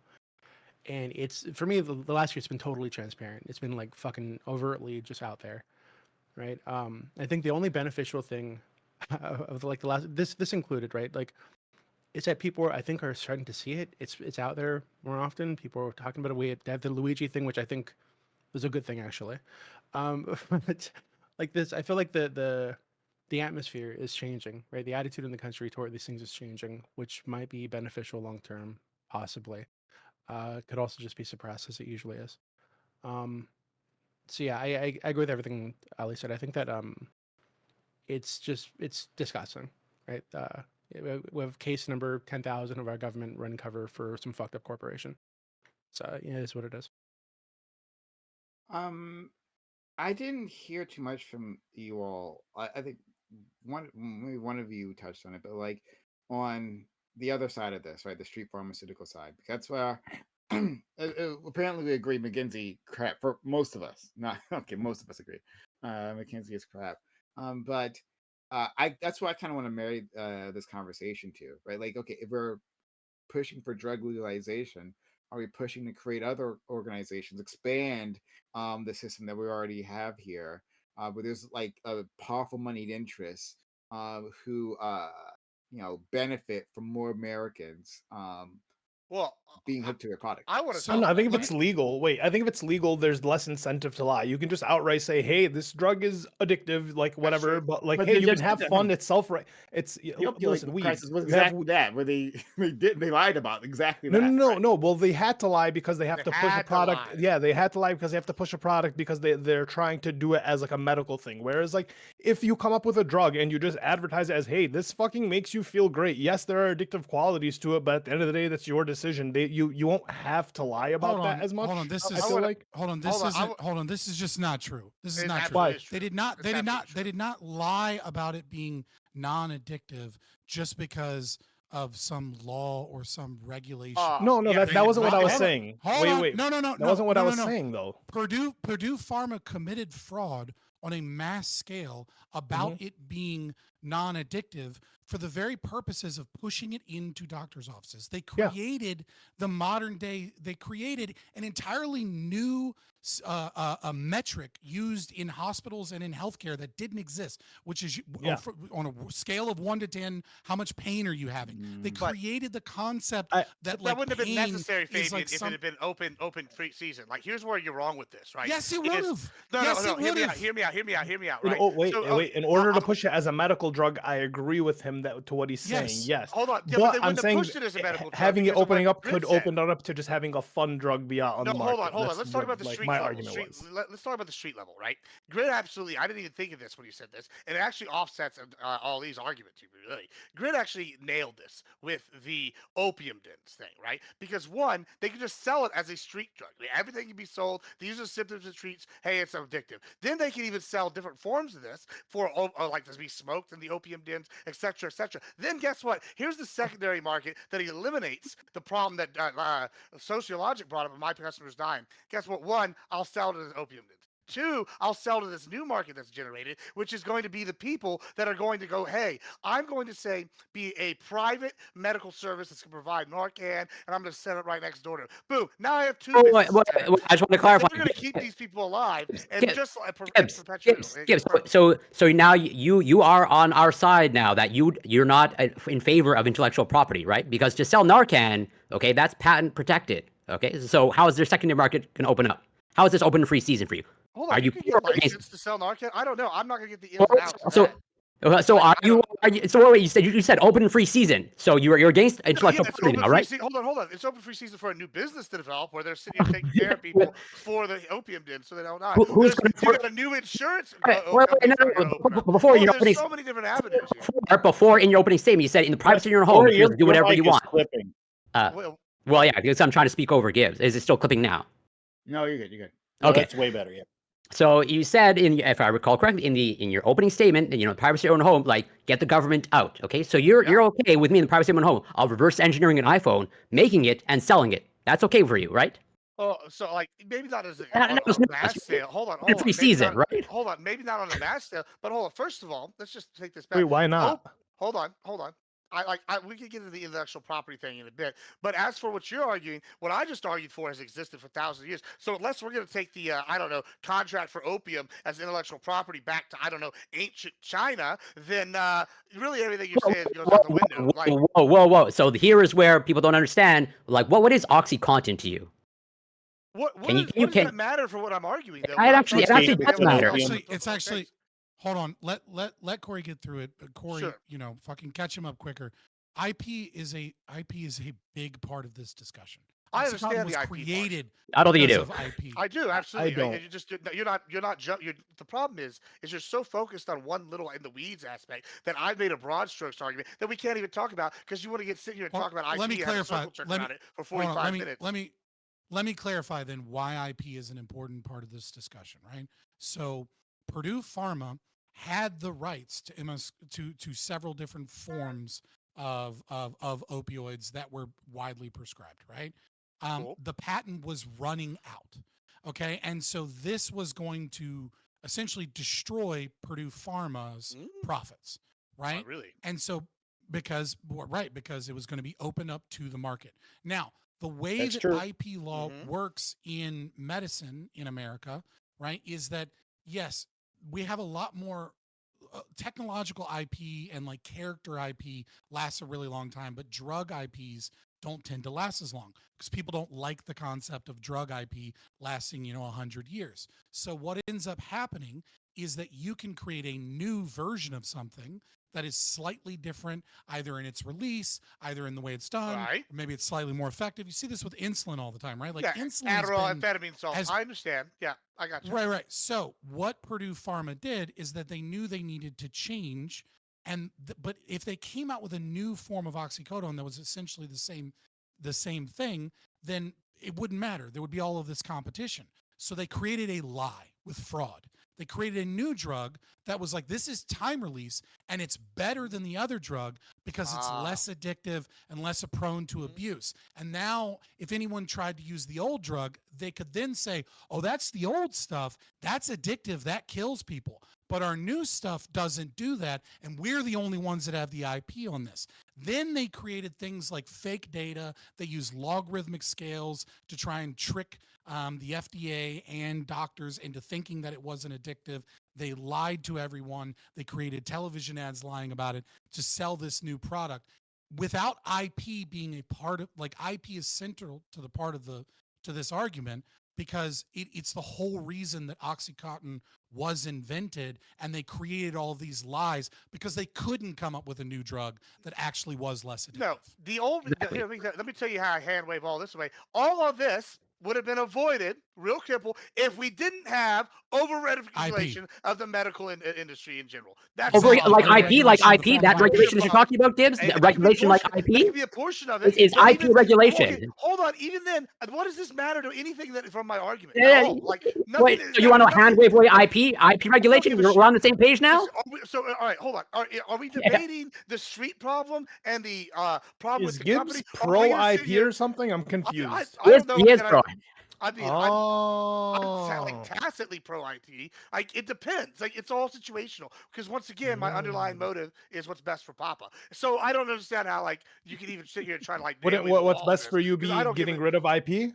Well, unless I have that IP and then go fuck yourselves. So, like, I mean, this is like, it really is all situational. Like, what is your point? Yeah, you can't argue with that, Corey. You're right. You can't argue with that. You're right. I can't. That's why I said his whole principle is, mind your business until it eats into my own personal profits. Then it is my business, and I want government to step in. The reason why he's a hypocrite. Everybody knows that. Already. Well, because we got It's a very Randian way of thinking, actually. We're all hold on. We're all playing by the same rules until we're not. It's crazy. I'm just saying, if y'all don't like my rules, we should just get rid of all these other rules that y'all put out there right now, which is this overregulation. So if y'all want to bitch about IP for the next, that's what we're talking about. We can. It's an overregulation of the market. Is IP like that's that? Like it's listen. I understand that you don't want to bitch. You don't want to have a large conversation about intellectual property. It's not my main. It is necessary.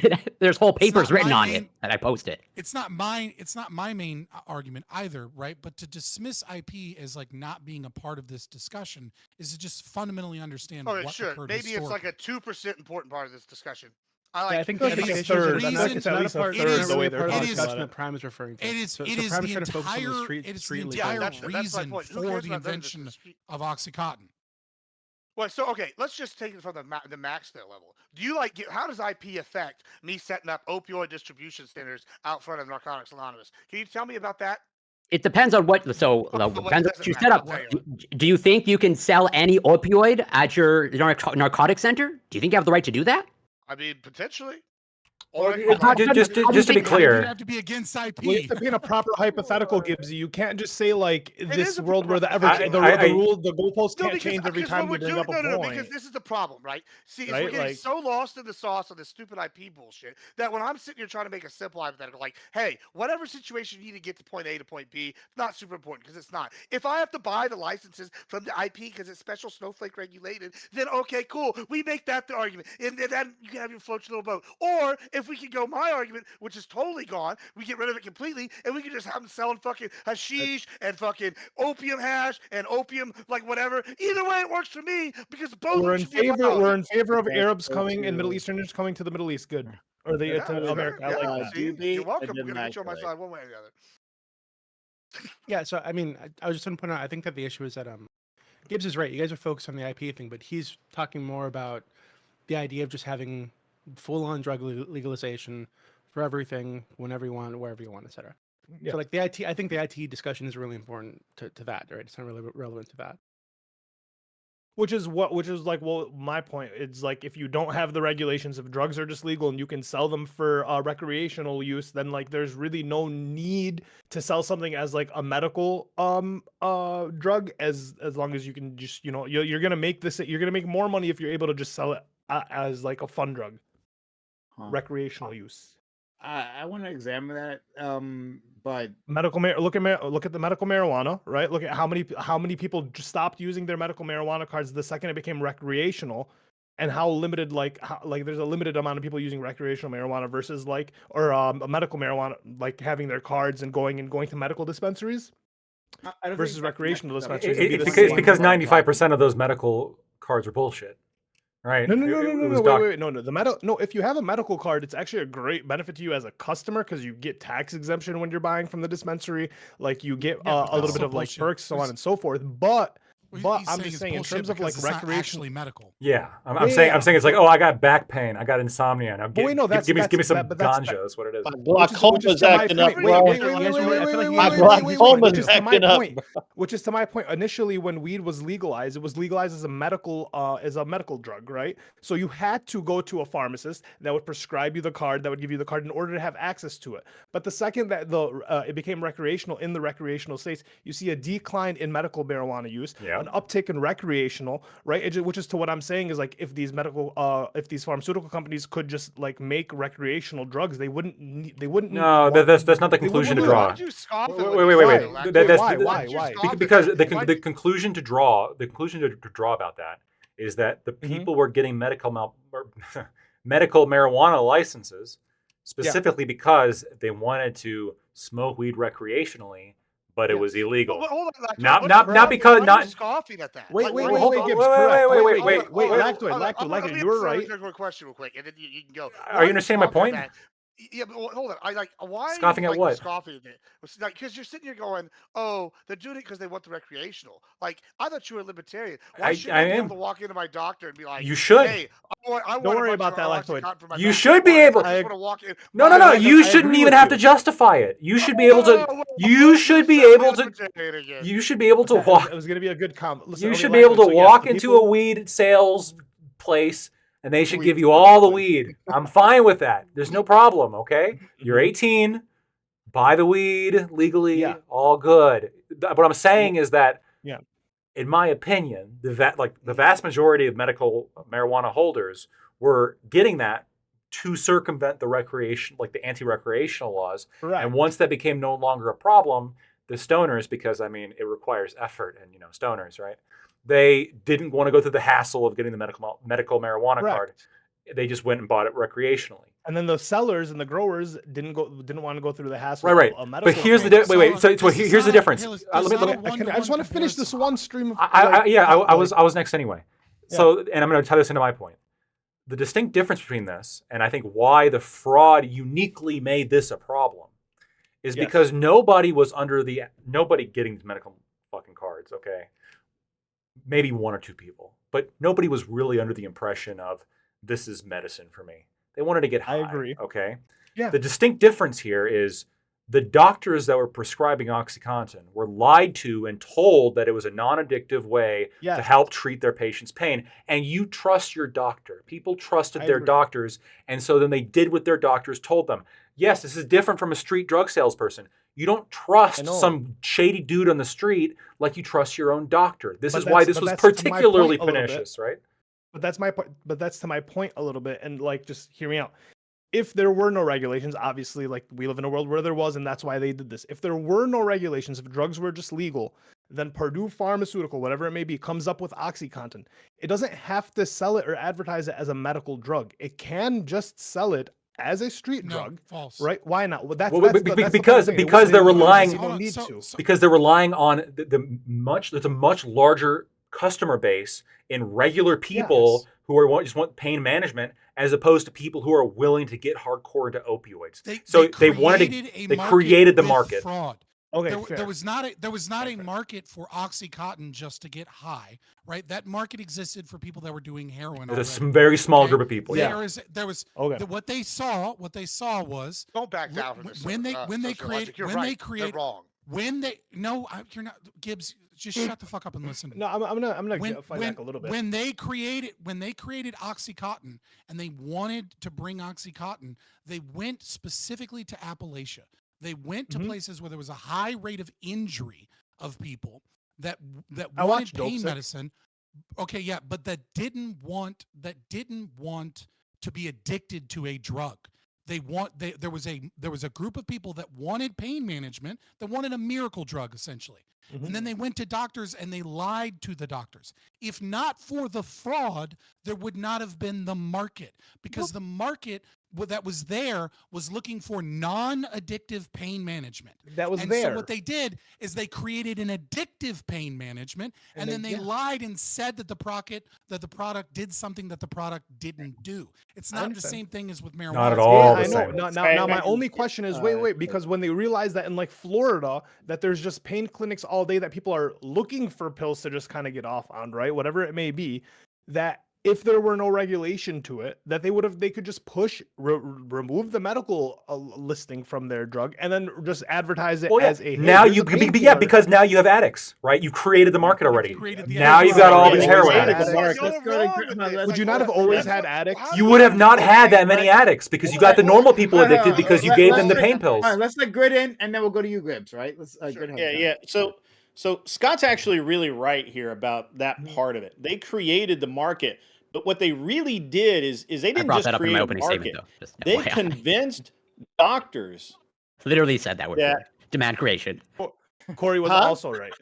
Corey was also right. Just say that. Well, he was right after Scott, honestly. He was right all along. No, because you didn't say that what Scott said. Scott actually said that they created a market. I said literally demand creation. Rewind the tape. Rewind the tape. Yeah, so pay attention. But they did that, but they did it in a very and again, Appalachia and all of that. But the way that it was done is that they were even like doctors that would never prescribe opioids to children suddenly started prescribing this OxyContin to kids, because why not? It's a miracle drug. It soothes the pain, it relieves the pain, and it's not addictive. So now kids are now getting addicted to it, and that creates an entirely new market, because those kids will steal, lie, cheat, whatever, and that's really the problem with the, let's just have, the centers, which I agree with. I mean, I agree. I think, bringing back, 1890s opium dens and just let people that want to do it go off in their corner and just, smoke themselves to death. That's cool. Fine, whatever. I think that's the same as a fucking bar, because alcohol kills a shit ton of people every year, and we don't seem to give a crap about it. So, but it's really fun though. At the end of the day, is opium. Yes, opium's really bad. But the problem that, and I was actually waiting for someone else to mention it. I'm shocked that I'm the one doing it. Is the way that opioids work in the brain, and they absorb into the fatty tissue. And so the real problem is that even if you were using it correctly, Yep. you could trigger an overdose just by going to your doctor and getting another pain prescription. And you could OD right there or on your kitchen floor. This is the problem with the opioids. And the thing is that I could excuse Purdue Pharma if they didn't know about it. They knew about it. They created the market. They went to McKinsey and said, hey, sell our shit, and paid them a shit ton of money to do it. McKinsey did their job effectively. The doctors, which was also in the prompt, that were kind of blamed that they were turbocharging it. They were lied to. They had no reason not to put this. It's like a more effective aspirin, right? Like this is ibuprofen times 10. And who wouldn't prescribe that to a kid with a knee injury, or a guy who comes in with a motorcycle accident with a big chunk out of his leg? Who's not gonna prescribe that to relieve the pain? He doesn't And that's care, where the problem really lies in my eyes. My eyes is completely on. I'm all for free enterprise. But when you commit fraud to sell your product, it's not free enterprise anymore. That's fraud, and we have laws to deal with that. The unfortunate problem is they didn't really go after Purdue yet, and they may never. They went after McKinsey. Why?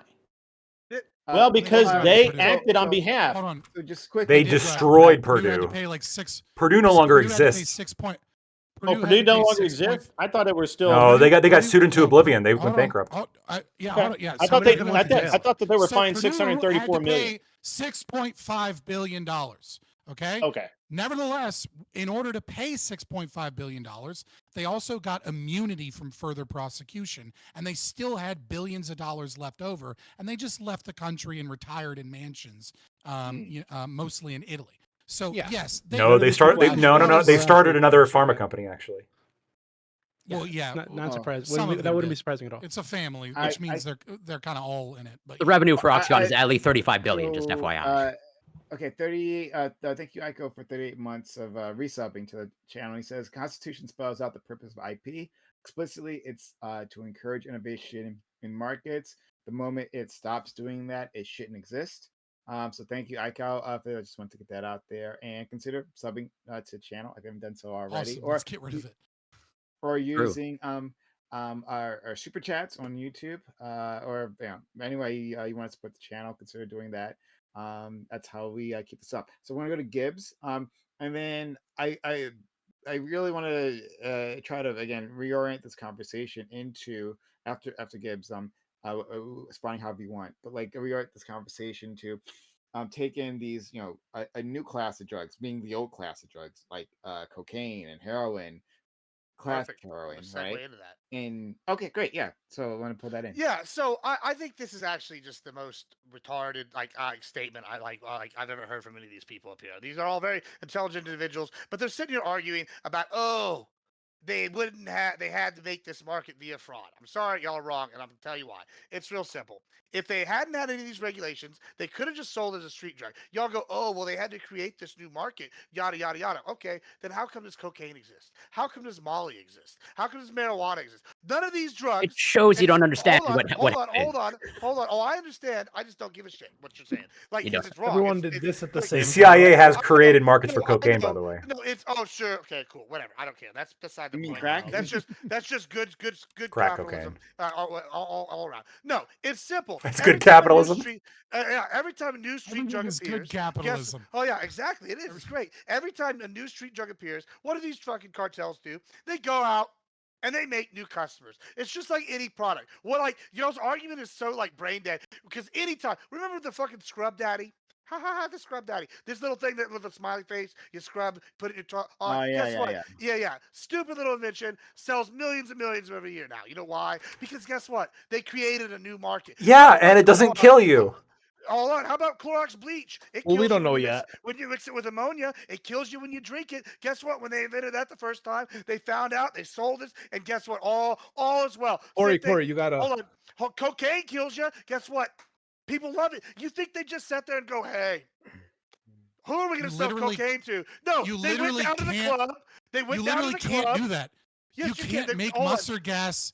You can't make mustard gas Doesn't matter. without You can- distilling and purifying you drink household blood cleaning bleach? products. Let's not You talk. literally Let's not could talk about how to make pour- bombs. You could So. literally If you pour drink all the bleach, bleach and will it ammonia kill you have Yes, it together will. at home. Listen, if you drink bleach, it'll kill you. All right, Ah, cool. your If you Arab is shove- showing. If you Stop shove it up your ass, you'll kill you. Either way. Yes, the So- very famous American bleach addiction problem currently ravaging Appalachia. Cool. Yes. So, all right, let's move to an addiction problem, right? How come? all Millions stock dead from brokers- bleach. Oh, Hey, listen, kids every- were eating Tide Pods. Hold on. Lactoid. Every Good lawyer I point. know, every stockbroker I know, every stock guy, every lawyer, every single one of them has a mild cocaine addiction. Why? Because they just go No. down coke, stay up all night. Listen, Lactoid. Just Mackenzie. Because you haven't hang out got with there yet. You cokeheads. haven't got there. That's Hey, why. cool. And they're successful. Like, listen, Lactoid said that people 'Cause that they make can more afford money, coke. the having money is being the most morally responsible you can be. This is a quote from Lactoid, all right? So this is by his own logic. The more Listen, money these you have, guys the closer make a you lot are to of money. God. They make more money. They need the cocaine to stay awake to make that money. Guess what? They go to the club. These people want to stay up all night partying. They sold cocaine to these. Listen, if there is a drug that magically Is takes your away word pain, vomit if gonna it's make a addicted, fucking they're intelligent gonna argument? Like, hold on, come it on, is man. just because you can't follow, it's pretty simple. If they had been like, "Hey, this drug's addictive," and guess just a what? It also gishgal. gets rid of your pain. It's not a gishgal. It's very simple, point by point. Write it down. If you can't follow multiple points, I know that's hard for you. You take notes. Gibbs sounds Listen, more and more like Trump finally- every time I hear him. Finally, my last part here is that they came and Incoherent? told everybody that it was addictive, but yet it also solves all this pain. Sociologic, the reason I said he was right and y'all were wrong, they could have absolutely walked out the front door and said, "Hey, I got a drug that take away your pain. You're going to be addicted to it." And people, hobos, in front of my house, I know would have came a running to buy it. You tell me that these rich Hobos? motherfuckers... The hobos might, but children might not. Who gives a shit about the kids? Because guess who's going to be buying it? The parents are going to be buying it because they're going to be like, "Wow, I can make my You $10 think that if you put out, "Hey, I'm selling heroin, it's addictive but also feels good," you think See, parents are going to be buying that for their heroin- kids hold in on. mass? If I go, "Hey, you have to do heroin, in which you have to light up with a spoon and then inject," or I can sell you this addictive pill that if you don't take more than 3 of these, it won't kill you. Yeah. Which one do you think people are going to buy, Mr. Capitalism? For their It's kids? going to be the pill. You gotta It's stop doing the that kids. simple. Yeah. Who gives a shit No, about the kids? because The kids are Why? not because relevant here. Mackenzie Wait, market Lactoid, because Purdue Pharma Lactoid. sold it to doctors who Hold on, let me- prescribed it to kids. Hold on. Because they Listen, listen. that's the whole problem is they wouldn't need to do Hold on. that because they could Admiral sell it to Gibbs. the parents on like Admiral over the Gibbs, counter. calm Yeah, they down. could just make a pill bar. They could just make a The pill bar. parents You are call going to them- give it to their kids if they don't think it's safe. Shush, Give it to the shush, kids. shush, That's the whole shush, point. stop, guys, stop It being innovates silly. new drugs for kids. Just be an adult for a second. You're welcome. Listen. It's New very, market. stop talking and just listen. This is It's is too middle simple for them. They school gotta make level it too complicated. logic. I know it's No, very it's simple not. logic. It's very easy logic to follow. It's you guys listen. Just listen for a second, Admiral Gibbs. Now, Have you ever heard of bubblegum heroin? Not neither have I. Admiral Gibbs, for the love of God, stop acting like a toddler and just sit down and be patient for a second. Let me walk you through this. It's very Yeah, simple. okay, walk me through Okay. it. Yeah. Okay. Put up my hand. Now, Here you go. there is a market for drugs that get you high. We both agree to this, correct? Oh yeah, absolutely. Absolutely. Now, in that market of drugs that get you high, there is a larger market of drugs that get you high but are a different market of drugs that get you high but are non-addictive, correct? Sure.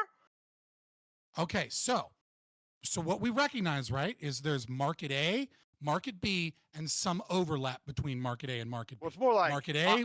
Market A, B, C, D. Like you're telling me there's a same Stop, between a guy stop, shoving stop, a needle stop, with heroin in his Shut arm the fuck and a up, you parent fucking buying retard. cotton? Shut the fuck up, you goddamn coked out dumbass. I'm just telling you the facts. Follow me like a fucking kindergartner can, okay? Why is My own Adderall sell more toddlers than cocaine? are better You at tell me, fucking but I don't know what listening I'm than you. talking about. Shut the fuck up, dude. Okay. Listen, there's market A, market B. There can be other markets out Sure. there, okay? We're just talking about market A and market B. Market A is people that want to get high and they don't care if it's addictive or not. And then market B is people that want to take a drug either to get high or to manage their pain, whatever it is, but they want it to be non-addictive. These are two different markets with some overlap, okay? Really? You agree?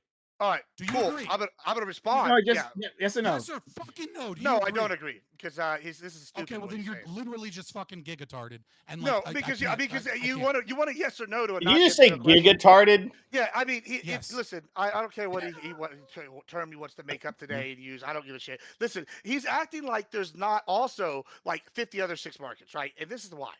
I'm not This is fucking why. acting like Hold the on. other Because markets. I'm you trying to are. get your Because kindergarten retard you brain are. to Because you agree are. that these are There's two hold different on. markets. There's a reason why people use Adderall on the street, right? And it's the same reason why people use cocaine on the street, right? Guess what? If I go and present, say, my parents a pill for THC, CBD, or something, they're much more likely to take it than they'll ever be to smoke it. If I present a pill saying, hey, this does all the things heroin does, but you don't have to inject it, there's millions of people that are going to want to try that. And you're acting You like, don't have to okay, inject heroin. hold on. You're acting like this small percentage. Most heroin addicts don't inject heroin.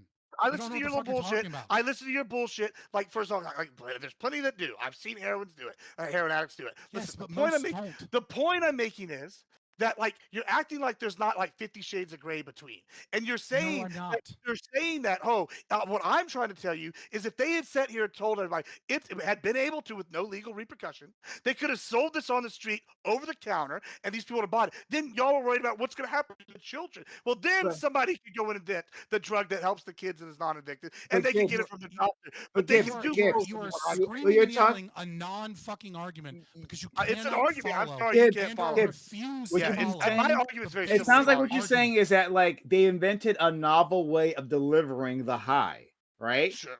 So Yeah. yeah. So It's a better way. It was already in a pill format. It was already in a pill format for like 40 fucking years before that. Okay. Okay. The Fair enough, difference, then. the difference between the patent that they held before and OxyContin is that the time This is the chronically online take, is what this is. This is the people that don't No, go out in the this is world the- and see what people do on a regular basis. This is the detailed, intelligent take. It's a stupid take. Why is what are it you? is. No, it's like this is the shit that ignores me about you, and it's why I call you just as much a fucking patsy as fucking Connor is. No, Is I'm because just telling you you all the facts, and you just don't like the facts. Y'all want to sit here and like. You're being aggressively stupid on purpose. And No, trying y'all not to y'all fucking- aggressively overcomplicating something that's a very simple thing. It's simple. tried to People give like you a drugs. fucking The something drug market's very gonna exist. Like I don't understand You how y'all cannot can like. shut up. You cannot stop acting like a child. Stop acting like a Sure, child. I mean, You're doing too much yes, fucking you can, drugs. you can, I guess. You, I mean, Because I you guess can't I don't fucking take calm the anything fuck except down. smoked weed. Weed would calm me down. So clearly, you don't know what you're talking about. Two, listen, you If spurg out weed every calms panel. you down, I am Papa, you spurg out every panel and give dissertations over the word "is" like you're Bill Clinton. I don't want to hear that. I don't shut up, bro. Like Jesus Christ. If I've ever seen the pot call the kettle black, it's right now. Holy Christ. Okay, all right, let's calm down. Okay, Let's so calm I'm down. gonna explain this to everyone else, but I'm just not going to ask Gibbs to answer because Gibbs can't follow the argument. No, yeah, So it's too very complicated. simple. Real big Very brain simple. Aristotle shit. Got it. Admiral Gibbs, shut the fuck up, you fucking retard. Yeah. Me is dumb, you is Go smart. ahead. Hey, over here from Admiral Scott. Gibbs, Admiral Two Gibbs, big brains. when I am calling you a retard, So understand smart, that big is smart, big words. Understand that is a fucking compliment. No because uplifting the mess. only other alternative is that you're a lying, grifting sack of shit that is trying No, to I just think you're literally overthinking fucking things. Patsy. No, Okay, that's hold on. like Okay. Gibbs, sorry, you're just wrong on this. Gibbs, I want to hear shut from up. Scott. I want to hear from Scott. Yes, please, big brain take. It's not even a big brain take. It's a fucking Scott. middle school take. Please give me the left finger on high. Don't worry about For the Gibbs. love of Just God. talk to me, please. All right, so when sociologic and other people have this presumption that if there were no regulations on the medical industry whatsoever, and if we had a truly free market, then that these companies would not have had an incentive to lie about whether or not the drug was addictive, because they would have just been like, yeah, it's addictive, whatever, come buy some. There is a reason that this isn't true. The reason this isn't true is because the manufacturing process for something like OxyContin and the money in the research and development for that product has to be recouped, right? Like the IP, assuming we're maintaining the IP laws, right? Assuming we're maintaining that they can put all of this money in research and then they have to recoup those costs. Heroin already exists and it's cheaper to manufacture than OxyContin. So if you go out there and you say, here's an addictive opioid that gets you high, and you try and sell that in a market to the exact same group of people, which is people that will take anything to get high, then what they're going to do is go, why the fuck would I buy your drug when I can buy heroin? Why the fuck would I buy your drug when I can get some form of legal fentanyl, which is even cheaper to manufacture and is even more that you can take even smaller doses, and you do, and et cetera, et cetera, et cetera. It's not difficult to put, like, morphine pills have existed since like the early 1900s, and they're stronger than Oxycontin, and they're cheaper to manufacture than Oxycontin. Okay, the reason that Oxycontin exists, the entire reason it exists, is based upon this fraud. And it's based upon this concept that they can sell to a different market of people. These aren't people that just want to get high. These are people with injuries, people with headaches, kids, horribly enough, right? That had some form of injury. And these are people that want pain management and they want the pain to go away, but they don't want to be addicted to a drug. And so therefore they need a different product than opioids that they know are addictive but just get you high, because this new product that doesn't exist, right? But they lied and said it exists, is one that can get rid of your pain, but also isn't a high risk of addiction. These are different people in the market. Purdue Pharma alone made over $35 billion selling this drug, and this drug that was marketed in such a way went to a large swath of people. You can see heroin has been on the street for a very long time and very easy to get. There have been a lot of these drugs on the street and available through doctors, etc. And they went through an entire campaign of creating new systems, lying to doctors. Now, that isn't to say that there weren't horrible, evil doctors that were also committing fraud on their patients. And that isn't to say that there weren't people that were just using and selling Oxycontin in Florida at pill mills to people that just wanted to get high. And everybody knew that's what was going on anyways, especially since they had kind of already gotten addicted to these drugs. But we can see the opioid epidemic is a direct cause of what was injected into the market by this company. Hold on, I gotta respond to that real quick. That's stupid. This is called logical flaw right here. Let me explain it to you. It's real simple. Hey, so if Hitler had won World War II, OxyContin also wouldn't exist. I guess OxyContin exists because Hitler lost. Like this is the kind of argument you're making. You're sitting, you're going, me is big brain, me is smart. Like, I mean, you're Super not like base. it's fucking stupid. It's dumb. Let's give you the real world perspective. People make drugs. There's gonna be a market for it. They should have just sold them as a fucking thing, but the government said they couldn't. That's simple. You don't need this high end philosophy bullshit that he wants to sit here and spout. He's fucking wrong, and he knows it. He can call me a patsy now all he wants, but this is the actual Top shelf philosophy, Look, baby. He's got your number, Scott. That's a good name. Top shelf philosophy. I educated Good y'all name. with using small Yeah, words that everybody can you should- understand. It's you called should, simplicity. trademark that. Sometimes. Address the argument, I'm thinking so about it's it. fine. Because it was just a stupid argument, and I didn't need to address it.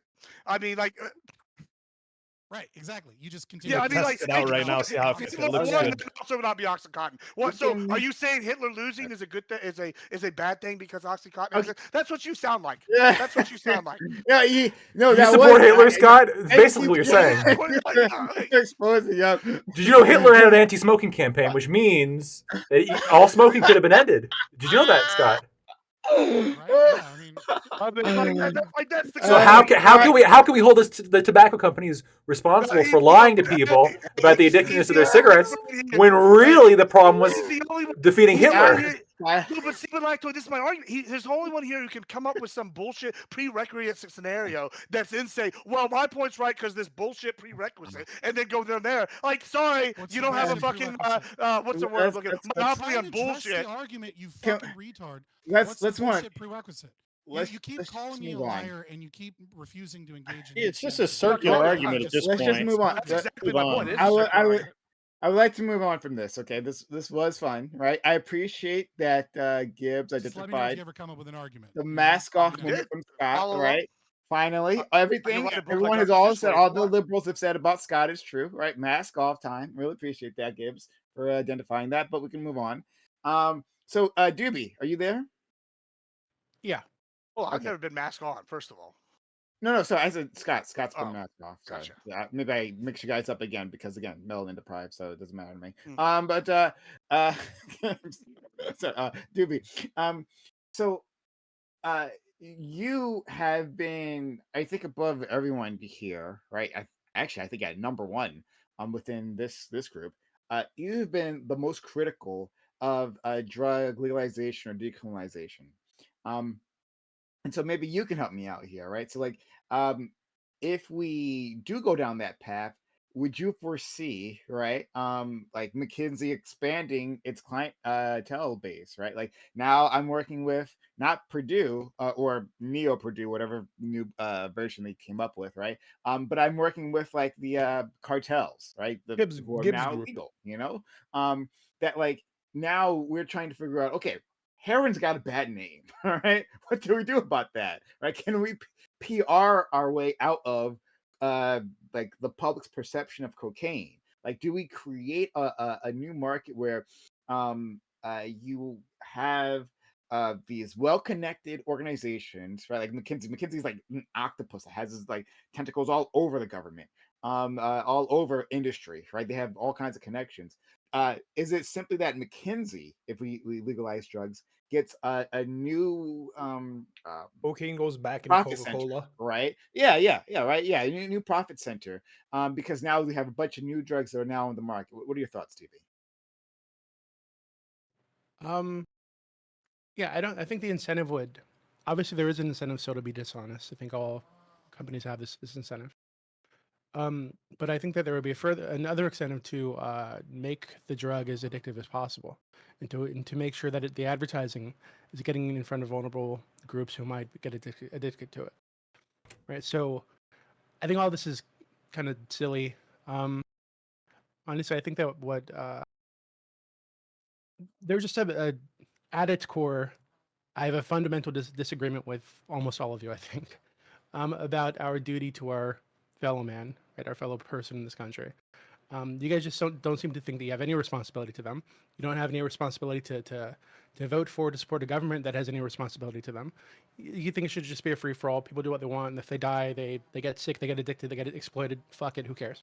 Like I don't agree with that, right? So well, neither do I. Just for the record, if you're gonna show man, sure, that's fine. That's fine. I think that I let you guys kind of go on without interrupting too much because I'm more focused on like I'm actually curious. I was just trying to be quick when you were lying about what positions I held.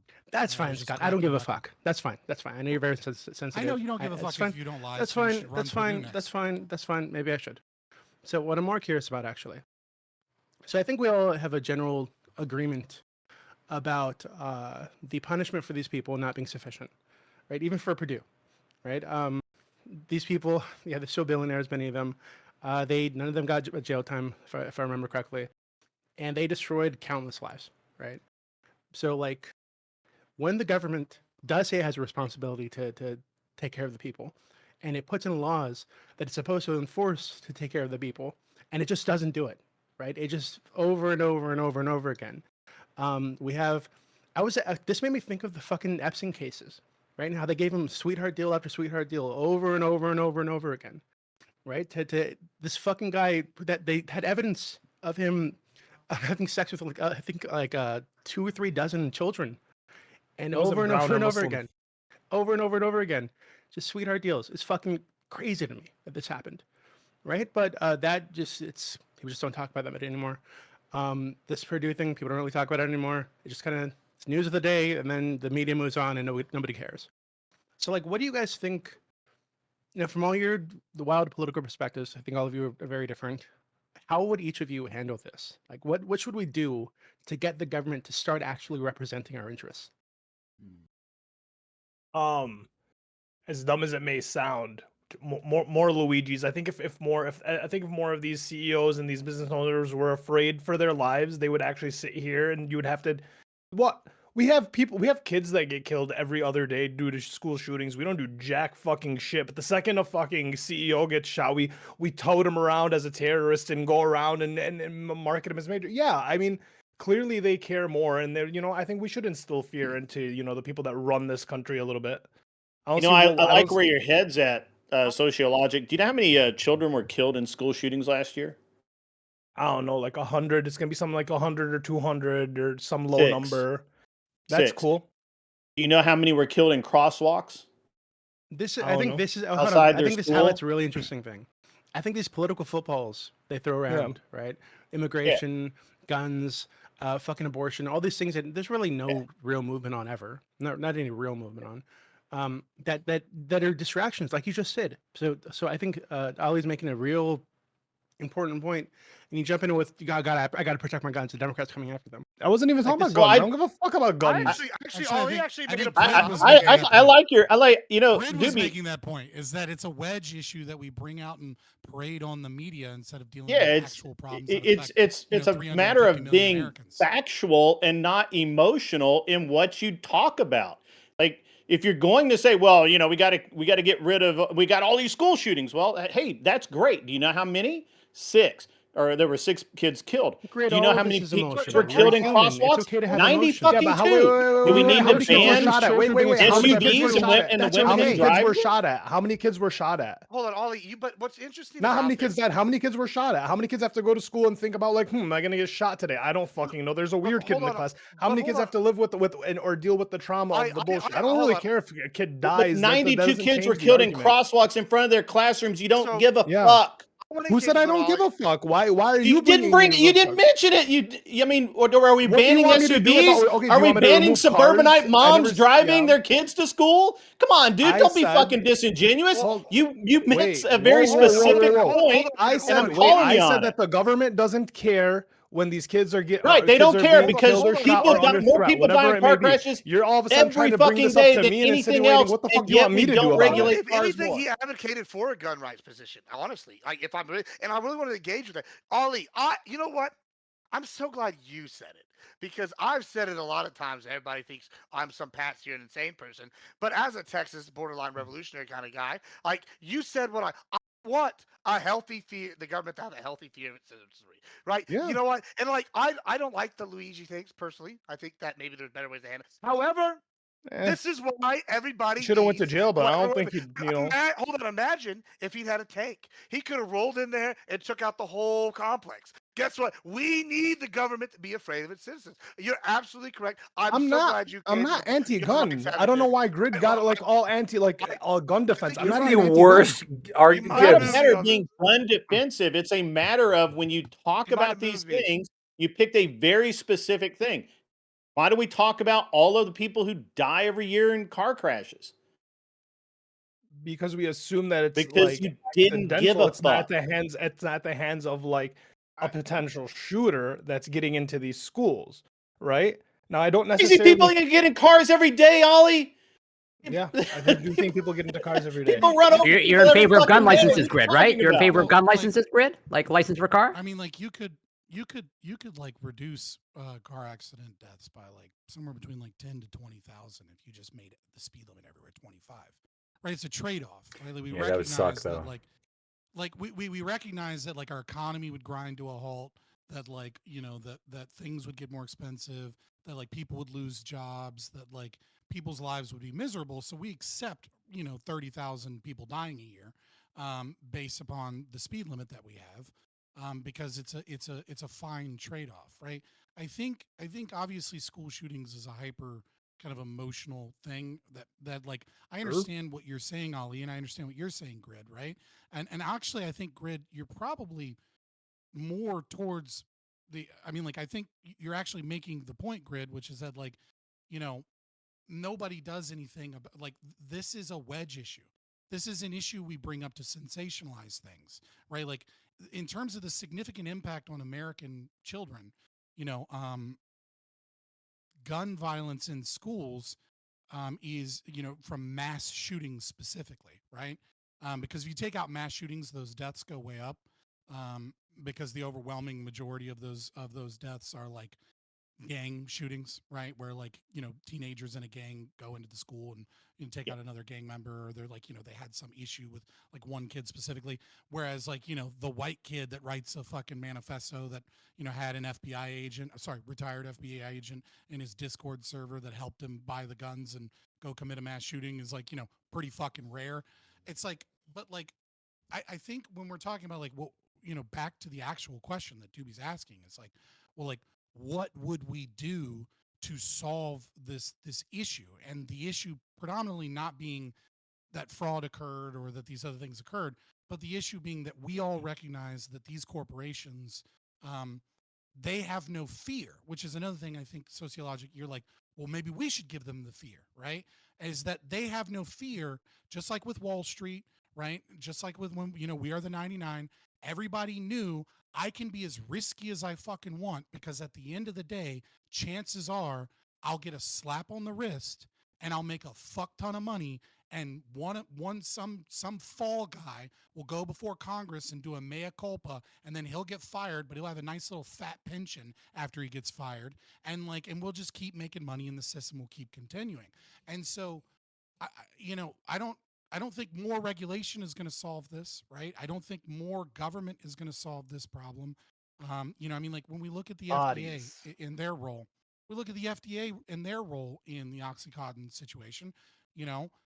As much as I don't, I'd love to get rid of the FDA and give it a private option, but I know that that's not the thing we're gonna, America's gonna fucking adopt tomorrow, right? But I do think that Trump, for the first time, is instituted, or at least plans to institute. I hope he's actually fucking serious about it, which is to get rid of the revolving door, right? There were people at FDA that approved the original label that said that it was less addictive, which is one of the major things doctors depend on, right? Is that warning label on drugs. And when that warning label from the FDA is saying the same thing that Purdue Pharma is saying, then there's not really a reason for them to go dig deep into the research, because they're like, well, the FDA is saying it and the pharmaceutical company's saying it, so they must be true. And so there were people that then went to work for Purdue Pharma that were the very same people that helped get that label. And so I do think, hopefully Trump passes, passes rules that bar people from working in government agencies that regulate, regulate industry, to then being able to go and work for that industry, a year or two later. That's one small thing that we can do, but ultimately, we're going to have to get rid of the FDA and get private options, and we're going to have to fucking. Yeah, but this isn't just an FDA fraud. issue, right? I'm talking about across the board, right? No, I agree. It's not just an FDA issue. That's just one. I'm giving you an example. I understand, but I'm saying across the board. That's what he's getting. This is why, personally, I'm leaning toward Ali's option, right? The Liu Ji thing. Honestly, because I think these people do need fear, real fear. And if the government's not willing to give it to them, then what other option do we have? We vote new people in. These people are already bought by these institutions, these corporations. So what's changing? The government needs at some point, you need. Gibbs, we don't have a government anymore, man. But the government needs to be afraid too. That's you're welcome. Now you're coming to my side, Ali. That's what we've been telling you. I agree that the government should have a healthy fear of its citizenry, right? But the problem is when you say that we need a few more vigilantes, essentially, right, to take out people that don't get the right justice. The problem is that you're actually advocating for the straw man position of anarchism that you say that I hold, right? On a Justice League, this anarchy where there is no order, right?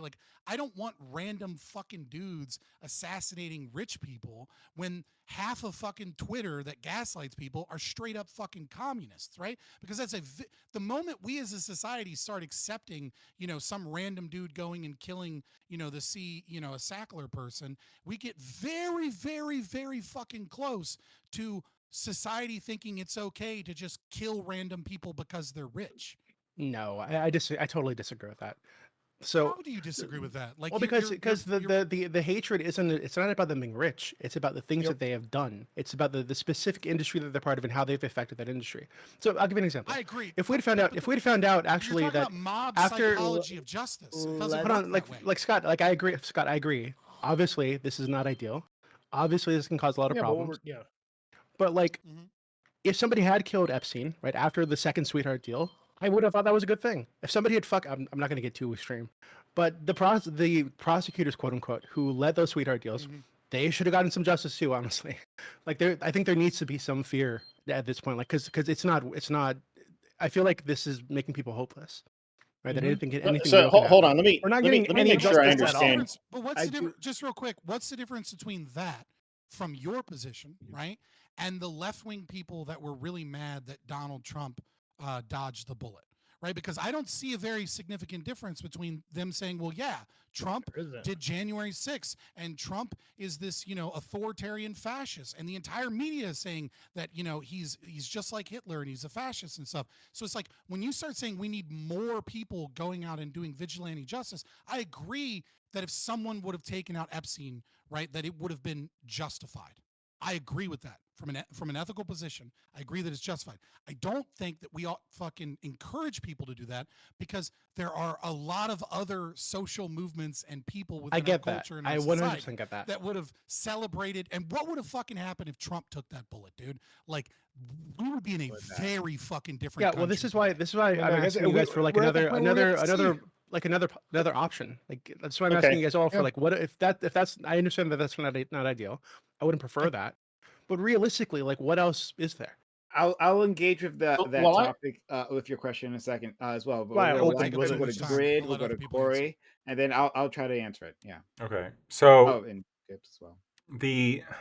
What the Luigi proposal, and one of the reasons why what Luigi did was so awful, and why he is so awful, is it's a rejection of the rule of law and the constitutional rights that we have, and a complete disrespect of that, a complete rejection of that. You have a right to a trial, and the CEO of United Healthcare didn't get a trial for the alleged wrongdoings, right? The evidence isn't even here. There was no trial. If you're saying, hey, here's the thing, right? I think a lot of people commit crimes and they get away with it.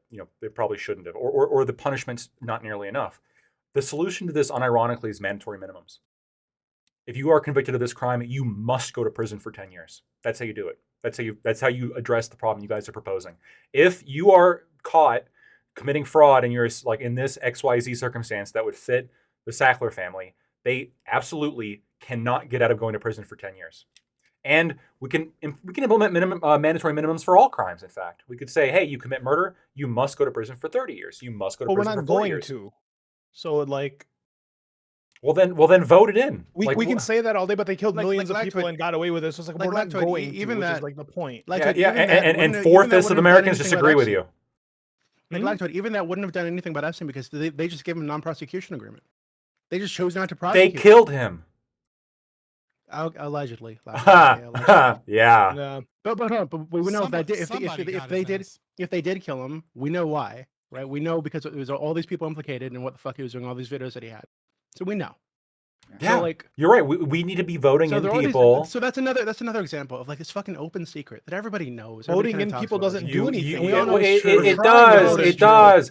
4/5 of Americans not, and the world just carries on. Stop. 4/5 of Americans disagree with Luigi. What's happened is that there are people that are within very small groups that believe that their group represents like the people or America. The reality is most people in America don't like what Luigi did. They just don't. And there's a reason why this wasn't a major factor in the 2024 election. It wasn't a big thing. It's because you guys are all worried about healthcare. Most Americans care more about immigration. You guys want to talk about punishment? Maybe we should, if we're just following the will of the people, we should be punishing illegal immigrants dramatically more than we currently do, shouldn't we? Hold on, but Lactoid, right?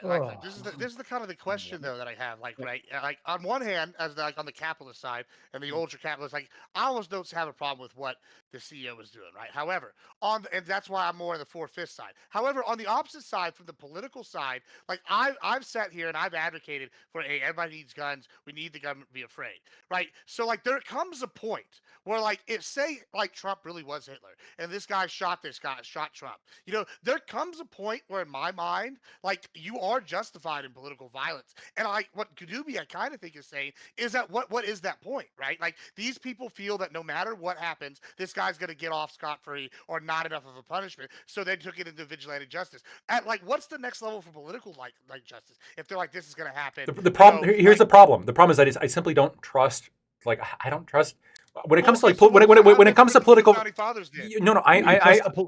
I want people to defend themselves, right? but 3/4 of Democrats following Kyle Rittenhouse getting acquitted, Okay. 3/4 of Democrats What about thought he like should have gone to 70% prison. of hold on, 75% of probably the UK thought America probably shouldn't have broke away. 75% of Mexico probably thought, hey, No, wait, you're getting the other way. You're getting it flipped. You're getting it flipped. You're getting it flipped. You're getting it flipped. What I'm saying is, when you're saying, oh, well, what happens when they get away with it? 3/4 of Democrats would want to like Luigi Kyle Rittenhouse, despite the fact he did nothing I wrong. understand that, like Lactoid, but at what point is this like okay politically for political Did violence? nothing Is it wrong. never? He Is did it nothing never? wrong. He's a hero. No, can I, He's a can I fucking meet- can I meet idiot. this He's a halfway? hero. Political violence. He's a dumbass. I don't think he was like Maybe he's a dumbass hero. I don't a know. murderer, but he was a Let dumbass. me just meet this halfway, right?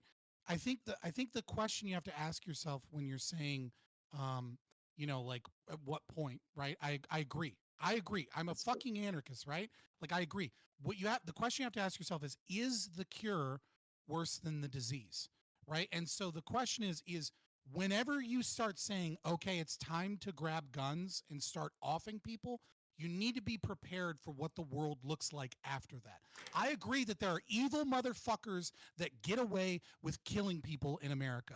And the Sackler family are fucking some of them, right? I agree that there are corrupt politicians and evil bankers and people that steal money and wealth from people, that our lives are made worse by a lot of different things. But you have to ask yourself, okay, when that point is, and what you need to do, and as someone that has, I haven't gone to war, right? But my fucking roommate has. A lot of friends that I have been to war.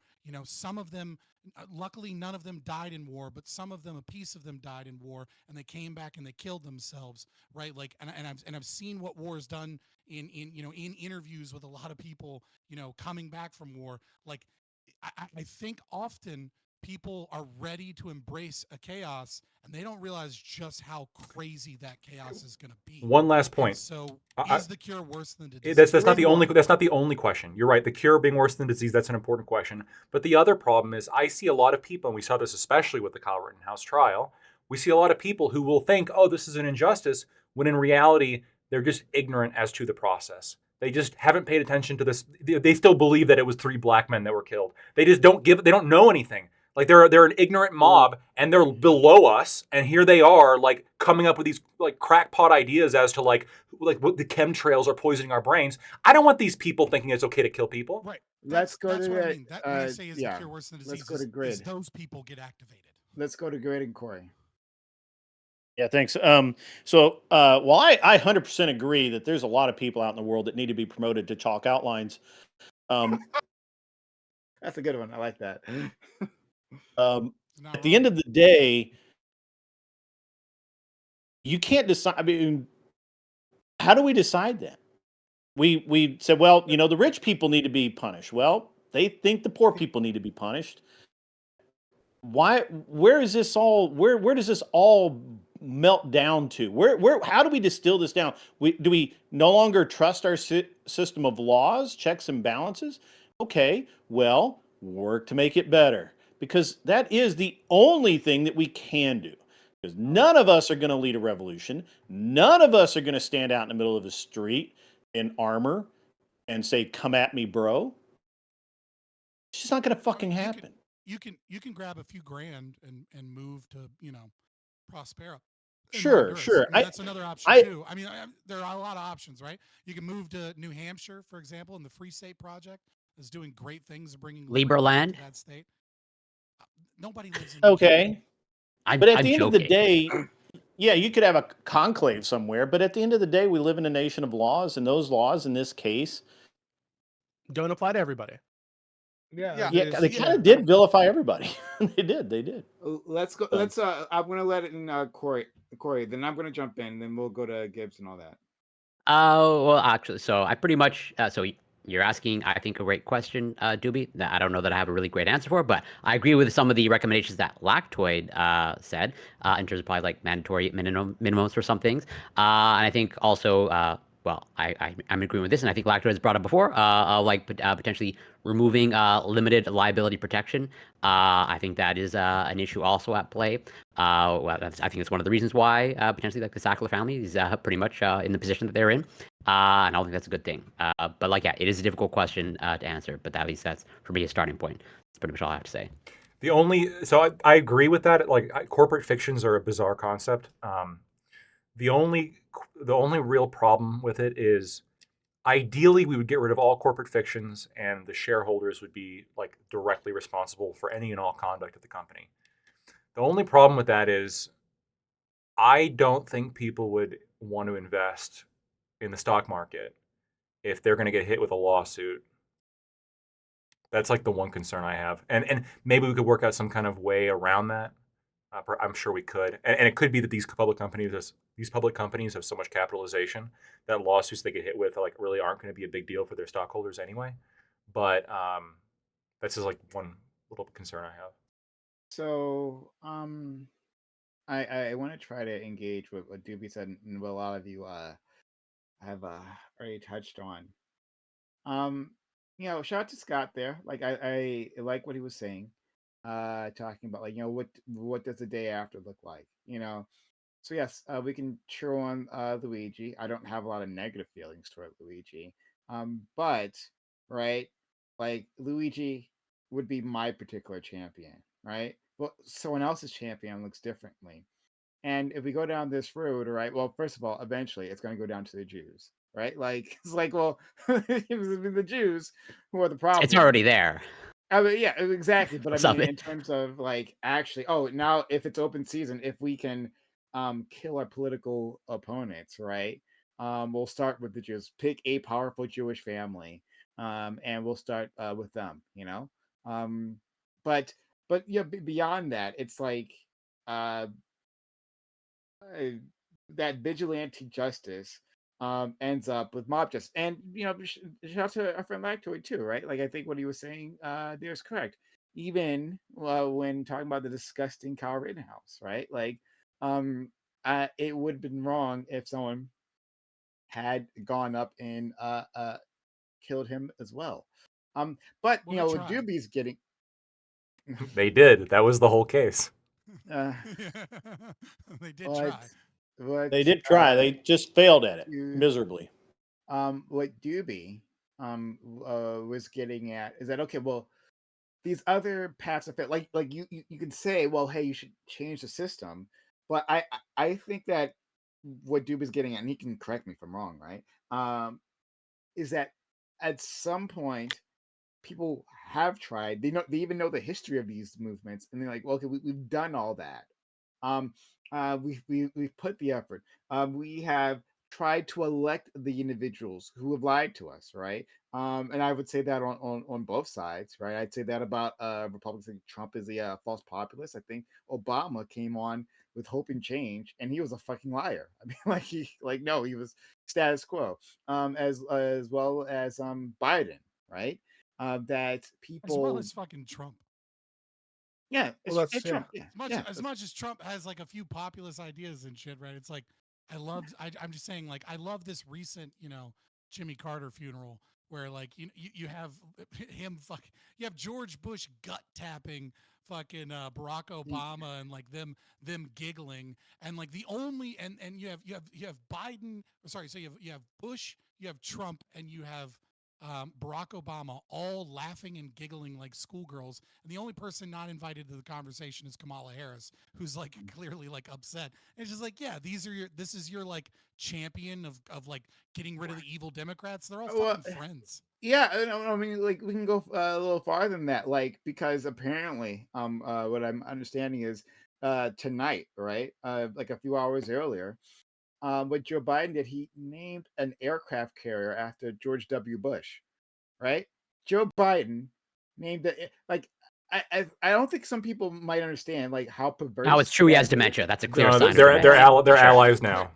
Is it named George Bush or is it named Mission Accomplished? I'm just curious. I know, right? The big banner, the same banner. But like it's so wild for so many reasons. It's so wild because like during those elections, right? Like with George W. Bush, right? Like Democrats were talking about and language. I'm sure you'll all be familiar. This is the most important election of our lifetime, right? We Every can't let single this election. person in. It's going to be the end of democracy. Like all the things that you know and love will be taken away from you if George W. Bush gets in, right? Like he is the corruption within our system. And now you have Michelle Obama sits next to him, right, and talks about how he's they're friends, right? Like my good friend George W. Bush. And he's the good one. Now Trump is the bad one, right? But he's good. I mean, he's nice. I mean, he's a kind old grandpa George W. Bush. And then Joe Biden, who was one of the ones who was criticizing George Bush, right? You can go find clips of him doing that. And now, like, we name like the ultimate symbol of imperialism, like after George W. Bush. It's like, well, of course, he's one of us now. What are you talking about, right? No, Donald Trump, he's a little too far, right? Not the type that I want to associate with. Yeah, whatever. They're going to be saying the same thing about Donald Trump like 10 years from now when some other person. Yes, they will. Yeah. Yes, they will. Yes, they will. The next Republican. He's saying it now, though. I mean, he's a Democrat. I mean, what do you? No. 10 years from now, they're gonna be like, well, like, oh, I would so like a Trump back. Just bring back Trump. This new guy is so awful. I promise. Yeah. They exactly what will happen. Exactly, right? Like he'll be brought into the circle, especially if he delivers. If he delivers for the people that like George W. Bush delivered for, that Joe Biden delivered for, right? This is the swamp that I believe that a lot of Republican voters like actually meant they wanted to get rid of, right? Like this is the concept. happiest fucking conversation I'm hearing from all of you right now. This is the whole point of being a fucking libertarian. Okay, is that all of these people are swamped. Sure. All of these people are corrupt. They're all shitty. So stop trusting them with power over you. We just shouldn't have professional politicians. But why do you keep voting for professional politicians, though? That's the problem. No, I don't know. Trump's not a professional. We need a businessman. He absolutely is part of the swamp. He's absolutely straight in the swamp. He hasn't done anything. Like he's filled his cabinet of neocons, which we haven't talked about here. Yeah, like he has imitated all those things. It was all a lie. Like I said, a fake populist. Any which way, right? 50 years before that. Hold on. And this one, and I will go to you, Gibbs, right? But like I'm trying to like get to the essence of what Doobie is saying, right? Because like these are responses, right? Like the MAGA revolution was a response to something real. Now, like if you ask some liberals, it'll just be about racism, but like in some of it's that. But like other parts of it was like, hey, my life is not getting better. I can see like politicians lying to me. I can see that like there is the system is failing me, right? And I have an election where, hey, this like I am equally invested in the Bernie Sanders and the Donald Trump campaign. How are these people equally invested into these individuals? Because they were the ones that were saying they were going to destroy the system, that they were going to flip the table, and that's all they wanted, right? And so, but like so Bernie Sanders gets eliminated, Donald Trump goes in, but like their lives actually don't change, and then we have a disastrous pandemic point, right, where their lives get even worse, and they don't know exactly what to do, who to blame. And so, yeah, when a rich person gets killed, like this is the act I want. This makes them afraid. The guys above me, the guys who keep getting over on me, right? Who like billionaires whose money has increased, right? While they lost money during the pandemic era, right? The billionaires, their wealth skyrocketed during that period in time, right? And so, yes, this is a response to all that. So Doobie's asking us, well, then what do we do if not a Luigi solution, right? Because you can't just keep saying, and I'm almost done. I propose one. Hold on. I want to go after that. Yeah, sure. Well, yeah, give us this guy. What's yeah. the logical step? What's the logical step? Billionaires afraid don't fucking capitulate to the mob. Okay? They make up new rules to control you. I agree. Hey, that's what I'm saying. Make the I'm just like afraid trying to it ain't gonna fucking work out in your favor. Trust. Oh, I don't. Like all you're doing is saying do nothing, right? That's kind of like what. You're saying just do nothing, keep the status quo, cause fuck it. All right. Well, which is why Doobie asked the question, because he wanted to see how many of you were just going to be like, well, just keep the status quo versus like being afraid to cheer on. I say we gotta get money out of politics. Let me address that because I know that Fabian's gonna object to some of what I say, but I like so like let's look at this. A big concern that I've heard from a couple of y'all seem to be like mob decision making, right? This is in today's era of easy information access, right? So by y'all's own logic, then y'all would all be against the American Revolution. According to USAHistory.org, only 20% of the people supported the American Revolution, with another 10% being sympathetic to the cause. Of that total 30%, only a small portion had any real understanding of the reasons for the revolution. Yeah, so about 3%, real tiny amount. So what's interesting to me is who's here is arguing for just total rule of law. Fabian actually made a good point about understanding the repercussions and possible outcomes and his reasons for like why he didn't necessarily like this, and you need to know the social calculus or whatever. However, even though I'm sympathetic to this view, if minorities don't take violent action in some cases, even if most of their movement wasn't Rhodes scholars who understand their whole platform, at some point violence does become necessary.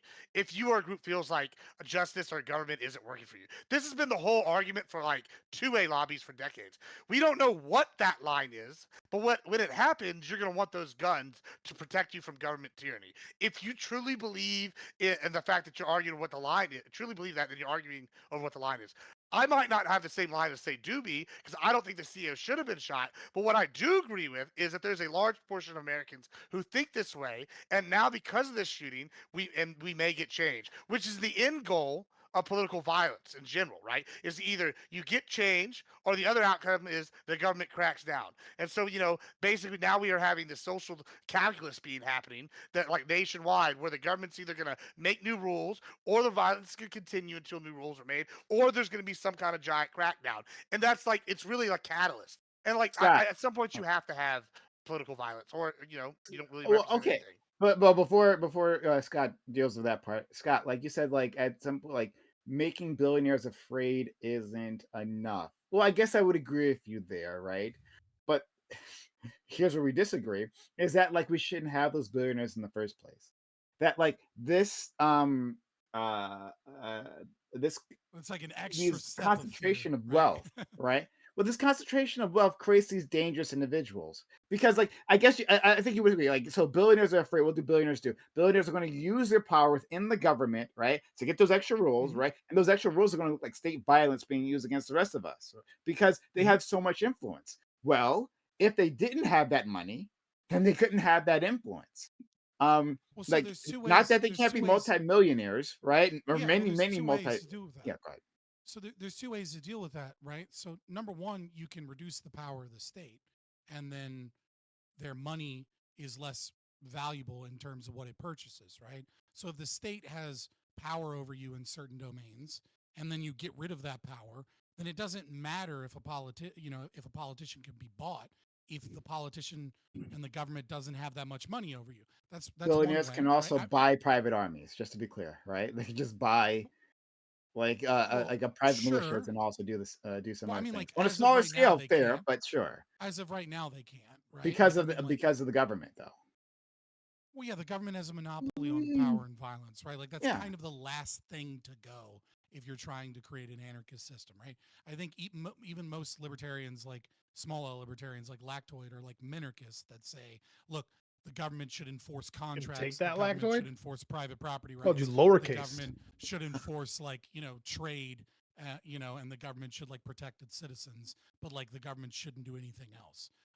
But setting that aside, I'm not saying that's what we do right now. I'm just saying every regulation that you do, every time that you say the government ought stop the market from doing this, you're not actually stopping the capitalists from doing what they want to do. What you're actually doing is you're giving the power to the capitalists to then get the special treatment from the government that protects their businesses and makes sure that they don't have competition, which makes them the billionaires that they are, right? The more you get the government out of regulation, the more competition exists. The more competition exists, the less likely you are to have those billionaires to begin with, right? So, like, I agree with you, kind of, that billionaires shouldn't exist. I don't have any problem with someone gaining a ton of wealth, but what I see is I see an economic model in the United States where the people that make it to the top in these giant companies that dwarf every other business in the market do so through regulatory capture, through purchasing of politicians, through utilizing state power as their friend, through special contracts which are monopsonies from the market. Like Black and Vetch shouldn't fucking exist. That is a company that works as a non-profit corporation, and all they do not all they do, but like 90% of what they do is just things the government wants them to do, but the government doesn't want to have a three-letter agency do, right? Like NGOs that have so much influence and power over politics are getting your tax money given to them so that they can then give that tax money back to politicians and then work in a revolving door of your own tax money being given to politicians. Like, I agree with you to an extent that billionaires shouldn't exist, but it's not because capitalism is evil or that they need to pay their fair share in taxes. What I'm saying is if you got rid of so much fucking government power and government regulation, you wouldn't have billionaires. You'd have 20 millionaires competing for whatever product the one billionaire is doing right now, that he basically uses the government to be able to be the only one in the game. That's why Facebook and social media companies, they love going to Congress. They don't hate that shit. It's a dog and pony show where Mark Zuckerberg goes up to Congress and Ted Cruz goes, "How dare you do these bad things?" And then Mark Zuckerberg goes, "I'm not aware of these bad things that I'm doing." And then they walk away, and then there's like some small bill or some small thing that nobody talks about that slightly regulates them just a little bit more, and all it does is make it a little bit more expensive for a Rumble to exist. It's like, get the fucking government out of this shit and you won't have billionaires, dude. So Doobie, a lot was said, if you're still there, friend. A lot was said. So what did you take from any of that? I'm torn, to be honest with you. There are things that I can't say on this platform, right? But there's something about the last year, for me personally, right, that has really shifted a lot of the way that I am thinking about this issue. And I think it kind of popped into my head, right? When you guys mentioned Michelle Obama earlier. Like, she had this speech where she said that for the first time in her adult life, she was proud to be an American, right? Something like this. And I think for me, the last year, it's been the opposite. It's been like the first time in my adult life, I've not been proud to be an American because I feel like our country is just totally bought, pocked, disgusting. It's humiliating, actually. So it always maybe was. It's just becoming more obvious. Yeah, it's more obvious now, so I've noticed it, right? I don't disagree with that. I think I did notice it in some ways before. I just didn't know it was this bad, right? It's really fucking bad. So like I think maybe my inclination is going toward like an extreme solution, the Luigi pill, because it's so bad, right? And because I don't really trust that any of these other softer ways, like the mandatory minimum thing sounds great. I don't think it'll happen. I definitely don't think it'll happen. If it did happen, they'd come up with some other way to get out of that. They'd do like a non-prosecution agreement, come up with some other deal to get these people out of trouble. So I don't know. I'll explain it this way. The Luigi pill is a horrible idea, especially, and I'm saying this as a lawyer, and you're saying this as somebody involved in insurance. You kind of get what I'm saying? Yeah. Yeah. What do you mean? You seem to be advocating for your own demise right now, Doobie. No, there's a difference. No, right? So well, you might see a difference, but all the the left-wing maniacs out there, that's fine. Will they see a difference? I get that. I understand what you're saying. What I'm saying is I can agree that, there are going to be people out there who disagree about who deserves the pill, right? Of course, obviously. Some people might think the local librarian deserves it because she's showing people gay books or whatever the fuck, right? Like, yeah, crazy people exist. Or maybe not even crazy. Maybe they just have like stronger preferences about different things than I do, right? Like Grid might want to kill somebody for endangering kids somewhere, right?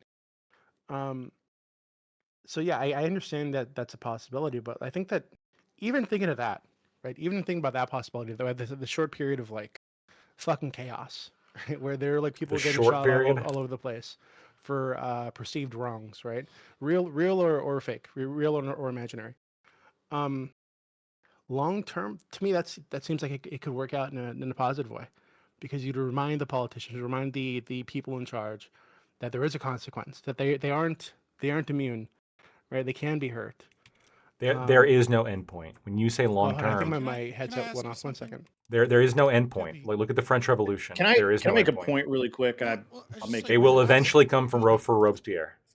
So just do nothing then? You know, just like kind of like. I'm not saying do nothing. I'm saying handle this in a civilized manner. That's literally what you're saying. Is like I propose mandatory minimums. I'm saying, dude, like which some kind of never happens. You propose the non like. Yeah, you know, yes. If we as a country can't like get together and vote to do a specific thing, then killing people is not the alternative. Then do nothing. Yes. Even if we didn't vote to do the certain thing, that's kind of like the point. Dueling, problem solved. Well, hold on, Doobie. Yeah. Let me ask you a quick question. Right? Doobie's not here. I Can you don't hear me, think. Doobie? He said he had a quick. He said he had a headset issue. He's not here right now. Okay, but, well then I'll just explain it. Right, like the problem is, maybe someone here can think of a time, but has there ever been a time? Okay, or Doobie. So let me ask you a question. Can you hear me? Oh, and he left. Not anymore. All right, so I'll explain it. All right, so like, does anyone here doubt that if we start saying that we ought to have some vigilante justice on, certain groups of people, and then we ought to like come together as a culture and start, demanding and supporting vigilante justice against certain wealthy elite people, that there wouldn't be a form of crisis that is in our political climate that is created? And if you agree that that would be a crisis, at least for those at the top, can you think of a time in world history, or even just American history, where a crisis hasn't been taken advantage of by the government to grab more power and control? And so, like, I agree with the concept, right, that like if we can't vote things in, we have to do something. What I disagree with is this false dichotomy that it is either we vote harder and vote better, or we start offing CEOs, right? Like, I think there are a lot of other options in between those two. And I even presented some of those, right?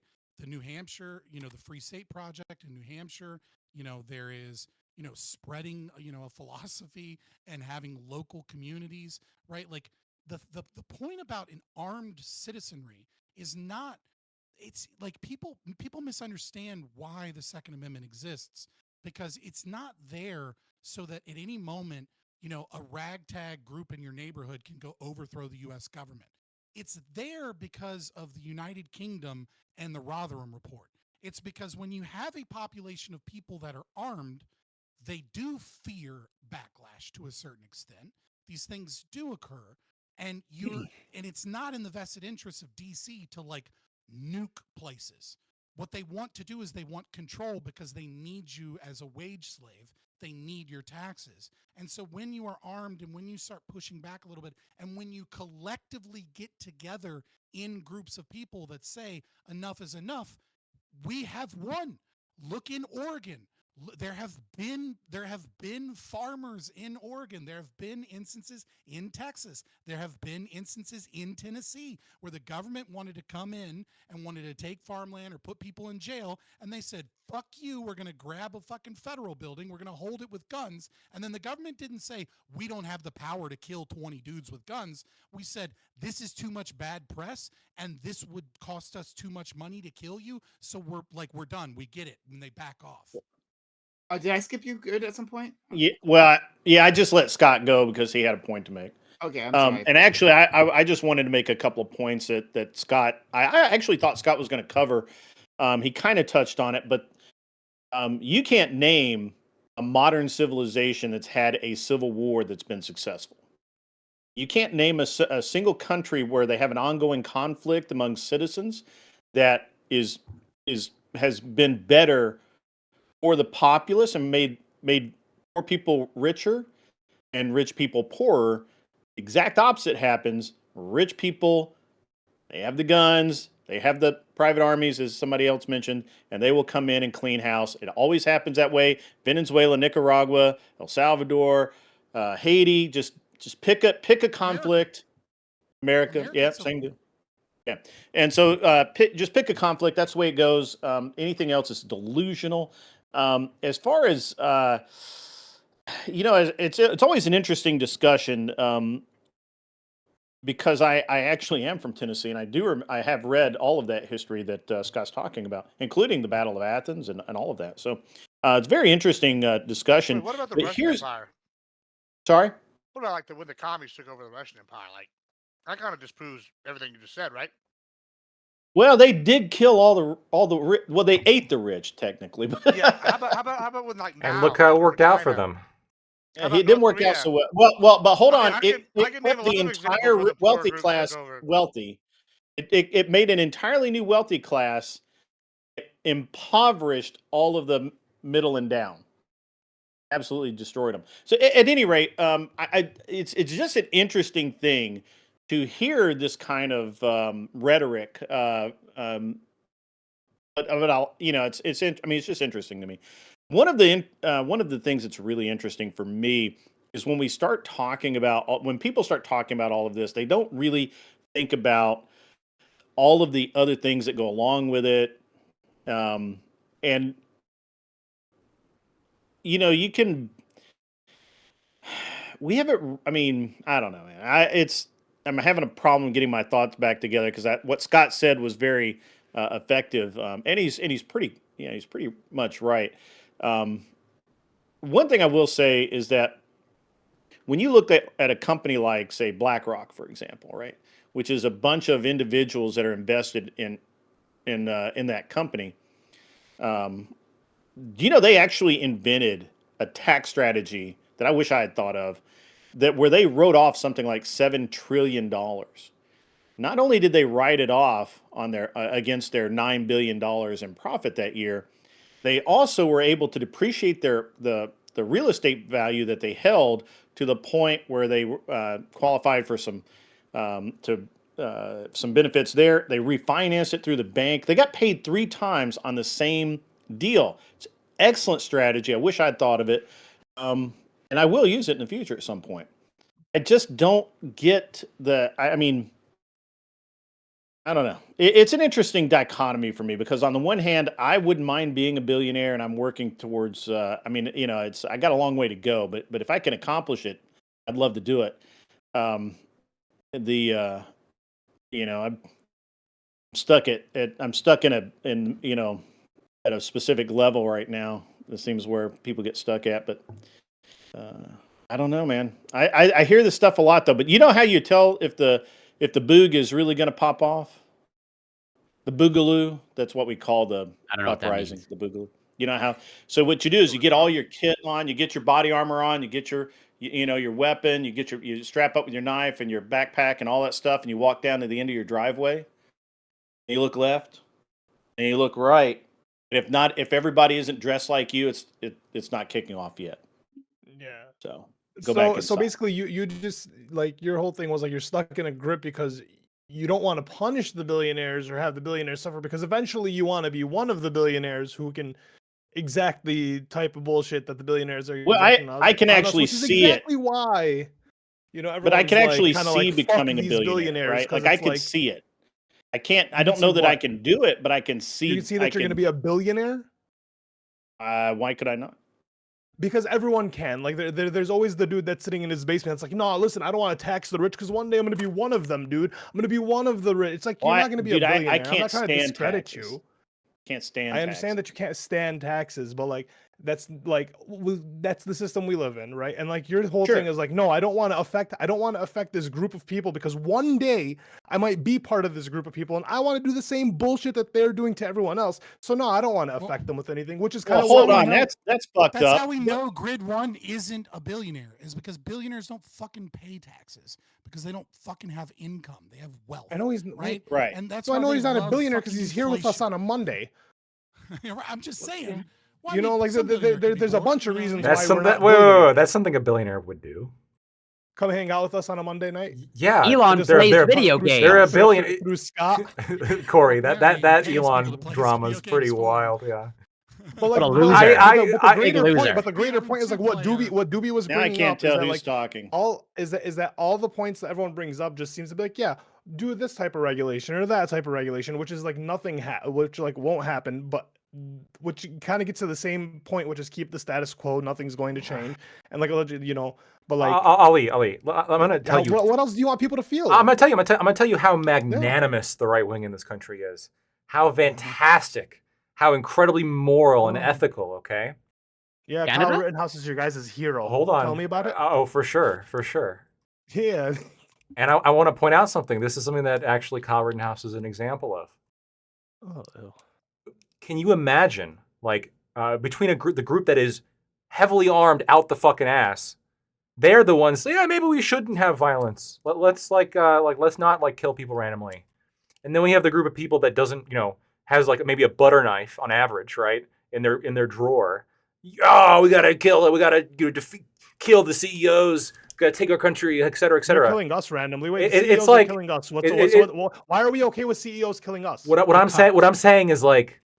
Yeah, why are we okay with CEOs killing us? It's like a really short, weak person like getting very mad at you.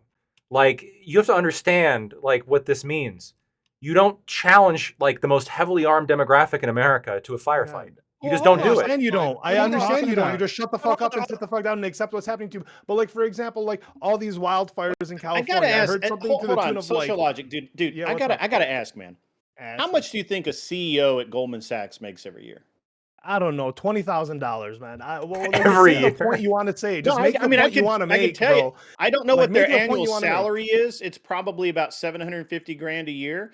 Their bonus is about $12 million a year, depending on how big their year, how good their year is. They're not billionaires, dude.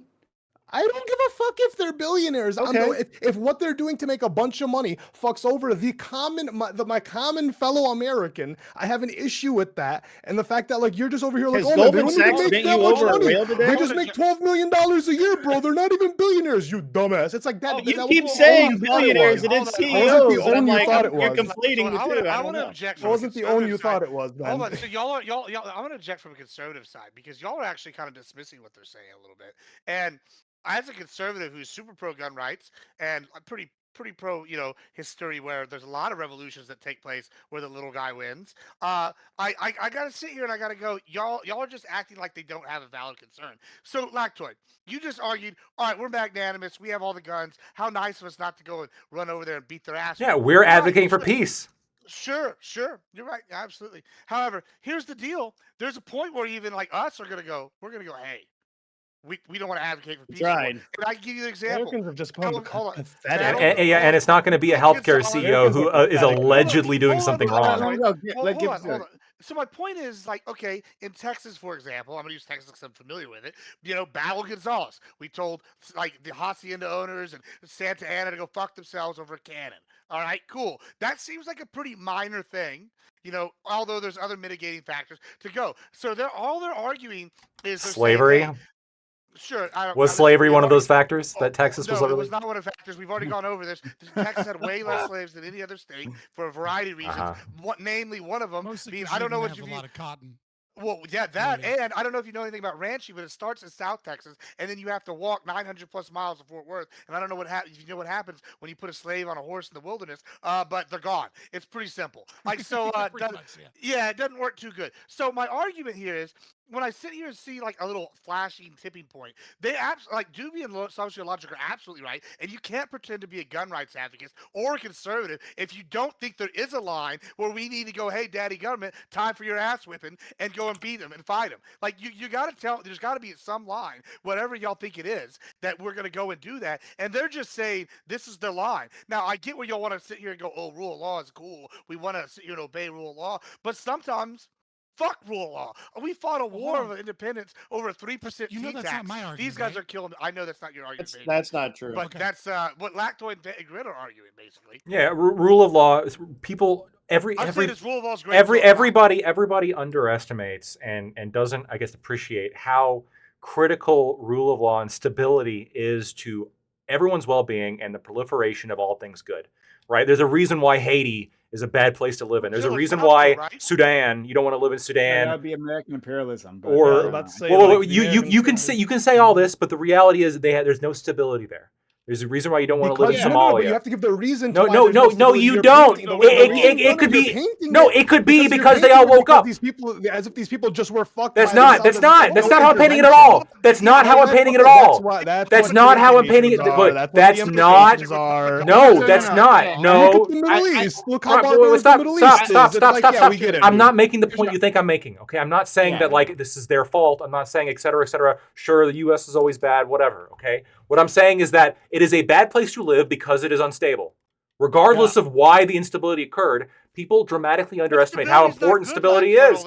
Stability is stability is often. Have Papa Doc in charge. It's stable in Haiti, but Stability is often. Stability is often good. Stability is often good. And there's a comment here, Chad. I'm going to read it. People sure are concerned about due process when we talk about going door to door looking to deport people, but don't blink when citizens are gunned down in the street. Like, due process isn't something that you can just, oh, I like that guy, he gets due process. Oh, I don't like that guy, he doesn't get due process. As an American citizen, you get due process. Even if you're not an American citizen, if you're in the U.S., you get due process. Lactoid. So let's say the Purdue family, right? They got due process, got a slap on the wrist. They got to go into their castles as billionaires. If somebody was not okay with that and gunned them all down after they had the due process, right? After we figured out that they're guilty of these things, do you think that would be okay? No, the due process includes the punishment that was handed to them. Okay, well then we're just like, there's a fundamental, because the issue is that this due process that you keep reaching for isn't being applied fairly. Yeah. There's obviously a double standard. Then hold on. They lost billions. Billions. Then support. Okay. Then support political objectives that increase the penalties if you think they're too low. This is not this is not worth. This is not worth a civil war. This is not worth a civil war. This is not. We can't get term limits put in place. It's not going to happen. We voted him out. So okay, so we voted him out, didn't we? Yeah. Who? Who do you think? Biden.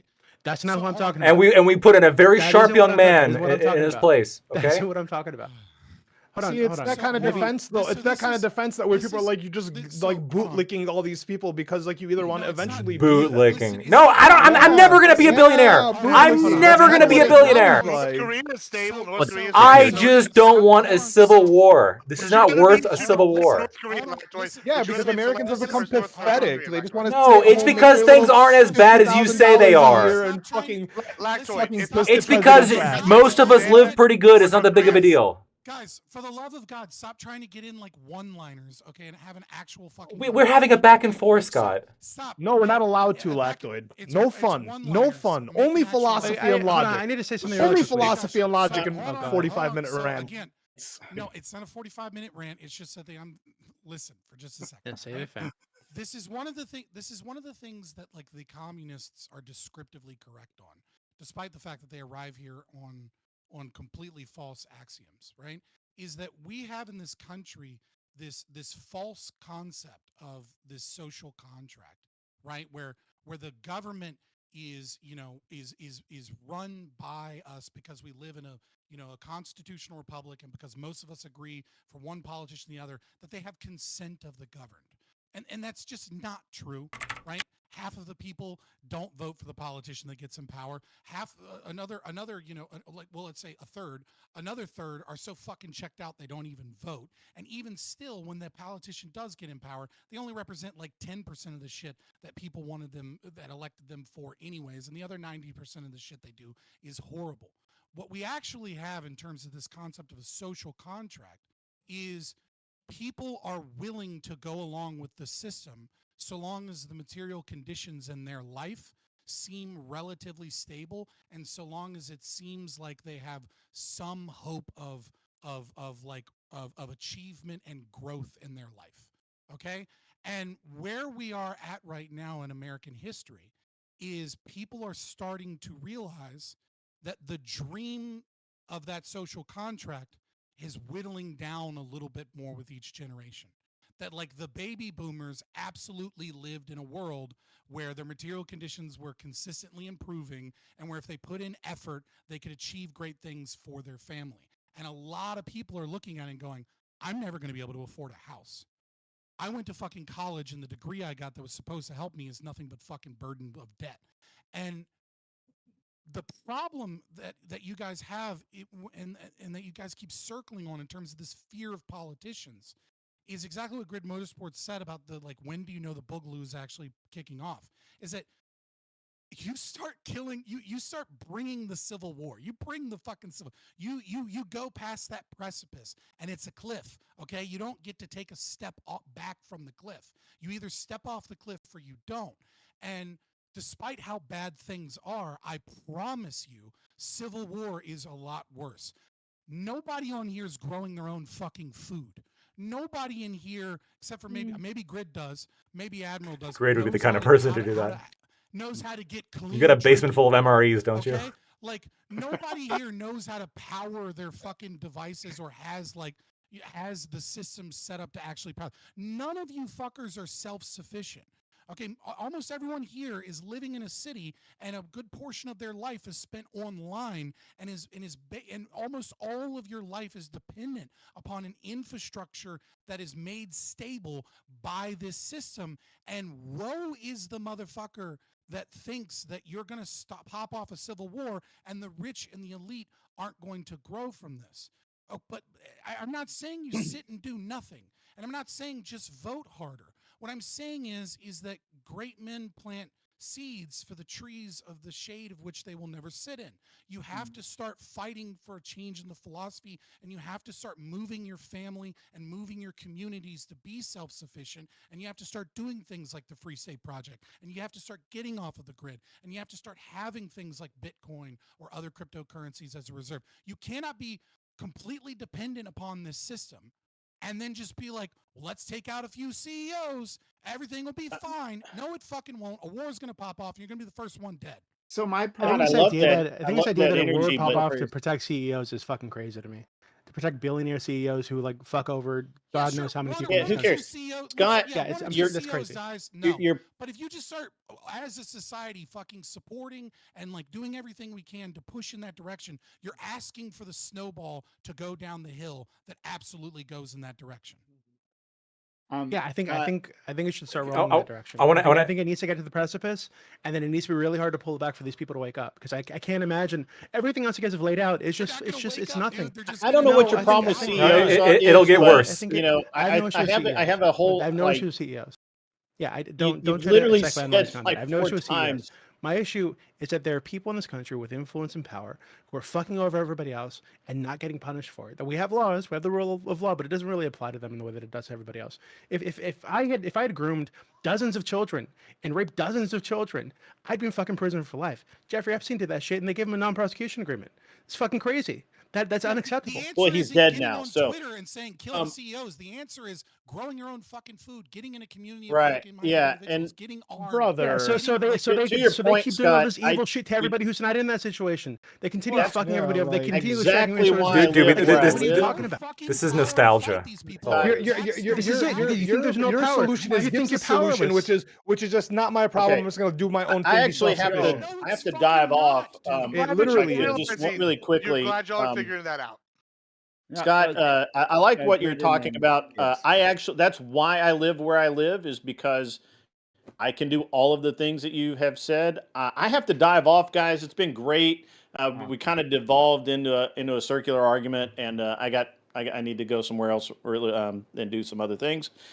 Always a pleasure, Prime. It's really cool. Everybody else, good to hang out with you guys again. I'll be available next week again. I love coming on this panel. It's great. Take care. Be well. It's a lot of fun tonight. Yeah, it's just circular right now. So, but I have to go leave anyway. because I'm sorry. Damn. You gotta leave because we started pointing out that he's too afraid to stand up for these principles he Oh claims to my have. So he's running God. away. Like at the end of the day, the conservative argument is, they're too scared. We can't fight them, so we're just going to be bitches and keep it. Hold on. I object to that because I was actually American patheticism. Because I would actually argue that that's just, they're not audio is good to be good. I actually want to argue something. They are not fucking LARPer. Yeah, so I want to argue something. Lactoid here is actually taking his takey position. That's what this is. It's Kami takey position. Because let's ask Lactoid. You're right. Anything not Somalia is tanky. Good point. Yeah. Because actually, let's ask that. Hold on. Let me Techies are finish. fucking revolutionaries. Can I finish? Can I They're finish? also revolutionaries, yeah. Can I They're the finish? ones that want to kill the CEOs. Yes, thank you. And what system do they advocate for? Communism. Let's ask Lactoid, it's really not surprised me that with that background of his, that he would be pro North Korea. Like, does he want to? If we had to drop him off in a country, wait, he could choose a country, make it Somalia or North Korea. Now, me personally, I think I'd do all right in Somalia. I know No, you wouldn't. I think I would. I think I'd be You all right. would be killed. Or I would kill them. Maybe I'd No, eat them. Who knows? in Somalia? Hey, listen, we can figure out the scenarios, but if you drop me in, Kids, you're gonna be an easy target, though. I'm I just might be, like, but I also have this cool thing called money that I can pay people to protect me, and I have guns. But Yeah, you have money that will make you a target. Hold on, yeah, it does, but it's always a bigger fish. And here's the next thing: if I go to North Korea with those things, the government's going to come in because they've got everything nice and orderly, and take the money from me and take my guns, and now I'm fucked all around, and now I'm at a concentration camp. So, like, your argument is just that stability is good is total bullshit. Like, I'm sitting here and I'm looking at all these countries that are stable, like for all this, Like they America. were pinnacles of stability, like the USSR. They were very stable. They cracked down, like China, 5,000 years of history. America, the Europe. Mongol Empire, the Roman Empire. They're very Things were better back in World War II. I agree. Listen, Scott. We can come to you in a second. I'm glad I'm having this convo with Lactoid. I don't want to have to go into what's going on over here. Aristotle, big brain, super highbrow, 30-minute argue a simple sentence that can be explained in one sentence. Listen. All right. I'm gonna break a revolutionary concept to you, Scott. You know what? I'm done with this argument. We're coming back to this one now. Listen, Scott. Have you ever heard of the concept that if you have to use more words to explain something, you're actually making a bad argument? You're mad because I can illustrate my argument in 5 words, simple words, without having to use intersectionality or intersex species. I used or less my dog got words. humped last week. Like You use more words. You're an idiot. Yeah, but this is exactly. I'm so smart. This is what you said. Do you actually think you're less verbose than me? I think that I can articulate a point without having to use some special word of the day that I learned from my dictionary.com app. Yeah, I do think that. Yeah, it's called being. What's the word? You're like utilitarian. The only Check it reason out. I talk longer. The only reason I talk longer than It's you because you're educating the masses. Is because we got what it. I have to Please say come is down interesting enough and that people bless don't us with interrupt your me. knowledge. But you just say so much retarded shit that you constantly get yelled at. No. I literally will say one sentence and everybody starts yelling. You over here will say because everybody because everybody understood my sentence and they objected or they agreed. You'll sit here and argue for 30 minutes and we'll be like, wow, is the paint done drying yet? Listen, I don't want to sit here and argue about the exceptionalism of this special microbes nut hair that came up with the philosophy of tetanus. Who gives a shit, bro? Let's talk about the issue. Let's talk about the issue. You never talk about the issue. You just spurg. Yeah, that's right. Yeah, okay. You're right. You were so smart. You just scream into a shitty mic, even though you could afford a better one, so that you can scream nonsensical fucking statements and constantly get interrupted because everything you say is a straw man and not actually connected to what other people's arguments are. That big brain, big brain take that everybody agrees with. Okay, all right, understood. All right. It's not a big Admiral brain take. Gibbs, I promise man, you, a few words, right? It's just simplicity is better than over-explaining things for the 600th time. Nobody needs to know the second definition of the word ball sack. Give me a break, bro. Oh yeah. Apparently you do. I've never heard that from Scott in his defense. I don't even think he's ever said the word ball sack. I'm just using a little straight up point. It's called. I prefer the word scrotum. Okay, because see, you know what I'm saying? We got glad somebody owns a thesaurus. Well, see, that's right. See, Gibbs is a man of people. He would say ball sack, and of course, Scott and his hoity-toity degrees. It was a scrotum. Yeah, what is this bullshit? But anyway, okay. Wow. Can I make a point? Gibbs thinks he says only one sentence. That's pretty wild. So, only if your point makes Americans look not pathetic, Lactoid. No, it's gonna make them look real pathetic. Don't worry. Yeah, I do want to engage with. I want American exceptionalism, Lactoid. I'm not patheticity. Yeah, Lactoid, defend gun rights, stop defending all communism. right. Okay. So Lactoid will go, but I want to engage with you because I know he has limited time. So all right. Civil War bad. Okay, I made very few word, very bad. No civil war. Much fewer.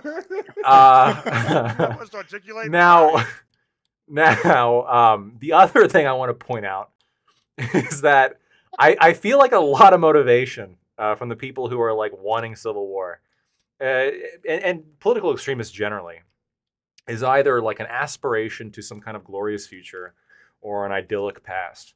And the reality is, like, in America, like we don't need a civil war, first of all, and things aren't, Doobie, you might disagree with this, but like things aren't declining to the point where it's like, oh God, we need a civil war. Things are getting so bad. In fact, things tend to actually get better with time, right? Like, you want to talk about, oh, shit being bad, right? What about Jim Crow? We got over that. We got over the whole marital rape thing. We got over Chaplinsky. We got over all sorts of shit. Like, we are improving as a country in many different ways. Are there new problems? Are there new challenges? Are there things happening that I disagree with? Of course, I talk about them a lot. It's fair to point out things that are bad, but this idea that everything's so doom and gloom, when, like, by every single economic metric, we're doing okay. Like, median income has been going up. Median income is like among the highest in the world. Even buying housing, all the millennials complaining about buying housing, a home ownership rate hasn't substantially changed. In fact, it's higher now than it was in the 40s and 50s. The glorious age of owning houses. Higher percentage of Americans own houses now. Things aren't as bad as people think they are. They never are. Everybody always thinks that today is the worst time to be living in. In reality, it's more likely it's the best time. The worst thing we can do, yeah, we can fix problems. We should do so politically. But the worst thing we can do is fucking have a civil war and turn this into a failed state. To a royalist. Turn this into a failed. Yeah, I know. Turn this into a failed state. A royalist. We look. In some ways, individual rights are. Yeah, I advocate for individual rights. Back in the glorious 40s and 50s, right? When we had the Chaplinsky case, you couldn't call a cop a fascist without getting arrested. Back in the glorious 40s and 50s, right? That was when Whick versus Philburn was decided, right? That's when the commerce was expanded to the government could do anything. That was toned down. Like, there are many ways in which government power, like fucking Chevron just got overruled. There's many ways in which the government is actually like toned down in power a little bit lately, and it's a good thing. Things aren't doom and gloom, and it's definitely not worth killing God knows how many people just to fulfill the fantasy of a lot of people who are mostly just LARPing, right? They play a lot of like COD, and they like the idea of going to combat. But I'm telling you, it's horrible. Watch enough Ukraine footage, and you'll be like, holy shit, this cannot happen. Everything needs to happen that this doesn't happen. And people who support Luigi are advocating for that kind of world to exist, and it would be awful for America. So, okay, Loyalist I want TV to be able to respond to that. Well, I'll leave it first. I'll let DB respond to it. I mean, there's nothing to say. I just think that I do feel like I'm listening to a loyalist, right? But it's even worse because I don't think a civil war would break out if people started going after Epstein types or going after the Purdue family for things. I'm talking like clear cases of like fuckery happening, right? I don't think that would cause a civil war. I think most people would actually support that. You said that in that poll. You said it poll earlier. You said it poll earlier, right? It was like a fourth of Americans agree with this, but 75% don't.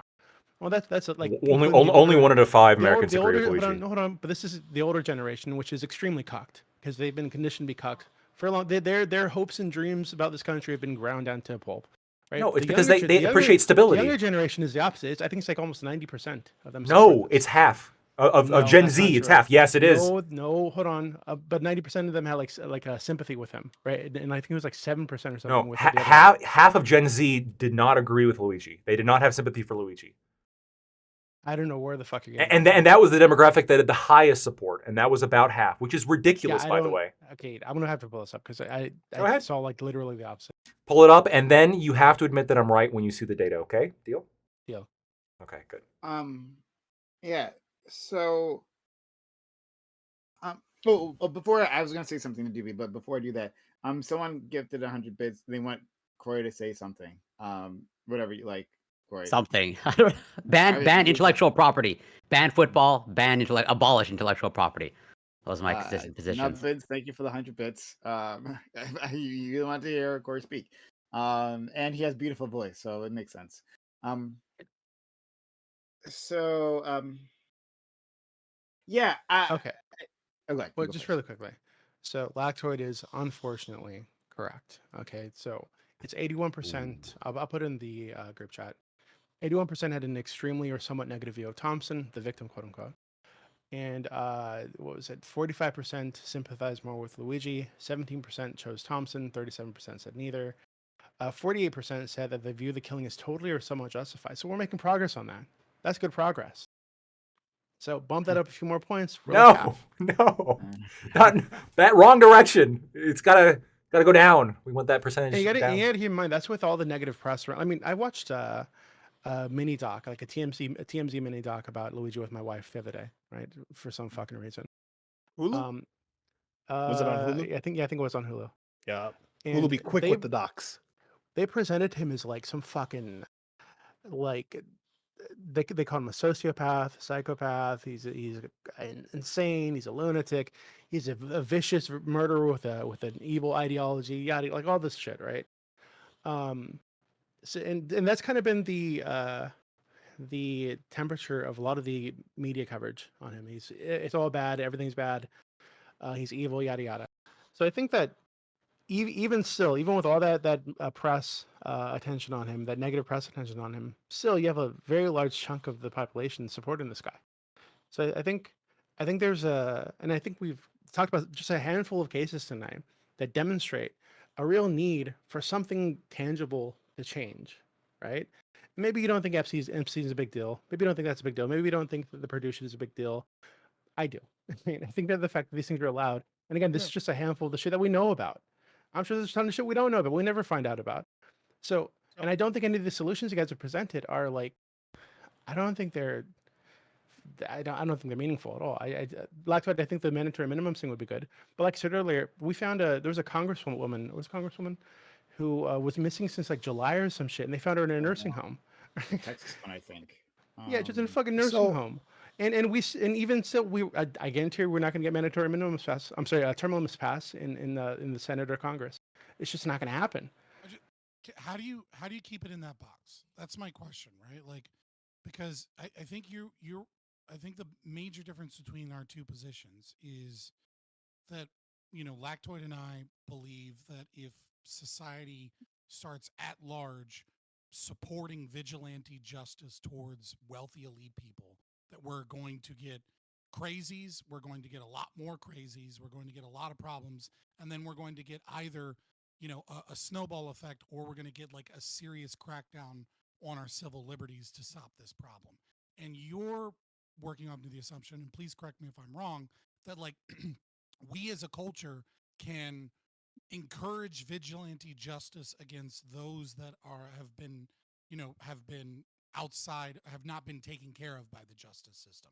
Those relative few that like we kind of all agree are super fucking evil, like the Sacklers, or like these limited cases.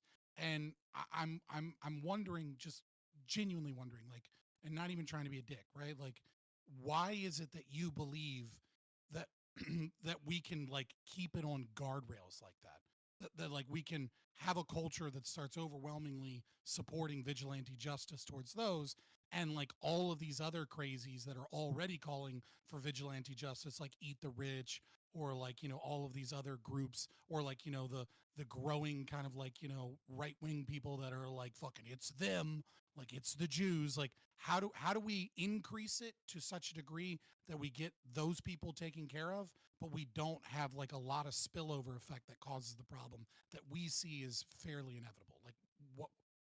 Why is that your assumption? I think that we have examples of similar things happening.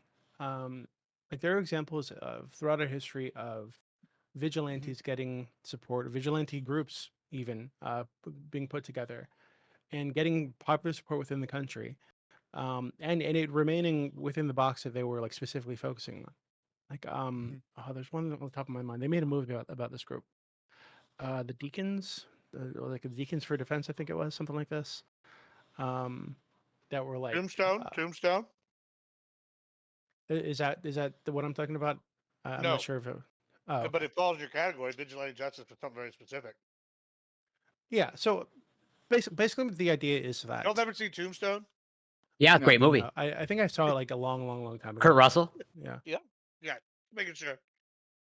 But I think the idea is that because, at least from my perspective, politicians, media, power structure, they're just not listening to.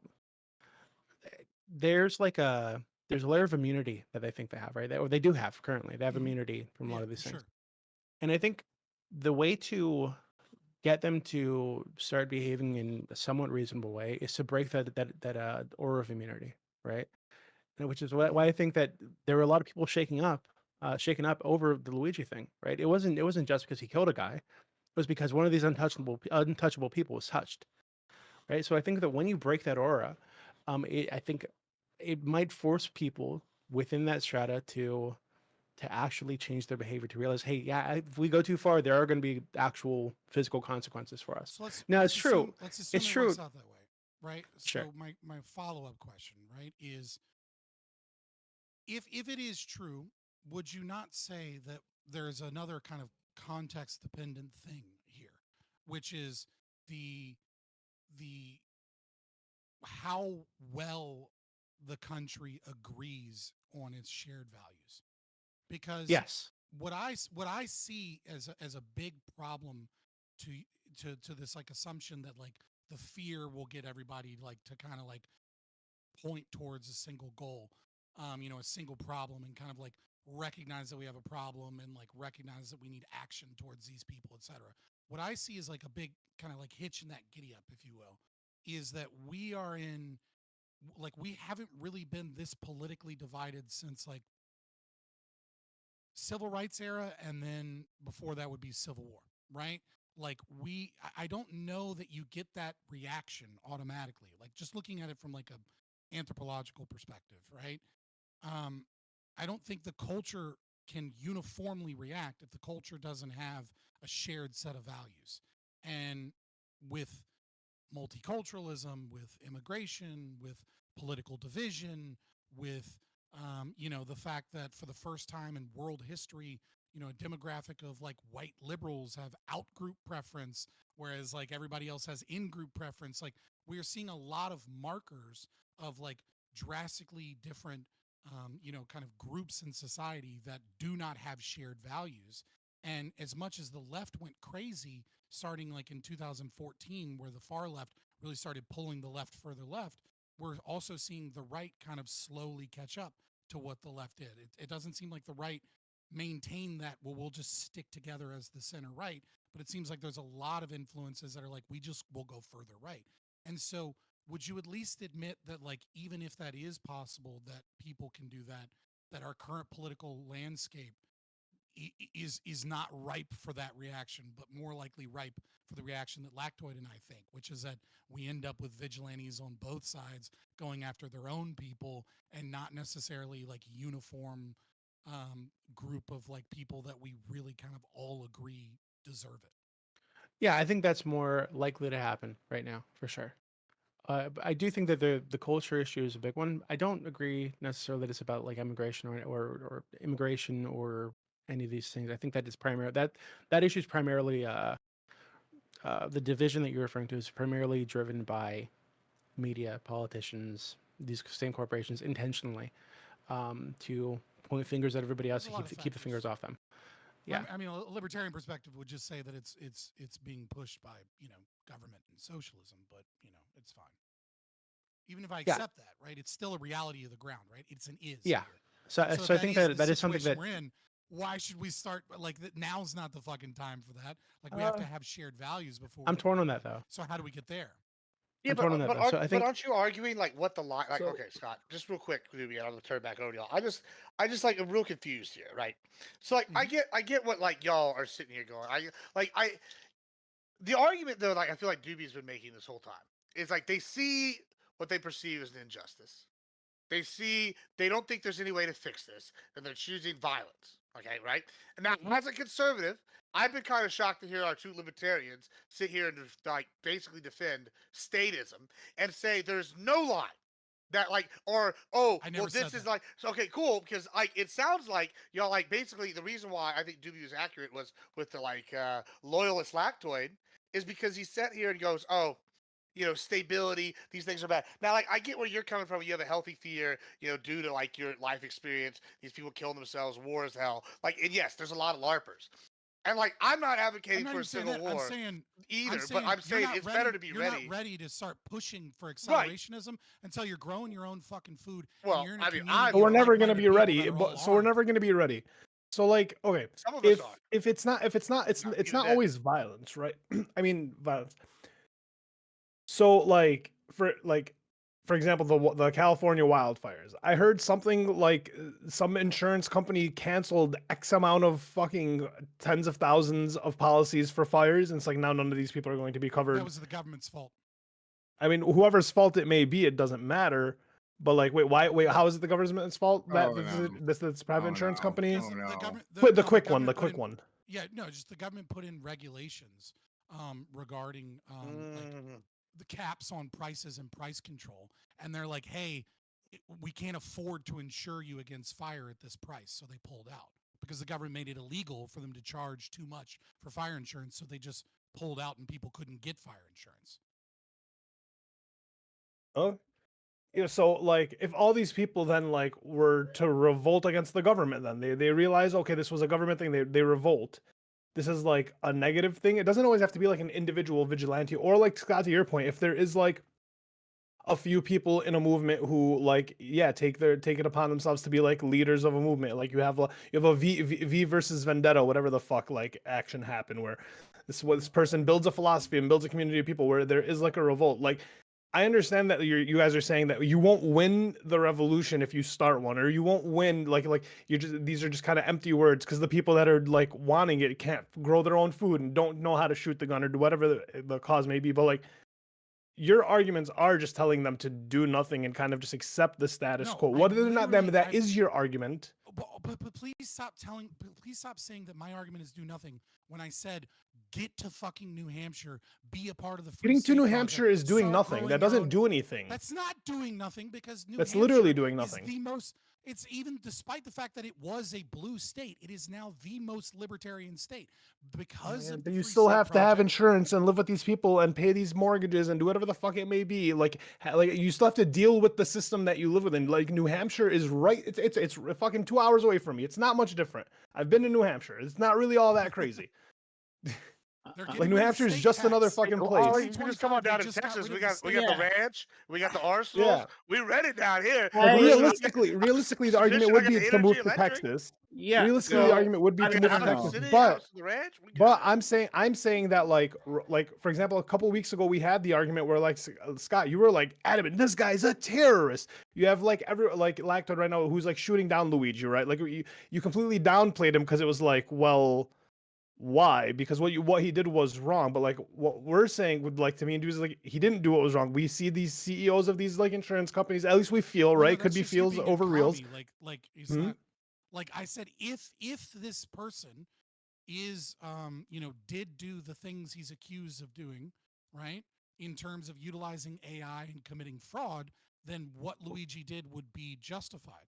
But he never got a day in court, and nobody knows whether or not they actually did that yet. So he's just engaged in vigilante killing some random. So to Doobie's point earlier, because he was the one, it wasn't even someone. So if someone killed off the Sackler family. So if someone killed off the Sackler family, you'd think that'd be okay because they got their day in court. They were judged, and they were judged to be guilty of the crimes that they committed. So you'd be okay with that. I said it would be justified in doing it, but I wouldn't support people going out and engaging in that. Why? Because I don't think it. Because morally speaking, I want people to do what is in their rational self-interest. And I do not think that it is within one's own rational self-interest to go get locked up in jail and then be used as an example by the powerful elite to push more fucking. But that keeps it to a self-interest versus a collective interest, right? If there's a large enough group of people who disagree with these things, right? It's like you kind of are disincentivizing people from gathering and like following through with their ideology. It doesn't have to be killing the people, but like to tell people that you like, but we know that, but tomorrow, most people are fucking have socialist axioms like you. So I don't think we're going to get a better world when the revolution's over. I think we're going to get more commie, socialist, warlord, authoritarian. I'm not going to be the one leading the revolution, so you don't have to worry about that. But I'm just saying that like I think you are fairly representative of like what normal people think.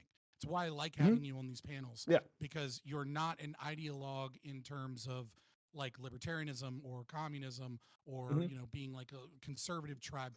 I appreciate your input here because it reminds me what the average American thinks Yeah. in a lot of ways. And so like that's why I like you having here. And what I hear from you is exactly what I expect, unfortunately, which is that you have a lot of socialist axioms that like you're not a libertarian. Obviously you're not based off of private property rights. You're based off of a consequence a consequence system, and you have ideas that have been promulgated throughout our culture. And I think that if we push revolution now, you push the crisis, what do I think is the logical outcome of the crisis? Peep the name Fabian Liberty.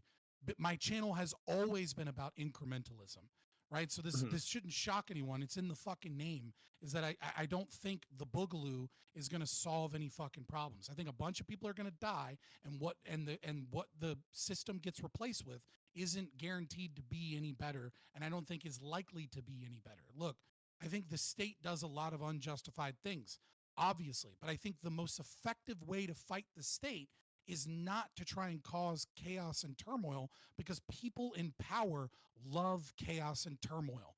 They love to use that as an excuse to take rights away from you and to take more money away from you, because most people, once the chaos and turmoil starts, are willing to give up civil liberties for safety and security.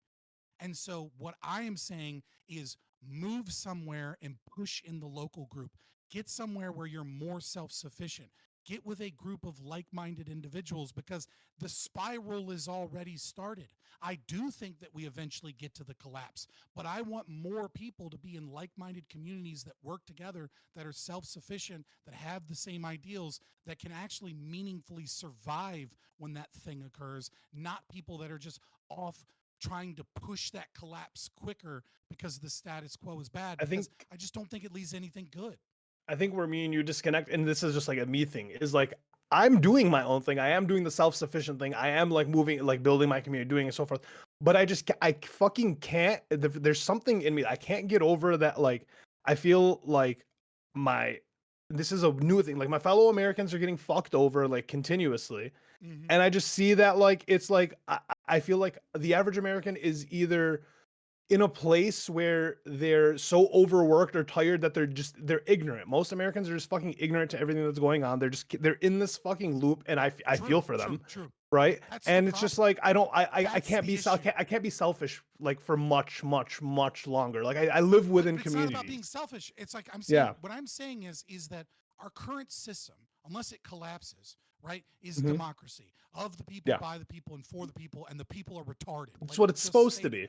And so, like, if we like start popping off random people, all those fucking normies will absolutely outvote you when someone comes along and says, "I'm going to stop the chaos. You just got to give me a little bit more power." It has I get your happened in point. Yeah, I history get your point. over and over and over again. And so what Yeah. I'm saying is that the right solution to this is not to push the chaos. The right solution is to push that like-minded people collectively get together, to push philosophy, to teach people to try and wake Hasn't them that been up, happening teach people to for decades in this country? And like we're just getting no result. I feel like it's getting worse. I feel like we collect, but like we get nothing done with the collection other than like we have a bunch of people who are talking to each other. Yeah, sure, but like nothing's happening. Congratulations, you just stated the tragedy that is all of human fucking history. That has been our problem. Yeah, but since we stopped being hunter. hold on. Sociologic. Don't give in this easy, right? Because I'm not giving it. I'm listening. You're not I totally wrong like here. to listen. No, you made a good point earlier. There's a reason why the libertarian movement has picked New Hampshire.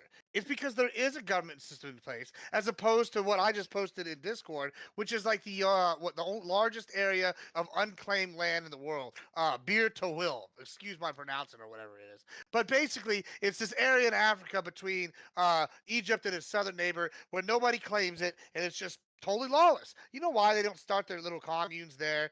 Because it is totally lawless, right? There's a reason why Texas fought against the revolution against Mexico, because guess what?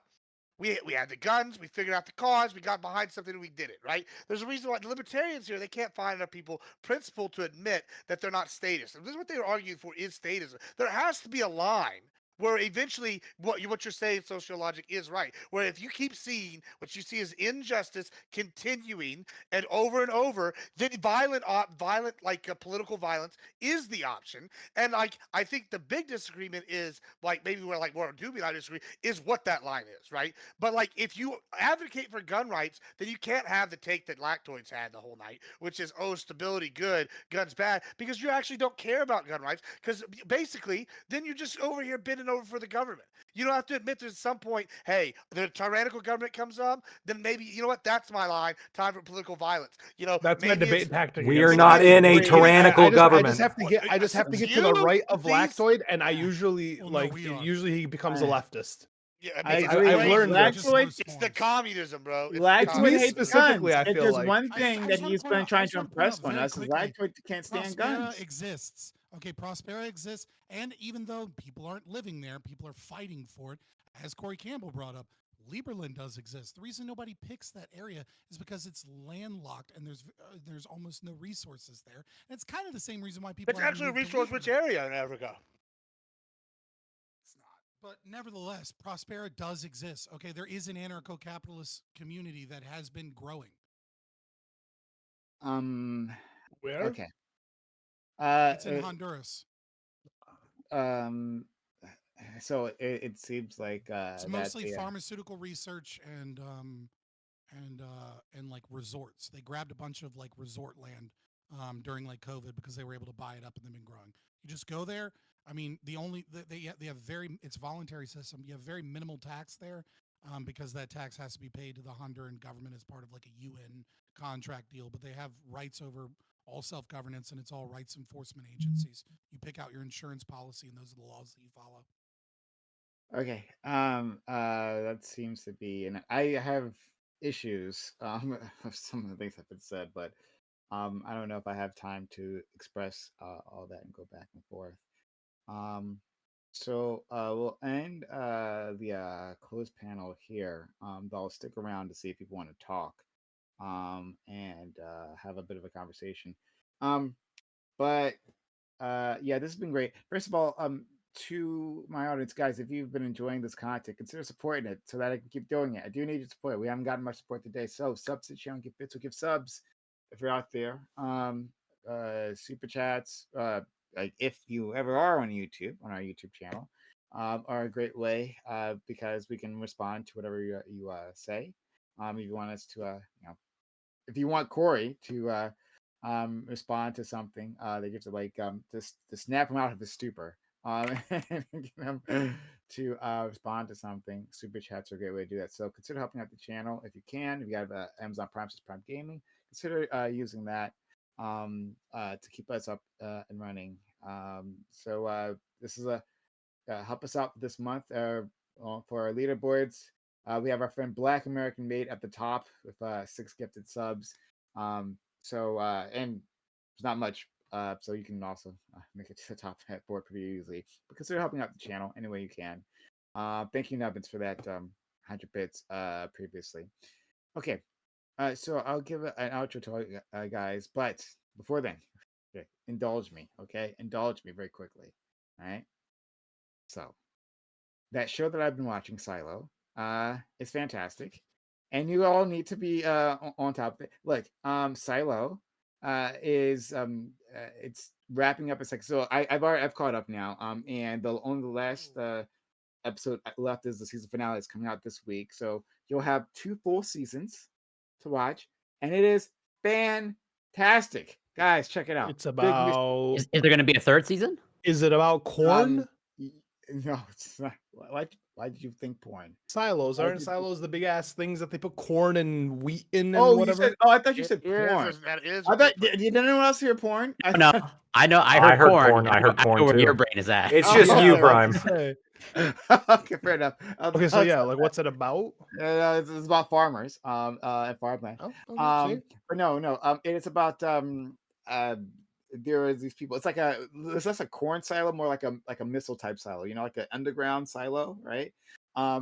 There's the last 10,000 people in the world. They're trapped in this structure.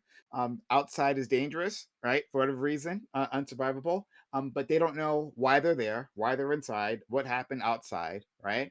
And they're kind of trapped in this system of governance that is not too great. And so there's lots of mysteries that unwrap. It They is need a violent fantastic. revolution. Oh, they should have a revolution. In fact, that's a plot point. But there is something else. So I've caught up, right? I've caught up with Silo, and so I started watching another show, right? Called Severance. Has anyone here? Heard great things. I think Ben Stiller created it. I've heard like really great things about it. Okay, all right. Love to hear that. And anyone else who didn't hear about that? That one's also on Apple TV, so that's why you haven't. No, that one I haven't want to really see. looked. I've seen clips of Severance, and that show looks insane. It's the one where the girl goes into Oh, work. Just real quick, it's what the basis of the show is. No, don't. Hey, one second. Okay, so I wanted you all to watch it, right? The first season came out in 2022. But then like the second season is about to start. Like it's imminent. It's gonna start soon. So it took 3 fucking years. So I want all of you to watch it, but specifically, right? I want to hear from Scott. Right? I want to hear Scott's opinion on it. He wasn't paying attention, so he might not know what I'm saying. And you're muted. I know you're talking about Silo, but you want No. my opinion on it. Yeah, I know exactly because you didn't listen. Yeah, so Severance is the other I thing. have a $50 super chat. All right, I muted the shit and started answering Yeah, the question. okay. All right, fine. Super chats for me too. Anyway, it's fine. It's whatever. But so Severance is another Scott show. answers his super chats. Whoa, that was. So Severance is I've another never show. not answered a single one And within the show. One I didn't answer that stream, but I told her I wanted to give her a better. Yeah, And you okay. think All I right, give guys. you a hard time, Brad. Scott, got it. Sure. I want to hear your opinion on another show that I'm watching. I was saying Scott.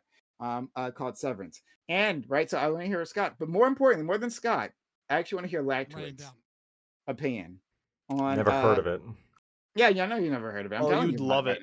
now. Sick But show. so Severance, fascinating show. It is about a group of people who are working in an office, but well, mysteries ensue. They are working on something, though we don't know what the purpose of that is. But the heart of the show is the severance. Now you think severance maybe severance pay. That's not what it's referring to. Severance is referring to something very specific. And that's what I really want Scott's opinion and Lactose opinion. So don't look it up, right? I actually want you guys to watch the show. Don't look it up. Well, don't tell me that now. I already read like. Of course you did, because of course you did. I don't tell. Who wouldn't? Like that. But I don't like. Why? I wouldn't. Let me guess. Let me guess. I wouldn't. They no. sever part of you off or something. All right, go close. But I wouldn't look it up. I wouldn't look it up because I like to actually experience the show any which way. It doesn't matter. Oh no, I watch So clips before. what I want to do so I want to hear from like Lactoid specifically, right? For two reasons. Because in temperament and in profession, Lactoid is a shill for the bosses. And so I would be curious, right? Like what his thoughts are on this, because this show tests like what are the limits of what a worker, right, of what labor can consent to. I think for Lactoid, even more than Scott, right? You and I have had big disagreements about like what does it mean for a worker to consent, right? Like what does it mean for negotiations between an employer and employee, right? And how that can shake out. What are the limits of that, right? I want you to watch the show and give me your opinion. What's your personal opinion about like the idea? We should do a severance panel. Should we watch it like a book club? We will absolutely. Because I would spoil people, and I'm very big on not spoiling people. So I would want that, and I would want your legal opinion about severance, right? So 2 separate things: your personal opinion and your legal opinion if something like this happened. If you just watch the first episode, you'll at least understand the concept, right? But if you watch more of the seasons, only 9 episodes in the first season, it'll start to like talk about the moral implications of the situation they find themselves in. The Office is kind of like I haven't read any of his work, but I think it's Kafka-esque. I think that's the way you would use that word. I'm a fan of Kafka.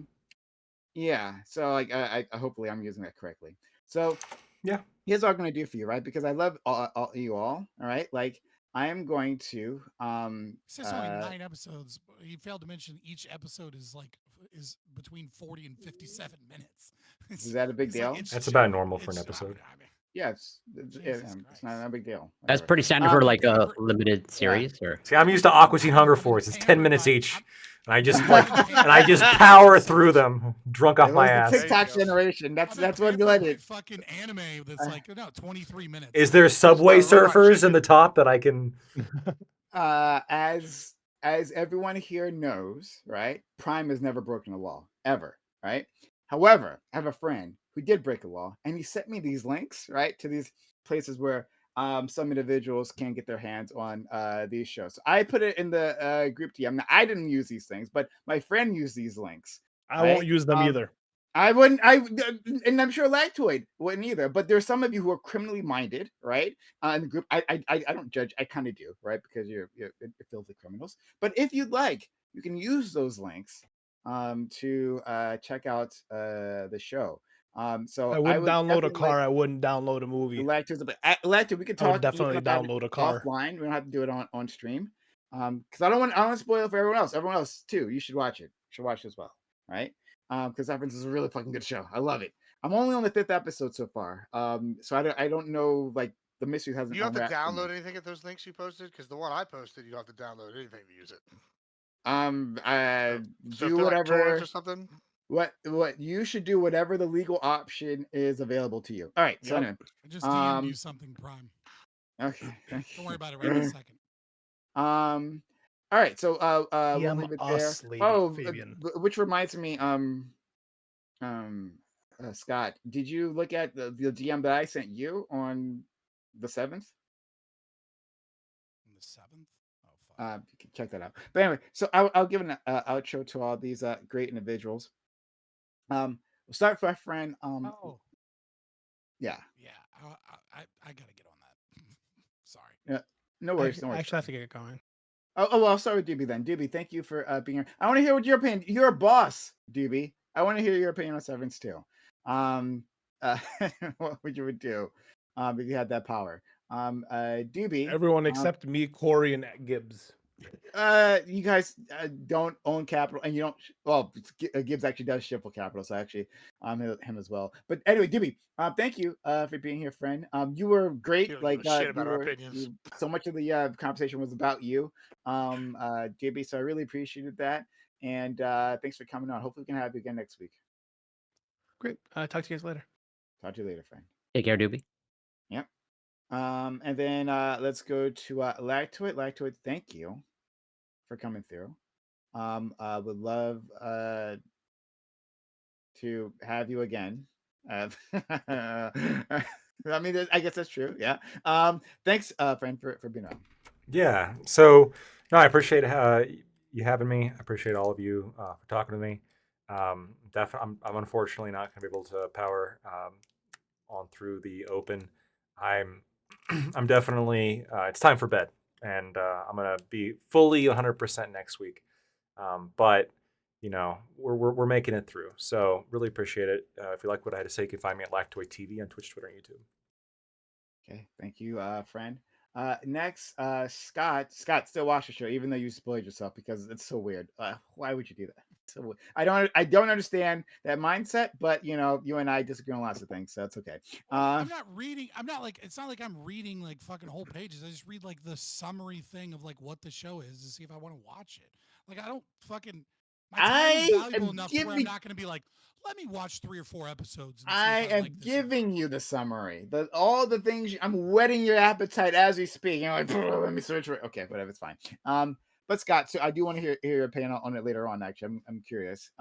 So you should also watch it. However you would do that, right? But yeah. Thanks for being here, friend. Yeah, appreciate it. I'm Scott, also known as Fabian Liberty. You can find me Fabian Liberty on X and YouTube. I'm on other platforms, but you know, this is primarily where I'm at. Anarcho-capitalist. Regarding the topic, obviously I don't want to like do like a whole big. I don't usually do like an outro thing or anything like that. I'm not gonna make any arguments or anything. I just want to say, There's a great book by Sam Quinones, Dreamland: The True Tale of America's Opioid Epidemic. If you want to learn more about like all aspects of it, right? Like the Purdue Pharma, the ads that were involved, the different legal cases, but also like understanding the opioid epidemic from like sociological perspective, and like looking at like how doctors were affected, and looking at like some of the crazy things like I think it was Mexican. It could be we'll say South American and or Mesoamerican gang, mafia, whatever, that were like going into suburban neighborhoods with little care packages of black tar heroin, and there's just like so much interesting things to learn about and get like a very more like full understanding of it. Obviously, it's a lefty because it's a sociologist writing it, but nevertheless, it's a good book that'll give you a lot of information on it. So you should read Dreamland by Sam Quinones. Thank you so much. Next, our friend Corey. Thanks you as well. Yeah, thank you so much for inviting me and having me. Always appreciated and grateful, and definitely appreciated that the topic from last week, we actually covered it this week. I think it was great, and like we spent I think 2.5 hours on it. So yeah, definitely a worthy topic. And I was glad I was able to get on my soapbox about intellectual property, because yes, abolish intellectual property. It's stupid, it's bad, and in the case of the opioid epidemic, it has literally cost millions of lives. Okay, because the drug didn't need to exist in the first place, and it was literally created under false premises, and a monopoly was created under false and fraudulent premises. So yes, intellectual property bad, and also ban football as well. But yeah, you can find me on Twitch, Corey Campbell 84. Twitter, X, YouTube, Instagram. It's Corey Campbell. And Gibbs, Ali, Scott, Lactoid, always a pleasure. Glad to see you're feeling better. Hope the trend continues and you're 100% next week, Lactoid. And love you, Pry. Same here. Thanks so much. Fuck, I was going to say something. But all right, thanks. Let's go to our friend Ali. Yeah, thanks for having me, Prime Lactoid. I'm glad to see you're doing better. I second everything Corey said about the pharmaceutical. I'm not a big fan of the farm reps, the companies. They're bad. But more importantly, Lactoid, Corey, how do you guys feel about, potentially becoming the 51st state in Americans, right? No citizenship test. You just get to be part of the squad. How does that make you guys feel? Lactoid doesn't have to fake it anymore. That's when the fucking Canadian jokes will finally stop. Is when Canada. True. It will never stop because it's literally now like everywhere. Lactoid can't get away from it. Not on Twitter, not anywhere. There's no joking here. I don't know what you guys are talking about. Lactoid's Canadian. He lives in Virginia. Also, he's like 5'11". He keeps lying about being over 6 foot. We know, we see through your lies, Lactoid. Okay, all right. But thanks so much. And finally, our friend Admiral Gibbs. Thank you, and for being awesome. Extremely entertaining.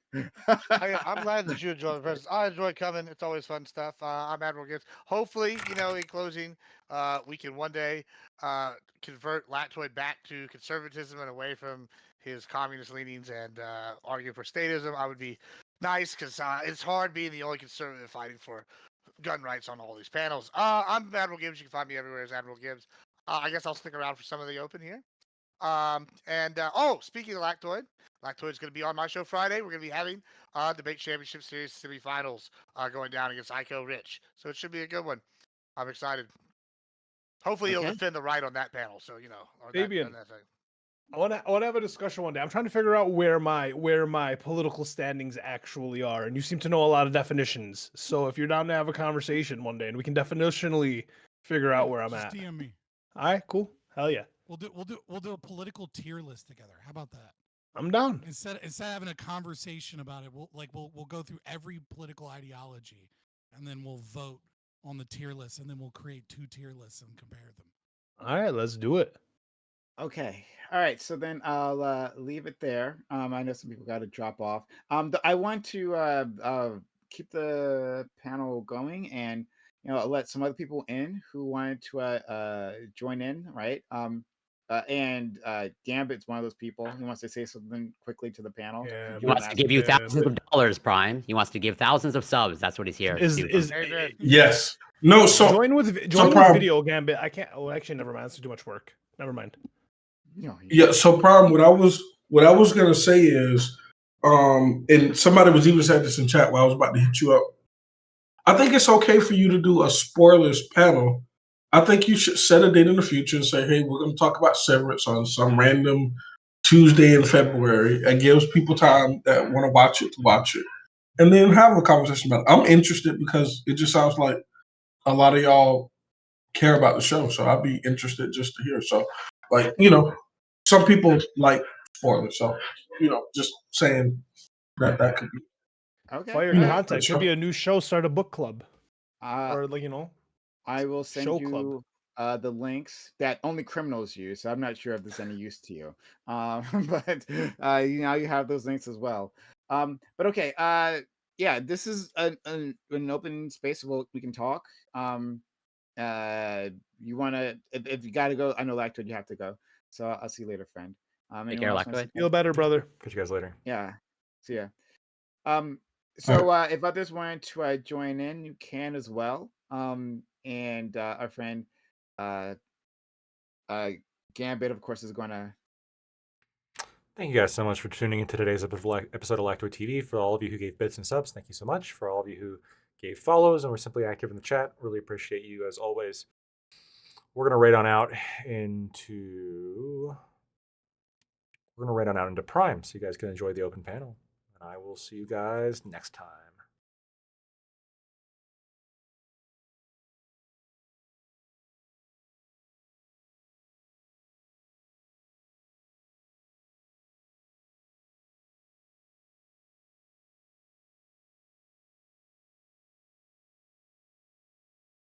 I think y'all are gonna assume I'm memeing, and I couldn't be more serious. Don't worry, I get that a lot. I'm ready for it. That's Gibbs's whole spiel. So yeah, I was listening to y'all, and I was telling Prime I wanted to jump on, but I was like working out because I was trying to lose weight this year. So, I'm terrified when I hear things that happened on the panel. I think some of the things that Sociologic was saying, like, to me, they hint at like white male school shooter vibes. And I feel like there's a lot of people who are like, I don't know, they intellectually come to a place where they think nothing can help. And like I heard Scott, I heard Lactoid, I heard a lot of people offer like suggestions. Yeah. And for about an hour, you kept saying, no, you guys are just saying do nothing because you're not saying go kill people. In so many words. And like I think when I see people that seem defeated or however you might feel is best to describe your mental state right now, I think it's dangerous. And I think I don't know what we do about people who fell into the hole you fell into, but I saw like a lot of laughing and stuff, and I see where we are with thoughts like yours, like being spoken as extremely dangerous. Yeah. So just before you do that, thank you, Sean, for the gifted membership on YouTube. Yeah, gifting one of Sean on YouTube. Thank you, Sean, for that. It's awfully kind of you. Go ahead. Sociologic. I want you to speak for all white male shooters, by the way. Since right, you real quick. Yeah, so like to Scott's point, I do feel like I am kind of like the general thought when it comes to like these like in the panel. I do feel like I speak for the average man, the everyman. So for me, it's not so much that I advocate for the killing, right? Like Luigi should have went to jail. He got caught. He did a dumb thing. He killed someone. He should suffer the consequences of that thing and go to jail, which is like exactly what happened. And like, I don't think anyone should actually free him. But for me, right, like I can do my own thing. I can go work and be self-sufficient and all of that. The issue is I feel like we live in a country where everyone's supposed to like pay their fair share. I feel like we live in a system that we're bought into that like certain people get to avoid. So like for me, like I get a Scott, like for example, hates taxes. I'm not so much that I hate taxes. I think people should pay the taxes in the country that they're living. I think if the taxes that we're paying like are used to actually benefit like the common citizens, it's fine.